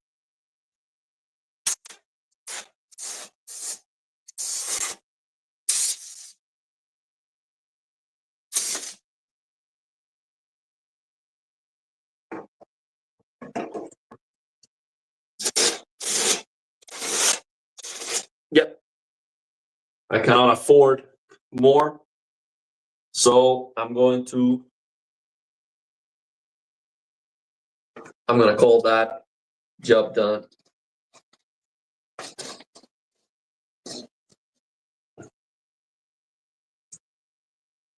So I'm gonna remove the RAM, clean the RAM. That's actually what, one thing I don't like about this motherboard is that it only has the RAM, the mechanism to remove the RAM is only on one of the sides. There are some motherboards that have those knobs to clamp the RAM in both sides. This one has one fix, and then the other side is the one you can do this. I don't like that. I prefer the ones where you can do both. But yeah, this should work. Let's remove these RAMs.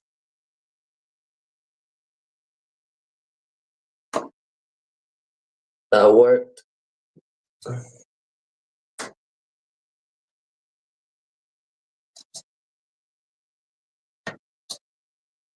I don't like that.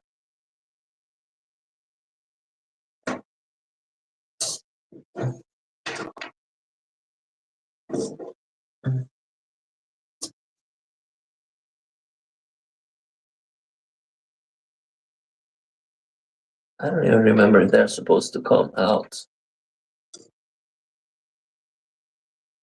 from one side only, actually. No. This is out already from here.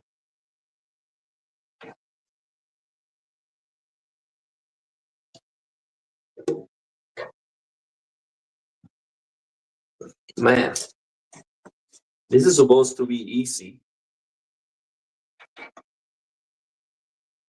I've done this many times with the other system.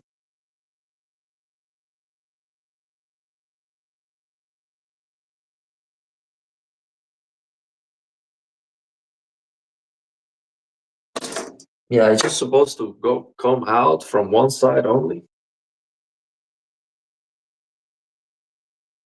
So this is the Corsair Vengeance LPX DDR4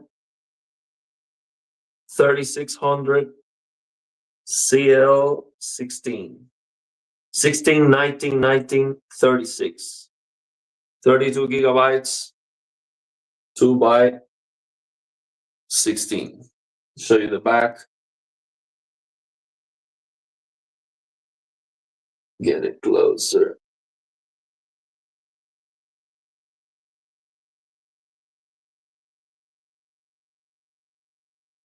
And it's so tough to Let me get closer.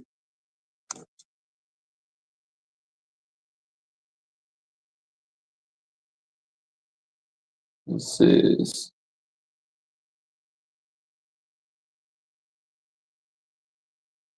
it's impossible to see. Camera doesn't focus well enough. The light is too strong. Well, that's what it is. Corsair DDR4 CL16 3600 1.35 volts. So this is already maxed out.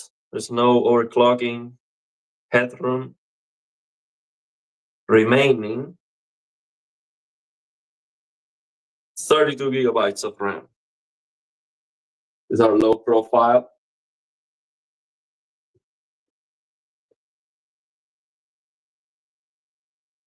There you go. So I'm gonna clean this, but it looks very clean.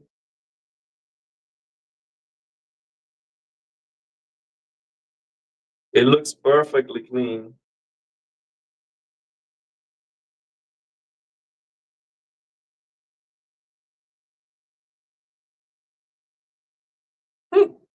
One thing that I noticed is that this RAM has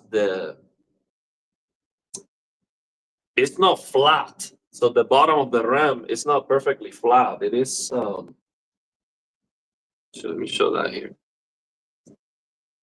The bottom of the RAM is not flat. It is, you see, it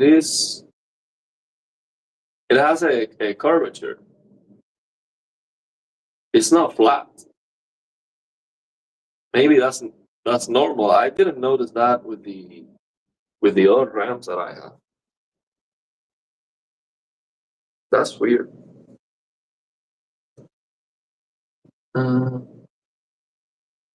Let's see, it's DDR4. It's DDR4, so that's actually loose timing.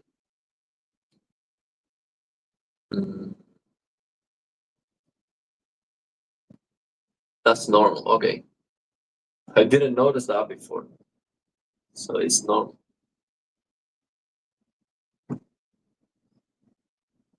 Interesting. Those air cans are risky. When almost empty, it can spray water over the components. Just don't use them upside down. Yeah. If you flip them upside down, they have some liquid. MSI and Gigabytes have both sides retention clamps. Yeah, I prefer that. Man. I don't like I struggle to get this RAM out, and I'm not an expert, but I've done this many times with the older system, and I never had an issue with it. So some people saying those are tight timings. Some people say it's loose timing. I don't know, but this was a very, very popular fast RAM. But I think you cannot improve this very much. Like this is already very close to max out. So CL16 is a standard for DDR4. Okay.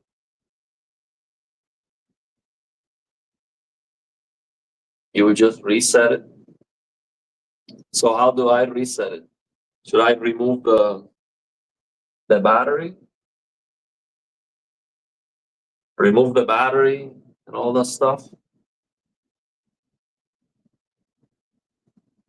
Should I remove the battery? Unless I'm using DDR5. New ASUS motherboard has you pulling out the GPU from one side, no retention clip. That's not good. Oh man, I don't have 5090 yet. Yeah, this is yeah, this 3600 is like the maximum for the for this board. These are the best RAMs I could get for this motherboard and for my CPU.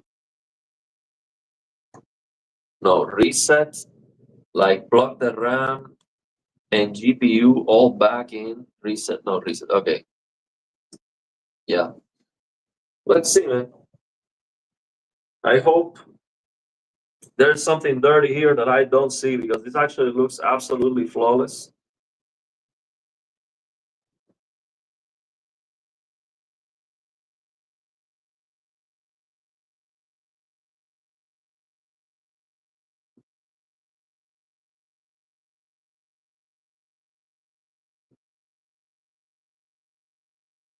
This looks perfect to me.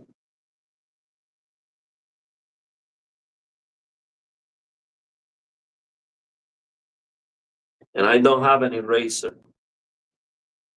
I don't have a clean eraser to do this, which is what I used to do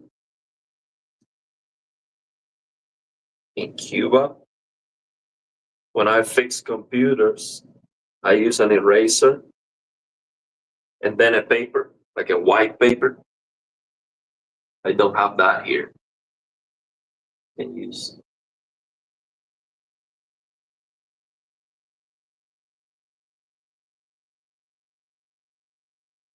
Use this paper. I think that's as good as I'm gonna get. Should I blow?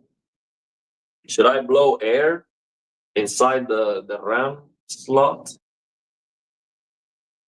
I think I should. I'm just afraid that it is so dusty. It's gonna make it worse. RAM is way more important than the non 3D chips and Intel.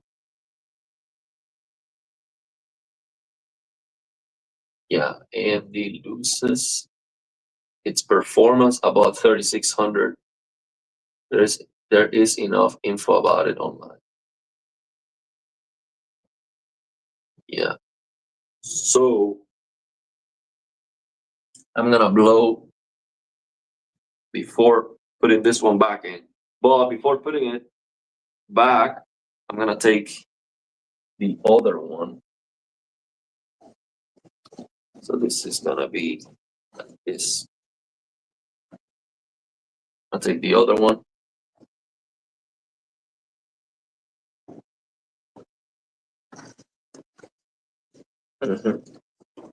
This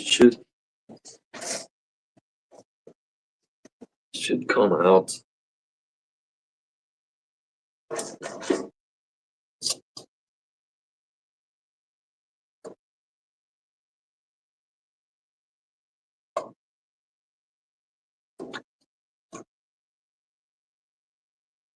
Yeah, I guess you have to pull it from one side only.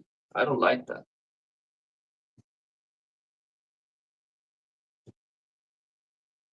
More 59 bundles getting listed on MSI. Man, I'm gonna have to check that out. I'm gonna send an email this Monday to see if I can get an MSI, bro. Bro, this whole stream being so chill. Why don't you do a water cooled rig? Because it's more expensive. I would like to do a water cooled rig. That costs more money. The thing is, I have to get an ice case to begin with. Okay, I cannot use this Chinese $32 case on a water cooled rig. Then I need to get a water cooler, which is like $300. And then, everything becomes more expensive. Man working on a PC on a carpet floor. That's what I have. I have my floor. Well, actually, I have a desk, but it's full of stuff. Water cooling isn't as efficient as it used to be for the housing. Yeah, it's more difficult. Now, just imagine what would happen if you use Red Bull instead of water to cool your. It will give your PC a flying performance because Red Bull gives you wings. I got my CPU cooler for $80. Water cooler. Okay, $80. Yeah, but those are like one fan. Like you have one fan, water cooling. I think this might be as good as a one fan water cooler. But yeah, I'm not sure about that. But yeah, this is like, it's gonna work forever. It's just metal and fans. If the fans die, you replace the fan. It's gonna work forever. So let's get this one clean. Get this one clean with the same. we're cleaning with the same dirty rag. I have more of it, but that's okay. I don't think it's gonna be a problem. Just cleaning the RAM externally.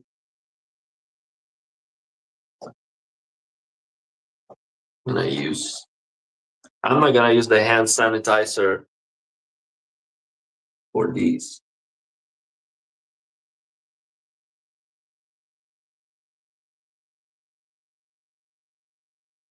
It looks clean to me.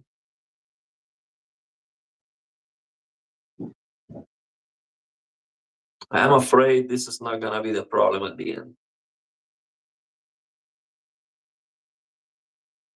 I am afraid we are going through all this and I'm still gonna get a blue screen.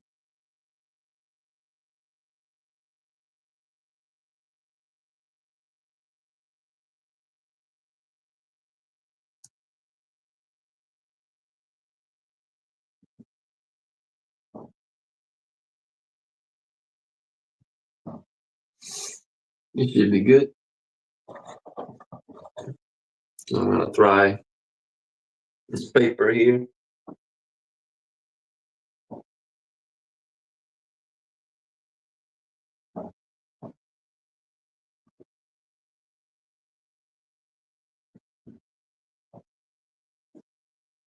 That should be good.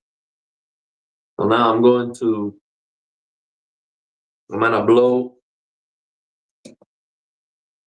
blow some air. I'm gonna blow some air. I'm gonna use a new one just in case. Because I don't wanna spill the whatever water or nitrogen, whatever the liquid these things have inside. I don't wanna spill that into the RAM slot.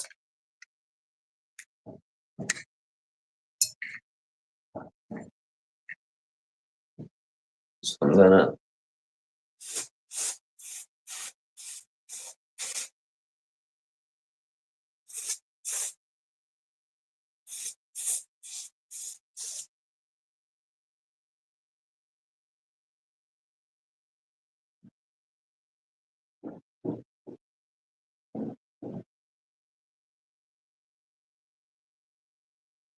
I was thinking, yeah, I do. I think I was using the RAM in the right place. But I was doubting myself for a moment here. Am I? This is. Do you know if I was using the RAM in the right place? I had it on the. I know it depends on the motherboard, but I had the RAM on the outside, so the slot. So we have 4 slots. I was using it on the one on the outside, and then skip one, and then the next one. So basically, the 2 gray ones. So we have 2 black and 2 gray. I was using it on the gray one. There were over 5 hours streaming. record for PC cleaning.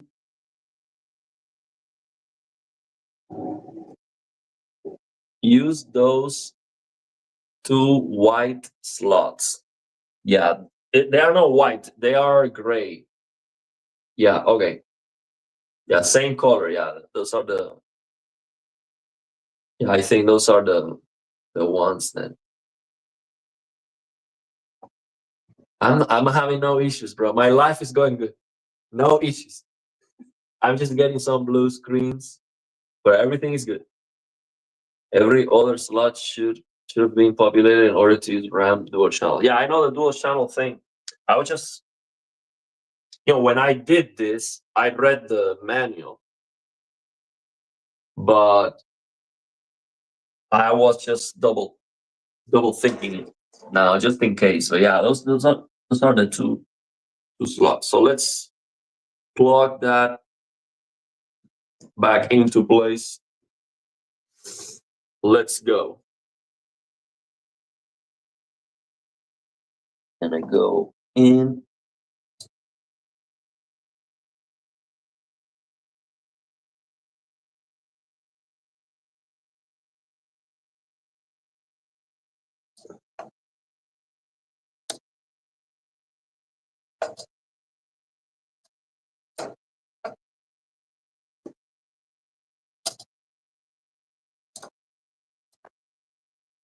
Eh,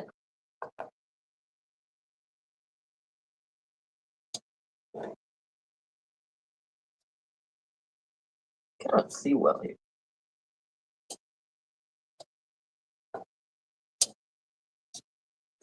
I cannot see well here.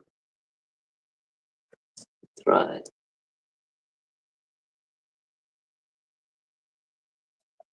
There you go. That's good. Bit on one side, and the other.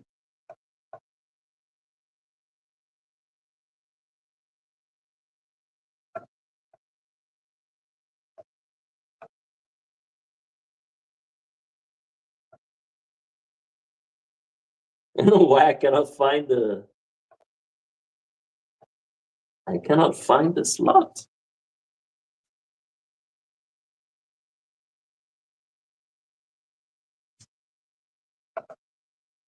From here.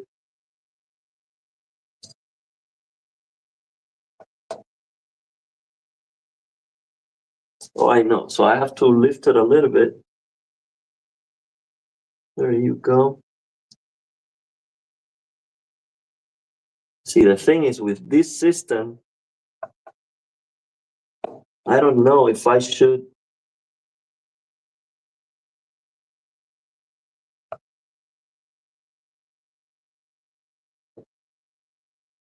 With this system, I don't know if I should just go one side all the way in and then just slap the other side.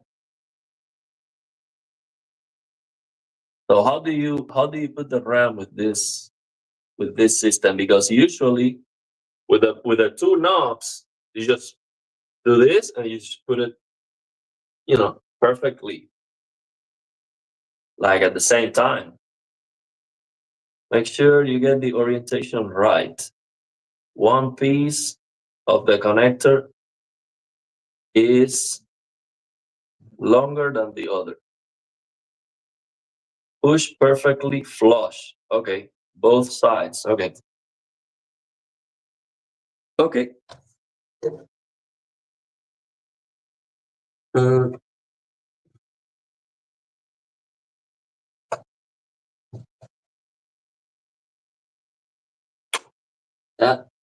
that click, so that's a good sign. That click. Okay. Well, I don't like that system. I don't like that system. I want the two clamps. So next time I buy a motherboard, it has to have the two clamps. Okay. I don't like that. I don't like that. Let me give this another clean.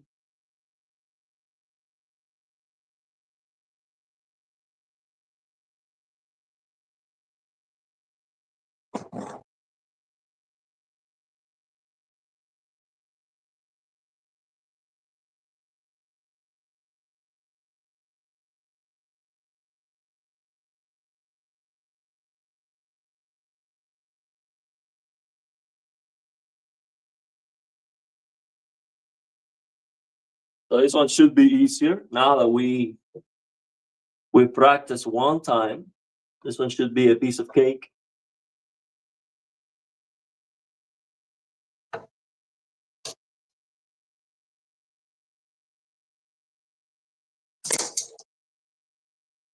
Mm-hmm.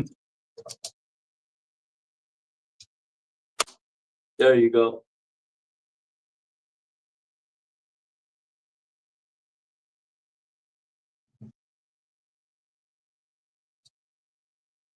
Mm-hmm. That's good.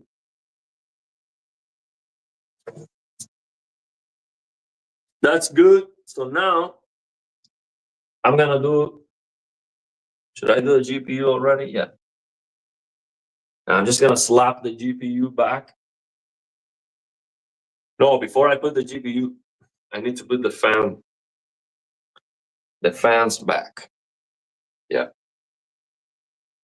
Yeah, for Asus boards, you put in the side without the clip until you hear a click. Then click the other side with the retention clip. So you click first the one without the clip. So it doesn't matter. The RAM pin goes through the fixed clamp anyway. So it just slaps right in. I'd recommend using KPX or Cryonauts for the thermal paste as well.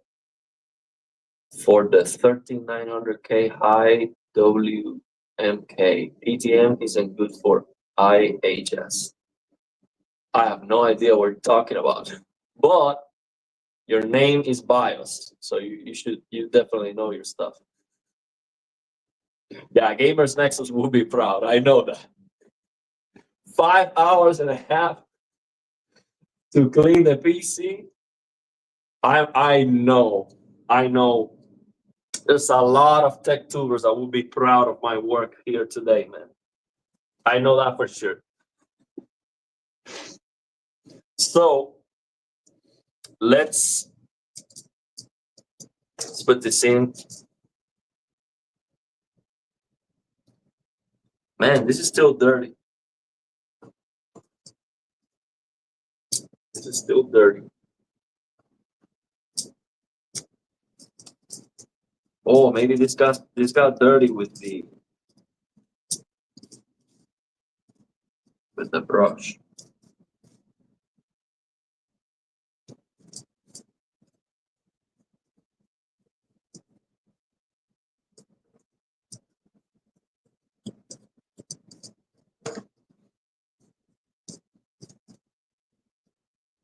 Good. Gonna slap this in. Let me look at the orientation. It's going this way.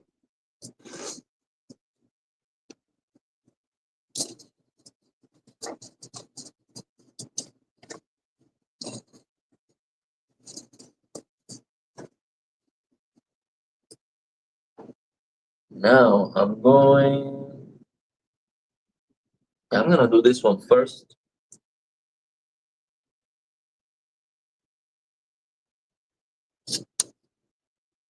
All the way down.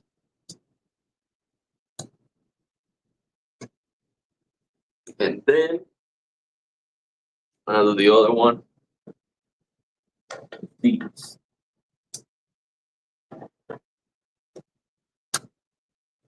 There you go. No, that's not perfect yet.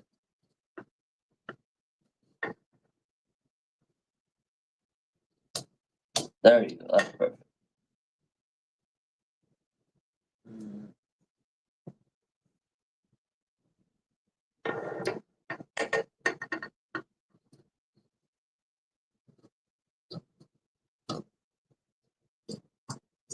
Do it again, just in case.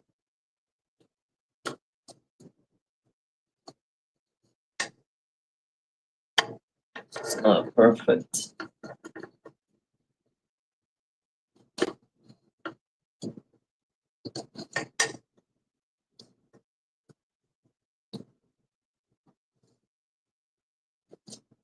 The thing is, this case doesn't give me enough space here to maneuver. And I don't see.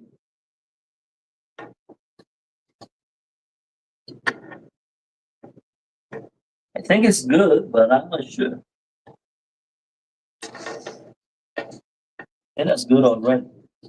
Let me do it again.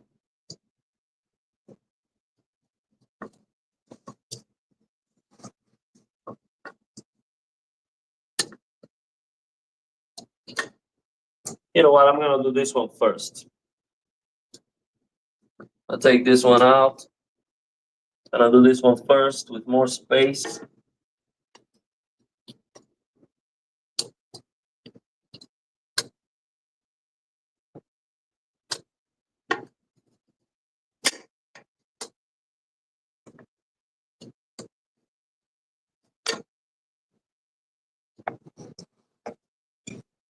Yeah, it should be better if I do this one first.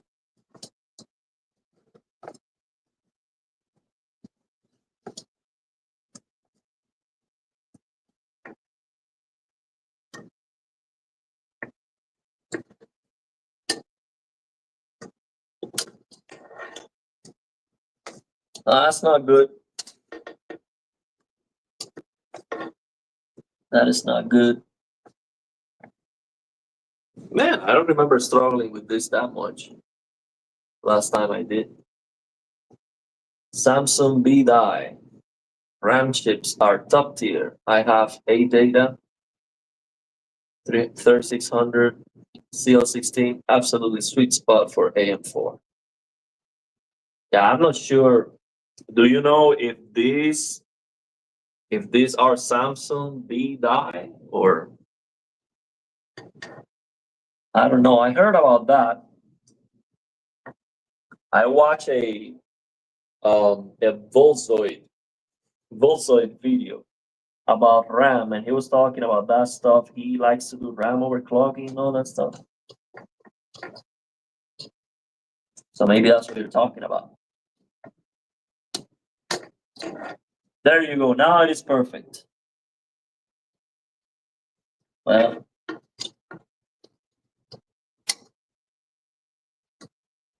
yeah, that's perfect.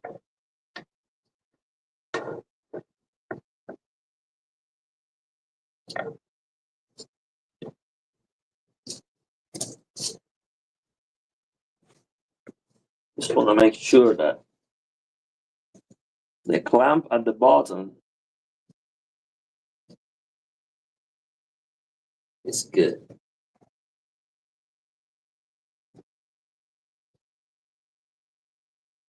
Because you see, this one is entering perfect. The one at the bottom, it's not going all the way in.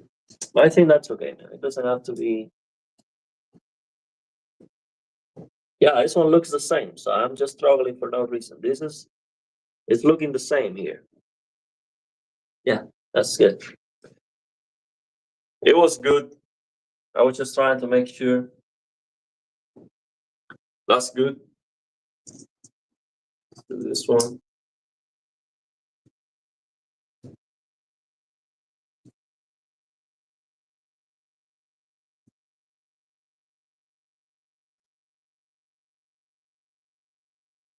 Why don't you flash your GPU BIOS to increase the power limit and try overclocking it to the max to get the most out of it, since you're planning to get a new GPU anyway? Because I don't think I'm gonna get more than 3 frames improvement. I look into it back when I got the GPU. I look at overclocking and all of that, and there's not a lot to gain. There's not a lot to gain with these GPUs. They are, for example, the 5080 seems to be very good. Not to increase the power that much. I saw a video from Frame Chasers, and he did a power mod, increased the power limit of the 5080, and he said, this is a waste of time. He even modified the card physically. He added um, liquid metal and more thermal pads and a bunch of stuff. And he said it's not worth it. The performance is not it's not increasing enough to make all these risks worth it anyway. So yeah, these GPUs are coming almost maxed out. There's not a lot to gain with overclocking. In the past, it was different. GPUs used to be more overclockable, but not now. Nowadays, they come almost maxed out. Especially the 5090, like there's nothing you can do. It's already like 600 watts. No points on flashing the BIOS since these cards are controlled by GPU boost, which automatically regulates the clock speeds relation to the temperatures. Yeah, and the temperatures of the GPU is super low. So sometimes it boosts up to 2. But yeah. So this fan doesn't go all the way down because the RAMs is right there.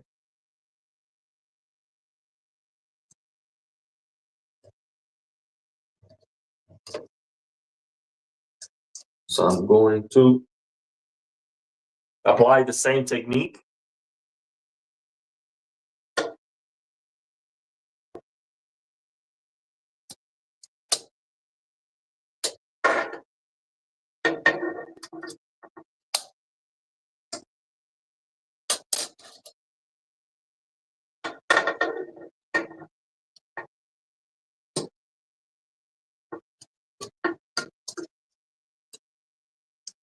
I don't know, I feel better if I do it here first.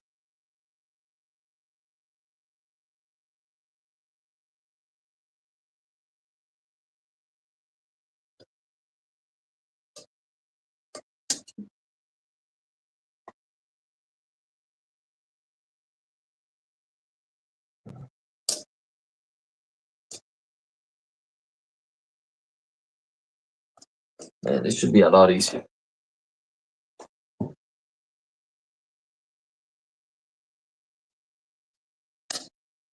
Okay, there you go. Okay, so now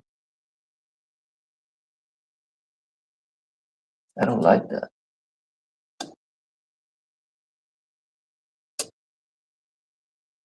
Right here.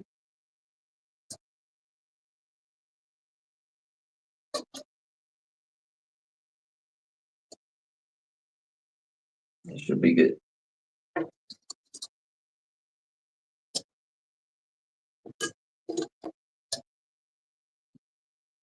Yeah, that's good. This one's good.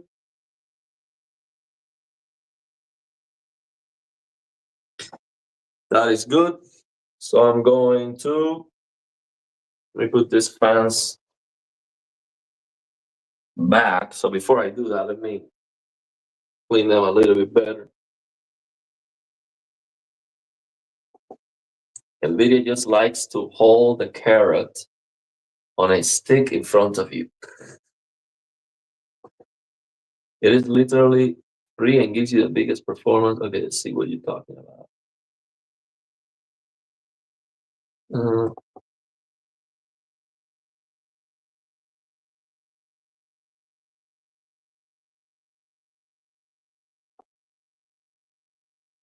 It really doesn't make any sense that NVIDIA handicapped the 5080 out of the box. Same thing happened with the 2080 Ti when they slapped 250 watts TDP on it.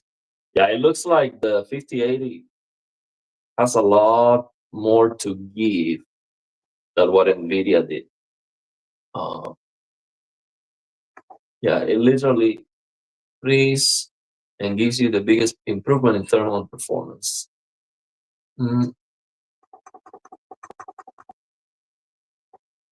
4080 undervolted, but if I ended up with a 5080, I would overclock it to feel a noticeable difference from a 4080.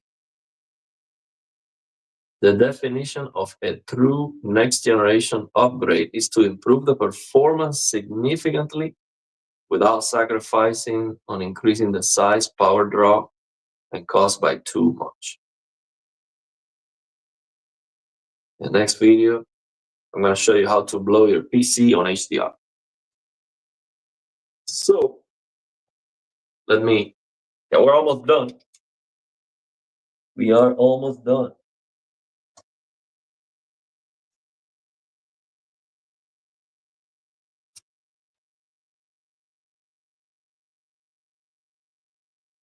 And we're going to finish the stream with some pull-ups. Then I finish the stream with, I don't know how many I'm going to be able to do because I'm tired of sitting here all day. I am fresh, of course, but I didn't eat lunch because I was clean. So I just had a breakfast that was very, very, very small. So I might not have the usual energy. But on the other hand, I am lighter. So if I weight less, I should be able to do more pull-ups. And that's actually my secret. When I do the pull-ups to improve my personal best, I make sure I am empty. I don't have anything inside me, so I weight less. That's the secret. But yeah, starving the whole day is not it's not gonna give me my personal best.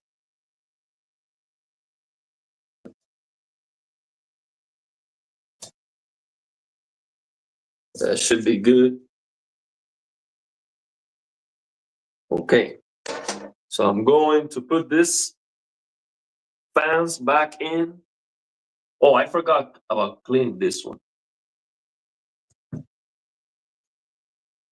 I think I cleaned it, but not good enough. See what you guys think. Undervolting, no point in overclocking anymore. Yeah, it seems like undervolting. You can find the sweet spot with undervolting. But I would just go all the way and just let it be inefficient. 5080 will be, honestly, looking back, I should have just wait in line and get a 5080, honestly. But the thing is, I had the 5090 in mind. So right now, there is no,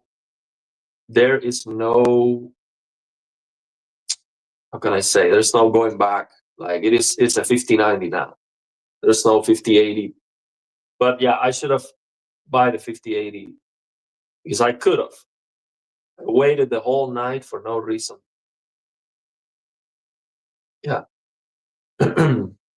Are one arm dead hangs worth it for grip strength? I don't have a lot of grip strength actually. Well, you might think, well, how is that possible? If I can do 45 pull-ups, I should have a lot of grip strength. But actually, I don't. I don't have a lot of grip strength.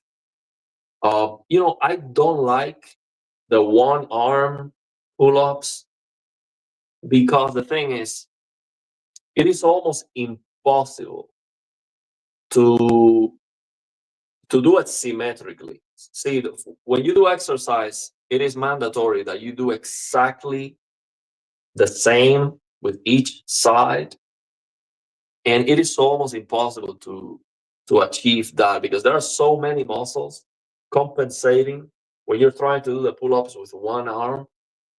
So I don't like them. I don't practice it. But I mean, if you can do that, you're a beast because that's very, very, very difficult to do. 50 series is a mean refresh. The same TSMC process node, so no IPC improvement. They squeeze the performance by increasing the power. Yeah. And slapping more AI cores. Yeah, definitely the next GPUs will not be the same on the same node. It cannot be 4 nanometer again. Man, when I saw your thumbnail, I could feel your pain having PC problems. So man, that feeling when you finally fix it, yeah, nothing can beat that, man. When you finally fix it after all the struggle, nothing's better than that. Yeah, I'm going 100% 5090. Now let's go. Let's go 100% 5090. It is now or never.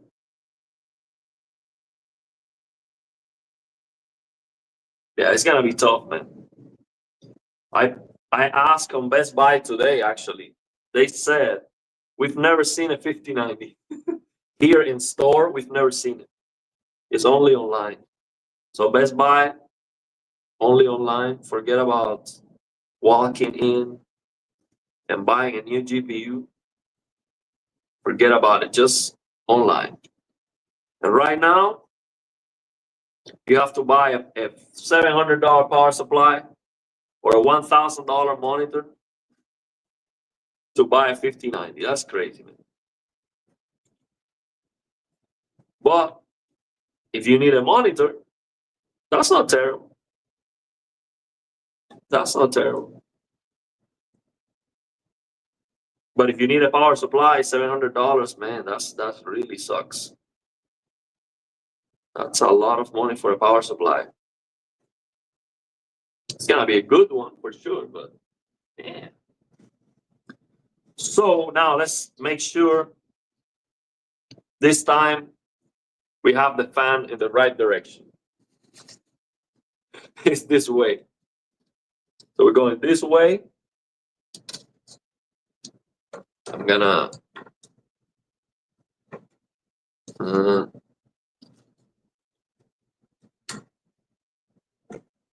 maybe I'm going to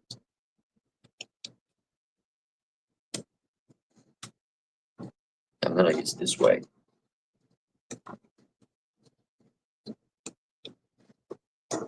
Yeah, that's the way to go. Now, where are the screws? Oh, right here.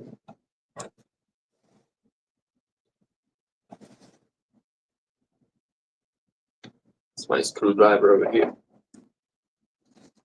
5090 doesn't exist. It's conspiracy. At this point, who can argue with that? Who can argue with that? Any plans for Valentine's Day? Maybe get another girlfriend. Get a Korean girlfriend. I like Koreans, man. I have to tell you that. Korean girlfriends. I think Korean girls are the most beautiful ones. That's for sure. Those are nice.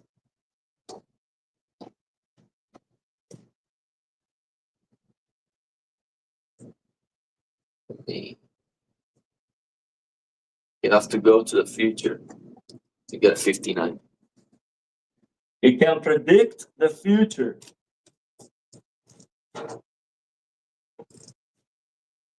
Let me change the direction.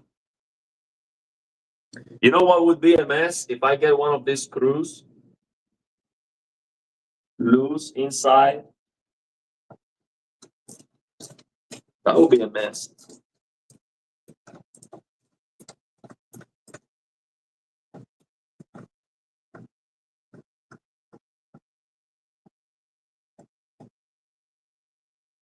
Okay, that's good. And another one. The problem with the 58 is that the 49 is still significantly better. Yeah, especially after NVIDIA. After NVIDIA released the multiple frame generation to the 40 series, which will happen, then yeah, 49 is gonna be But the thing is, the 4090 is still a lot more expensive than the 5080. So for the price, for the money, the 5080 has no competition. So I think I'm missing 2 screws. Should be somewhere over here. 1, 2, 3, 4, 5, 6, 7, 8. I'm missing 2 screws.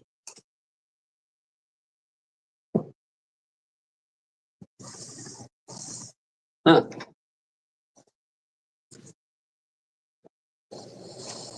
Well,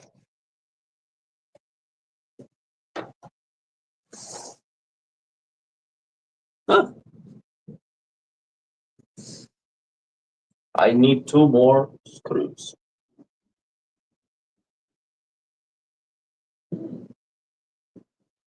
Where did they go?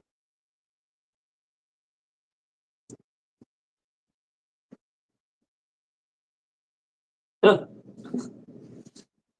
Well,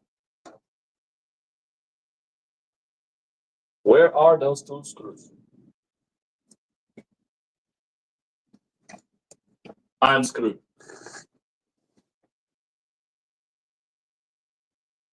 You know, that happens sometimes. You take something apart, you're missing 2 screws. What are you gonna do? You know? I think it's gonna work. I'm just missing 2 screws, that's fine.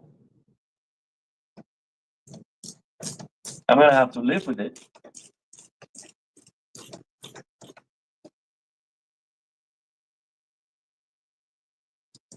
They have to be somewhere.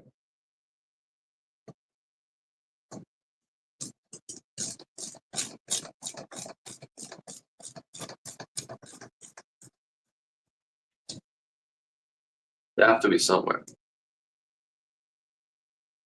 I am also. Oh, here it is. Look.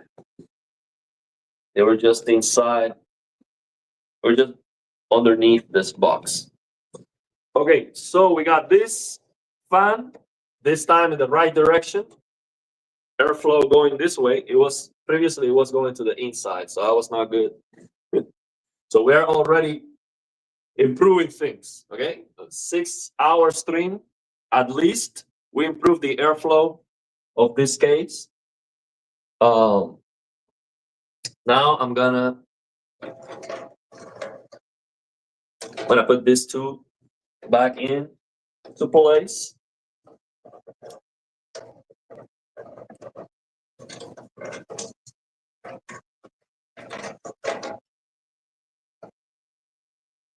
What are you guys saying here? NVIDIA purposely held back the 5000 series. Yeah, I'm getting my PC ready for that 5090. Absolutely.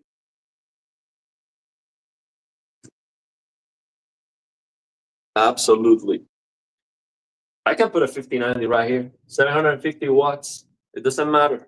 I have four pins right here, ready for a 5090. Okay? I think it will be fine, man. I truly believe a 5090 would be fine with my power supply. Worst case scenario, it just turns off. I mean, it's turning off right now. So it's not gonna be worse than that.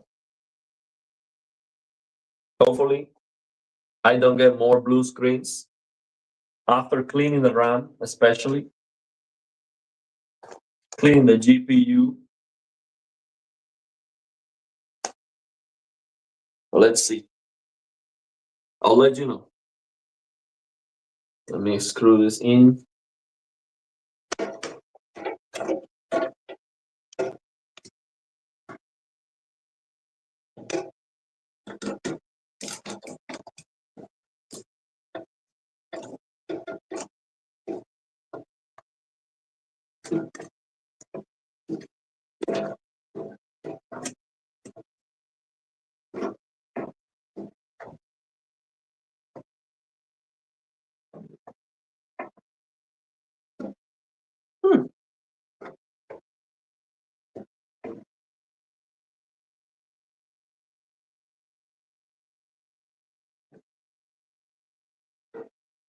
Wait, I did something wrong here.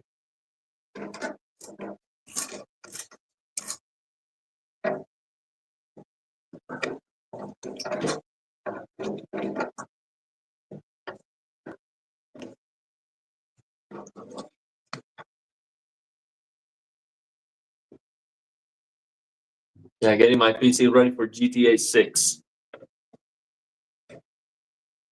Can you imagine GTA 6 runs like crap? Can you imagine we get GTA 6 on a 5090 and it runs at 50 frames per second? I don't think so, man. I truly believe GTA 6 would easily run over 80 frames per second on my PC. 4K DLSS balance. So if I go DLSS performance, I should get 100 frames easily. Just turn off ray tracing and all that crap. It should be doable. And then frame generation. With frame generation, I should be able to get 140 frames per second. No problem. DLSS quality, frame generation, 140 frames per second. No issues. No stuttering, nothing. I bet you wear HDR glasses to see life in HDR. But GTA 6 will be end game optimized. I think it will, man. It has to. I mean, GTA 6, in my opinion, it will be. I think GTA 6 will break the gaming industry. It's gonna be so good that nothing else is going to be able to feel that it's just not. It's not gonna be possible for anything else to come even close to GTA 6, and it's going to disrupt completely the gaming industry. It's gonna be so good that the rest of the companies are gonna be like, "This is unfair. This is like we cannot compete with this." GTA 6 is gonna be in a different realm. I hope that they don't screw up GTA 6 with any kind of ideology, any kind of this, Spider-Man 2 crap. Ariel, I'm thinking of making a video when I get my 5090. Let's go, man. Let's go. I will share your video. Go for it. Go for it. And let me know if you can predict the future. You test it and let me know if you can predict the future. I'm gonna share your video, man. Go for it. Yeah, optimization. GTA 6, I think, is gonna be incredible. Think about this, man. GTA 5 runs from a PS3 to the latest and greatest, and they have to guarantee everyone can play that game because everyone is gonna want to buy it and play it. So they are focused. They will focus on optimization. There's no way GTA 6 comes out and it runs like crap. No way. That's impossible. I don't see that happening. I don't see that happening. So I'm expecting the best we've ever seen, and nothing comes even close. It's going to be so good that it's gonna be difficult to play anything else ever. You're gonna feel a downgrade for years. Nothing is gonna be able to touch GTA 6 on anything. Not on gameplay, no, not on history, nothing. Graphics, optimizations, nothing is gonna be able to touch GTA 6. That's my prediction. Anything other than that will be disappointing. I'm missing one screw actually. Oh, here it is. Let me try this one.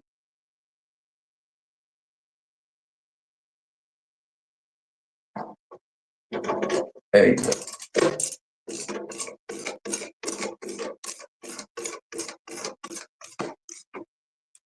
Mhm.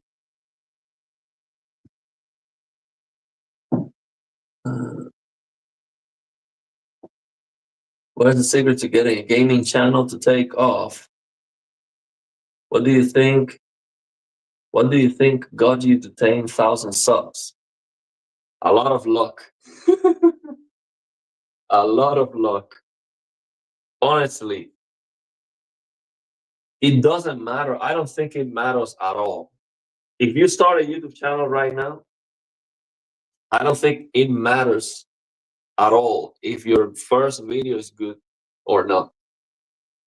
Of course, if it is trash and no one would watch that for a minute, it's not gonna be successful. But even if you make a video that is amazing, that's absolutely incredible, you are invisible.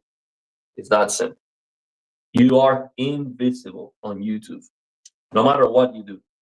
So you need a lot of luck to start a YouTube channel. What I would recommend you is you start, make a video or two, and if you are not getting any views, which is most likely you will not get any views. I'm talking about 0 views, unless you ask your family to watch the video or something. Then you start another YouTube channel. So one thing I see is some people try to start a YouTube channel and the channel is dead and they keep working on it. Don't waste your time.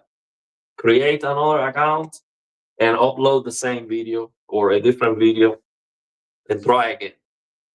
Because what you need is luck, a lot of factors to have a video to have some views, like 30, 50, 100 views or something like that. And then you can try. But you need a lot of luck, basically. It's not in your power, I believe. It's not in your power.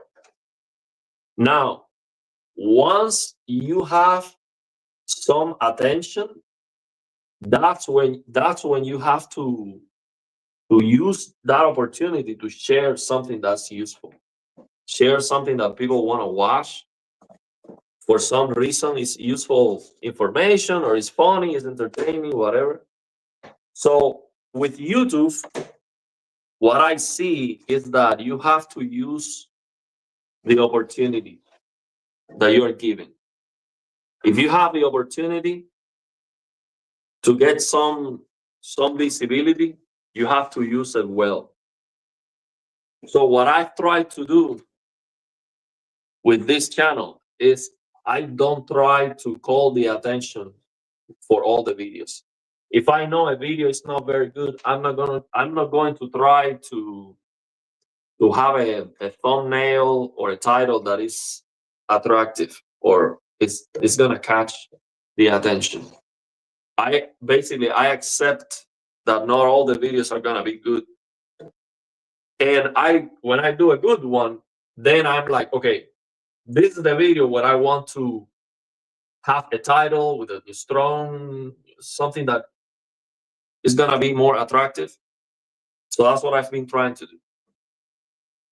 Not because I see a lot of people try to call the attention all the time with all the videos, and I don't think that's good, because basically I think people will give you a chance.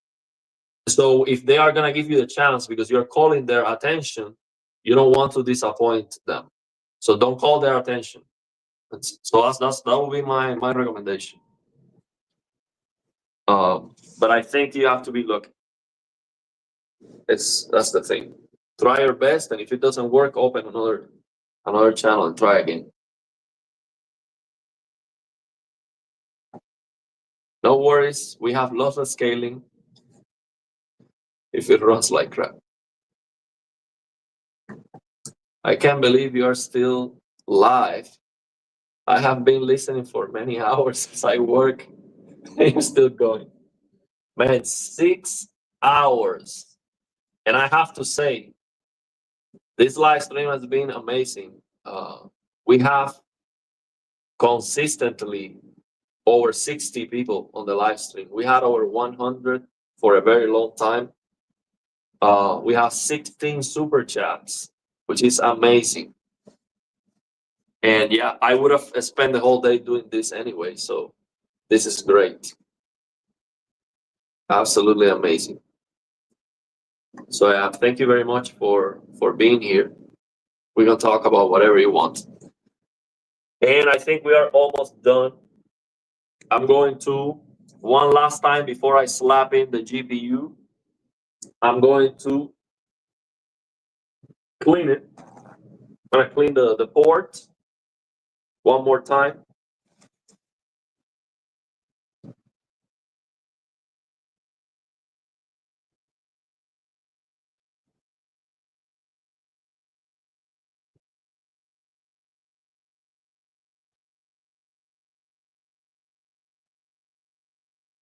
That's it. I'm gonna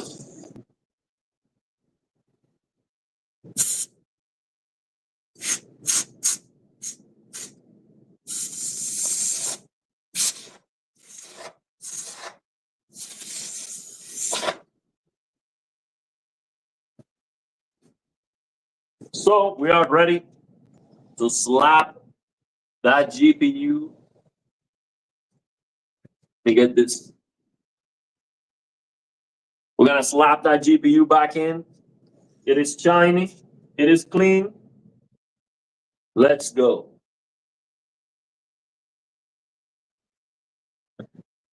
Let's go.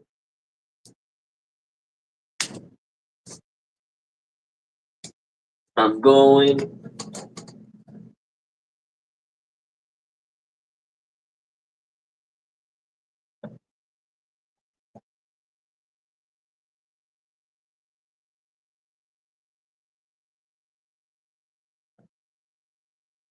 We got it. Got it into place. Let me check. I'm gonna double check.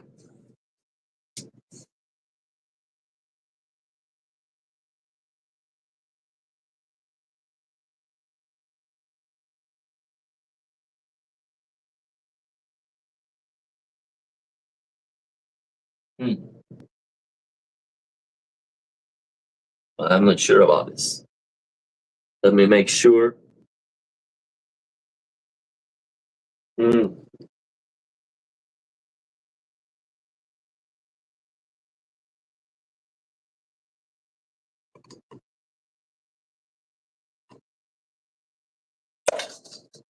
Oh, I don't like that.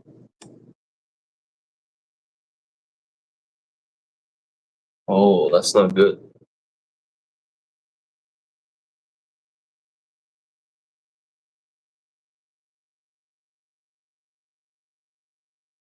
Hmm.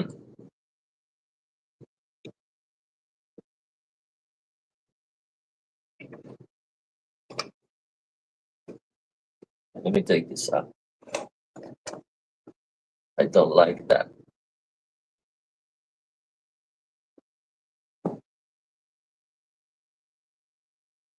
That's good. That's good. I didn't. I just wanted to do this. See? Make sure it was like that. Yeah. Okay, let's go. Let's go again.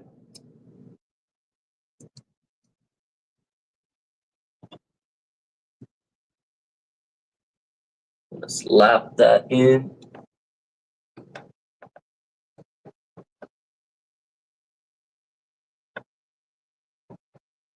I can see better now.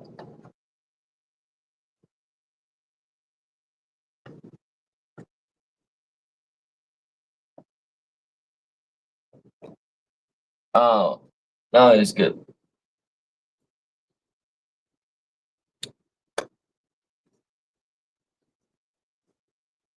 Man, it goes in, but it doesn't.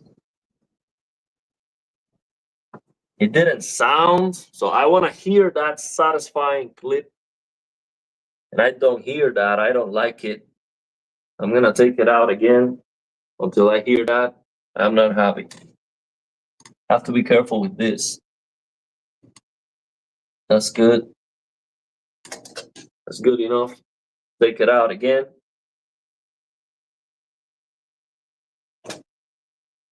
That's good.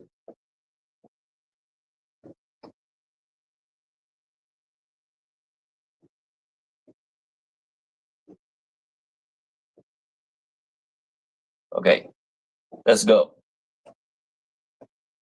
I heard it. I heard it, but it was not satisfying. It was not very nice.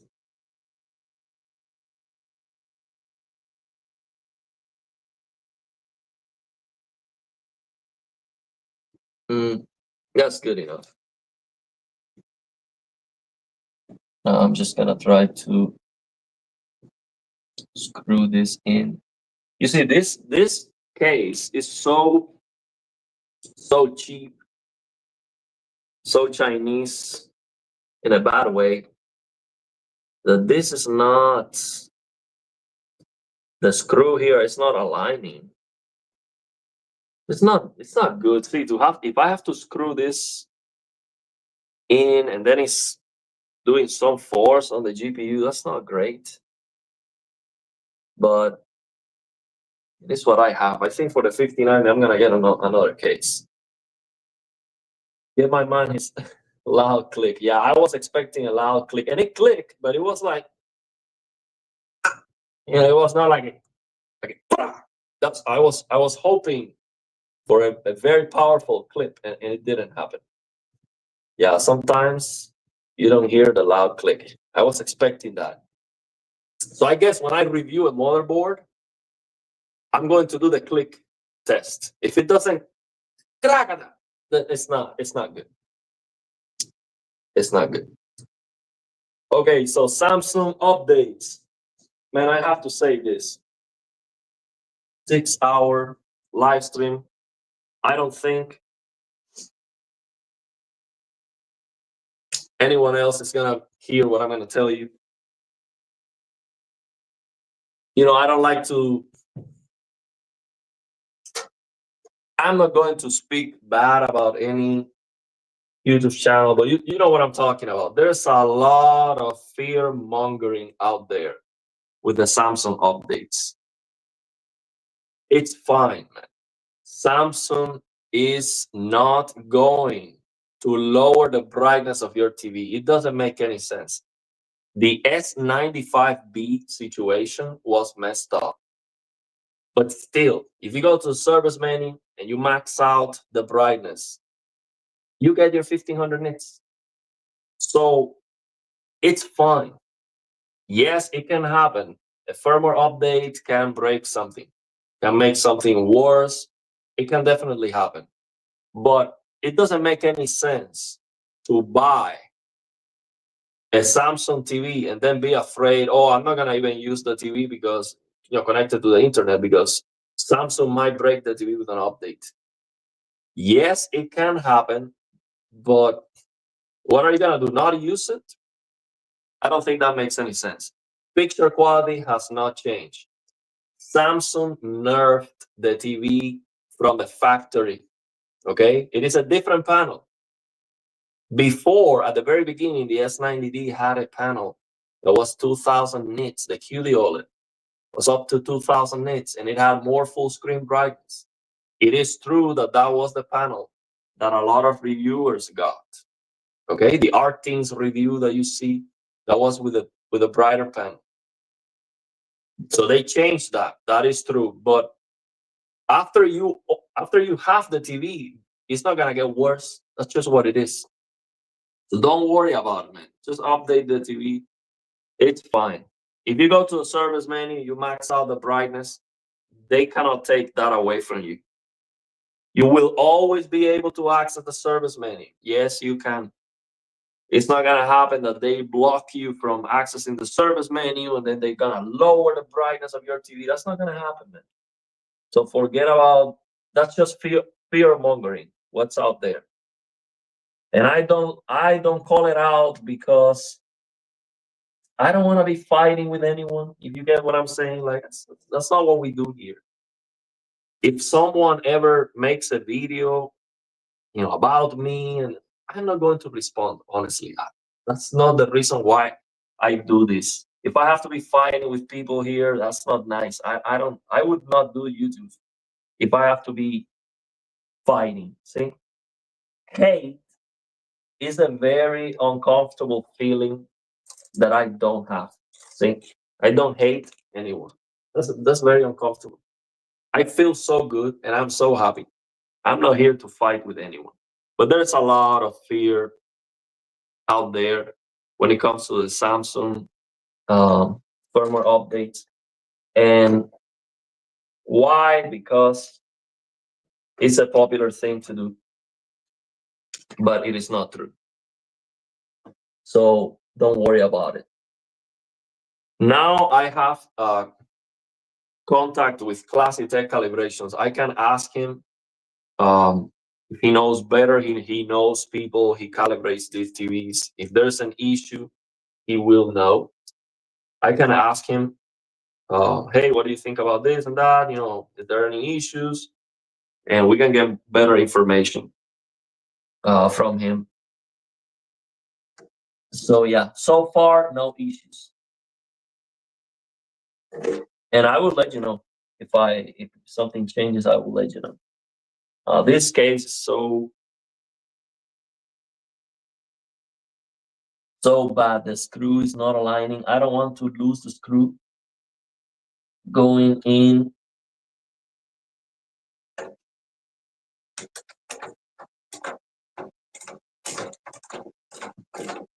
Yeah, this is not good. Screw is not going in straight. It's crooked, but that's just the way it's gonna be. And I cannot make it very tight because it's not great. So yeah, that's the situation with the Samsung. So basically there's no situation. Don't worry about it. Enjoy your TV, connect it to the internet, use it, enjoy it. Don't worry about it. Samsung SSDs firmware brick them. Well, if that ever happens to me with one of my SSDs, I will let you know. But so far, I always had Samsung SSDs and never had an issue with it. But again, a problem can happen. The thing is, if I don't trust the brand and I feel like that, I would not. It's not a matter of trusting or not trusting. We cannot trust any of these brands. But if I'm going to be concerned about using the product that I paid for, I would not buy it. So I would just not buy a Samsung TV. Period. Why would I buy something and then I'll be afraid of using it because they're gonna make it worse or break it? That's just something. Yeah, I cannot live with that, man. And I don't think it's true. Overall, it can happen, but it's not worth. It's not worth having that fear. Basically, Samsung is notorious for being sneaky with the products. Remember the fake Exynos benchmarks? They are definitely sneaky. I don't like Samsung will update your TV if you have it connected to the internet. Selecting disabling the automatic firmware updates doesn't guarantee your TV will not be updated. They just ask you that they will update the TV now, or do you want to do it after you turn off the TV? And if you select later, then it will update the TV when you turn it off. But that's and they will update the TV for sure. And if there's a major update, for example, I have the S95, the S90C It's asking me for an update every time I turn on the TV for the new UI thing. And it will update the TV. And I don't want to, even if I don't want to. So that's not good. But that's what it is. If you don't like it, don't buy Samsung. But to not use the TV because of that, to not connect it to the internet, I don't think that makes any sense. At least I know the brightness and the gamma and all of that. That shouldn't change. And if it change, I can fix it. I don't think it's a big deal. Let's go, man. And with that, we are all set. Now, before I finish here, yeah, let's leave it there. Let's just finish already. Let's make sure the filter at the bottom for the power supply, it's okay. That's okay, that was clean. It's a clean filter.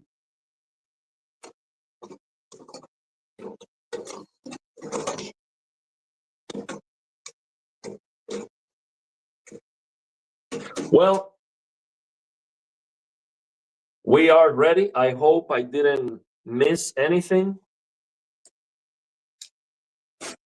Now it looks cleaner. Should be good now. Let me get this out of the way.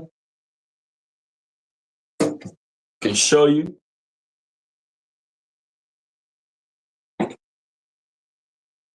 It is now shiny.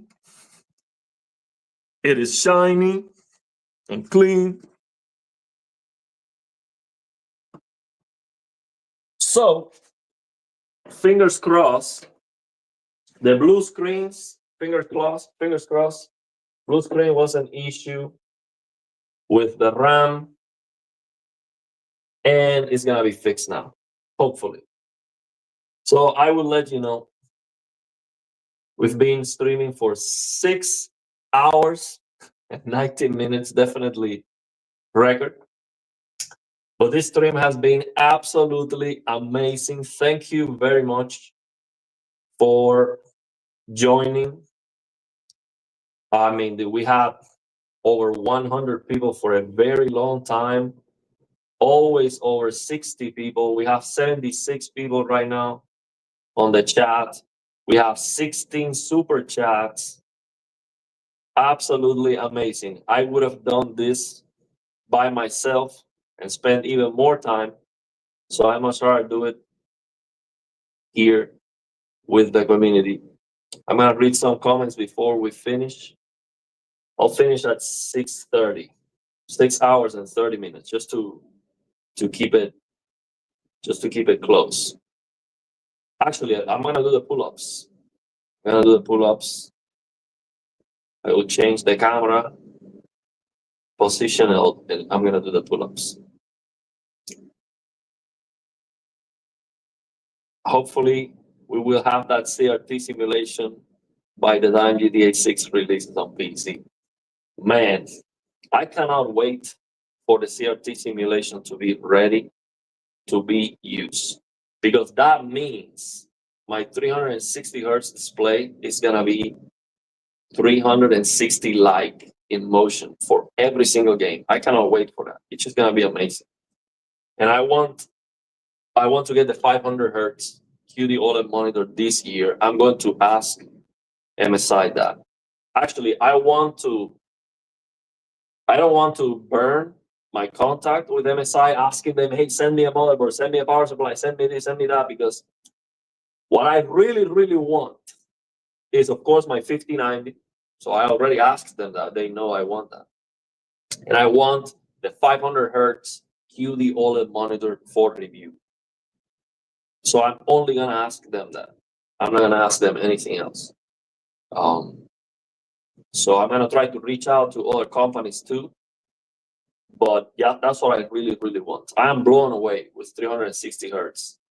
And I can actually use that in some games, 360 FPS. But it's very demanding. But 500 hertz is gonna be almost impossible. But with the CRT simulation, will be possible, and it will be absolutely amazing. So I cannot wait for that. Thoughts on QD OLED monitors? I bought a Gigabyte. I heard QD OLED cannot be cleaned without scratching them. Yeah, big problem cleaning the QD OLED monitor. What I would recommend you is use a cloth and do this to get the dust off. Just do this, or get a electric blower, which I'm going to buy an electric blower to blow off the dust, and that should be safer. But yeah, if you see a fingerprint or something, what a mess! It is so tough to remove. So the best thing you can do is use a microfiber cloth with a little bit of moisture, not water. Don't put water all over it. Just a little bit of moisture. You touch that fingerprint and then use the dry one to clean it up. Very tough.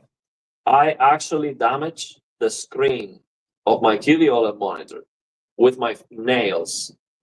It was dark, completely dark room, and I lowered the height of the monitor, and I didn't think about it. So I went to touch the controller, and I touched the screen like this. And by touching the screen like this with my fingers at this speed, like this, I scratched it.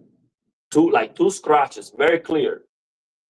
And I used a cloth like this, and I rubbed the two scratches, and they went almost away completely.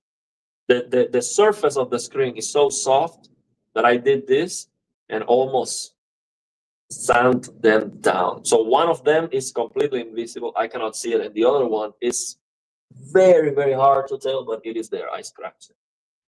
So be very careful. Not a big deal, but be very careful. The average person doesn't know what service menu is. So unfortunately, if Samsung does something over the firmware, that's 99% of the people won't fiddle with advanced stuff. That's true. That is true. But the thing is, when Samsung updates the firmware, if you change the service menu settings, you have to go back and change them again. But if you've never touched the service menu, that shouldn't affect anything. Only the S95B was affected. And if you go back to the service menu, then you get the brightness back for the most part. So that shouldn't ever be an issue. So they're saying you scratch yours with a microfiber cloth. I heard it is best to use cloth that people use for cleaning glasses. You know, I didn't have success with the cloth that I use for my glasses. It is too compact. So yeah, try your best, but be very careful. So let's do it. To finish the stream, I'm going to set up my camera. We're gonna do some pull-ups. When I finish the stream strong, let me change this. We're gonna change this. Let's go. I'm going to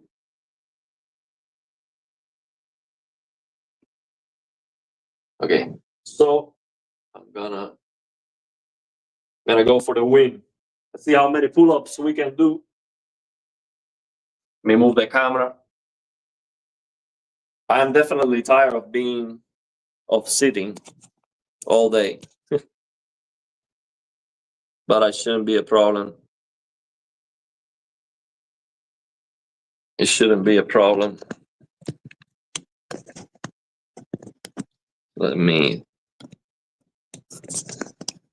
see if I can bring this up.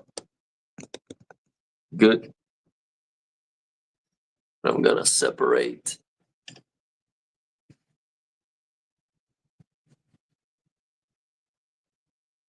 I have the bar right here. Right here, I have the bar. Whoops. Let me.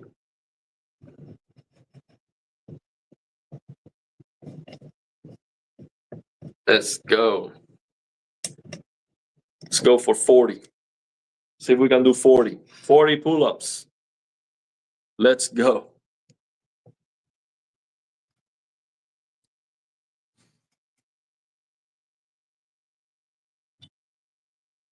So here it is. Here it is, the ultimate challenge. The ultimate challenge. Man, I like this so much to have a pull-up bar on my basement. This is awesome. I can do pull-ups anytime, any day. It doesn't matter if we have snow, whatever. I am always ready. Let's go. Let me get rid of this. But we can keep this one, it's okay. We don't need high definition pull-ups.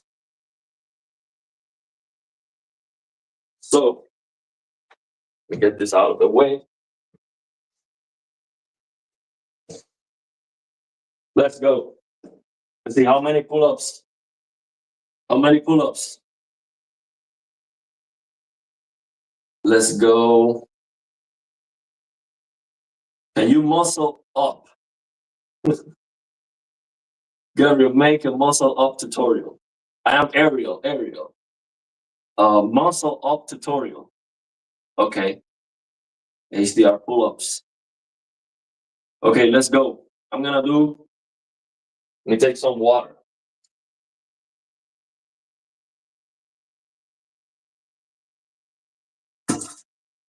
I think I have to warm up a little bit.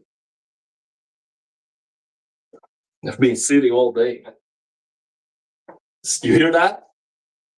You heard that? That's my back. So I'll show you how I crack my back. Let me see if you can see this. I do this. Look. No, you cannot see this. So what I do is I basically. Oh, I'll show you this. So here's what I do. I put my hands here, and then I do this. And after that, I do this. And then I stretch my back like this. See? That's a warm up.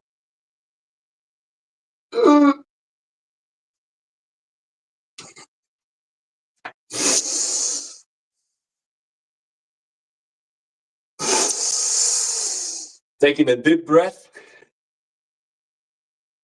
Let's go.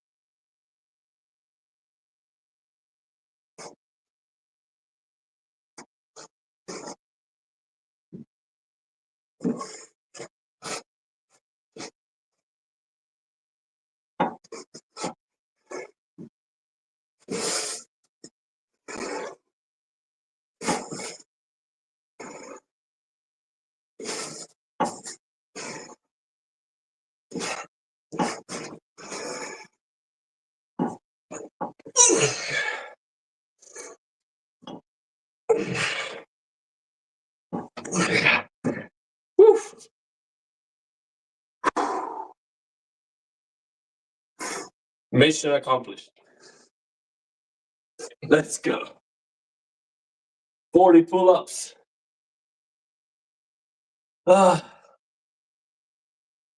Let's go. Oh man. Yeah, those are not the prettiest pull-ups, but that's my personal best. That's what matters. Actually, my personal is 45. But yeah, today I didn't eat. So yeah.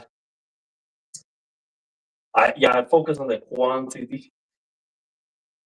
So it's like my mindset is do whatever it takes. Whatever it takes to pull up. Woo.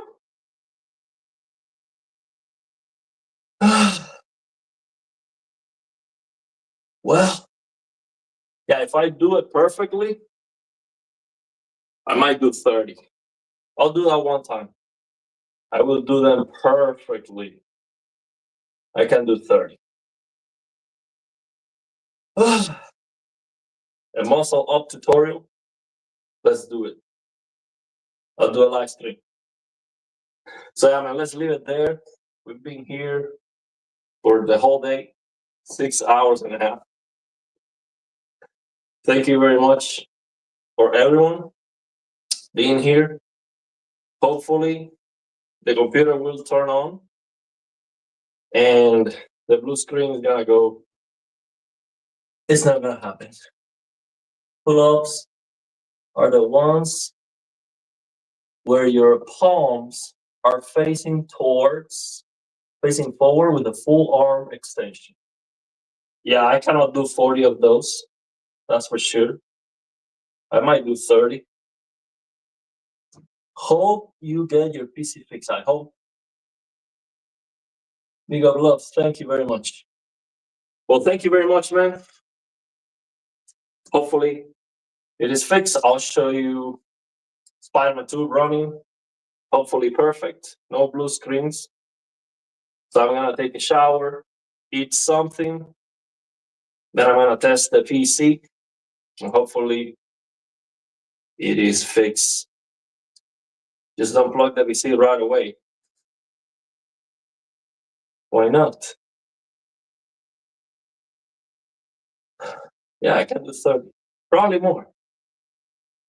There might be some water droplets from the air. Okay. So just let them evaporate. The latest NVIDIA driver was crushing blue screens. Yeah, if I still get the blue screens, I'm going to revert the drivers. Okay, I'll wait a bit because I'm gonna take a shower and eat something. Again, that was 40 pull-ups with no food the whole day, just a little bit of leftover during the morning. And right now,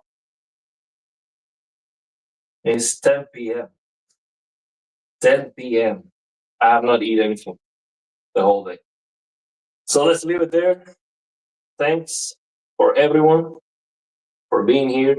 This was absolutely amazing. Thank you very much. I will, share the results and see what happens. Yeah, I don't drink Red Bull, just water. 5 a.m. here. Well, thank you very much for being here. You definitely help a lot. You help a lot with your tips and everything. Thanks everyone. Brandon, Blaine the Emperor, everyone. Thank you very much, man. You guys take care and have a good one. I will end this stream here.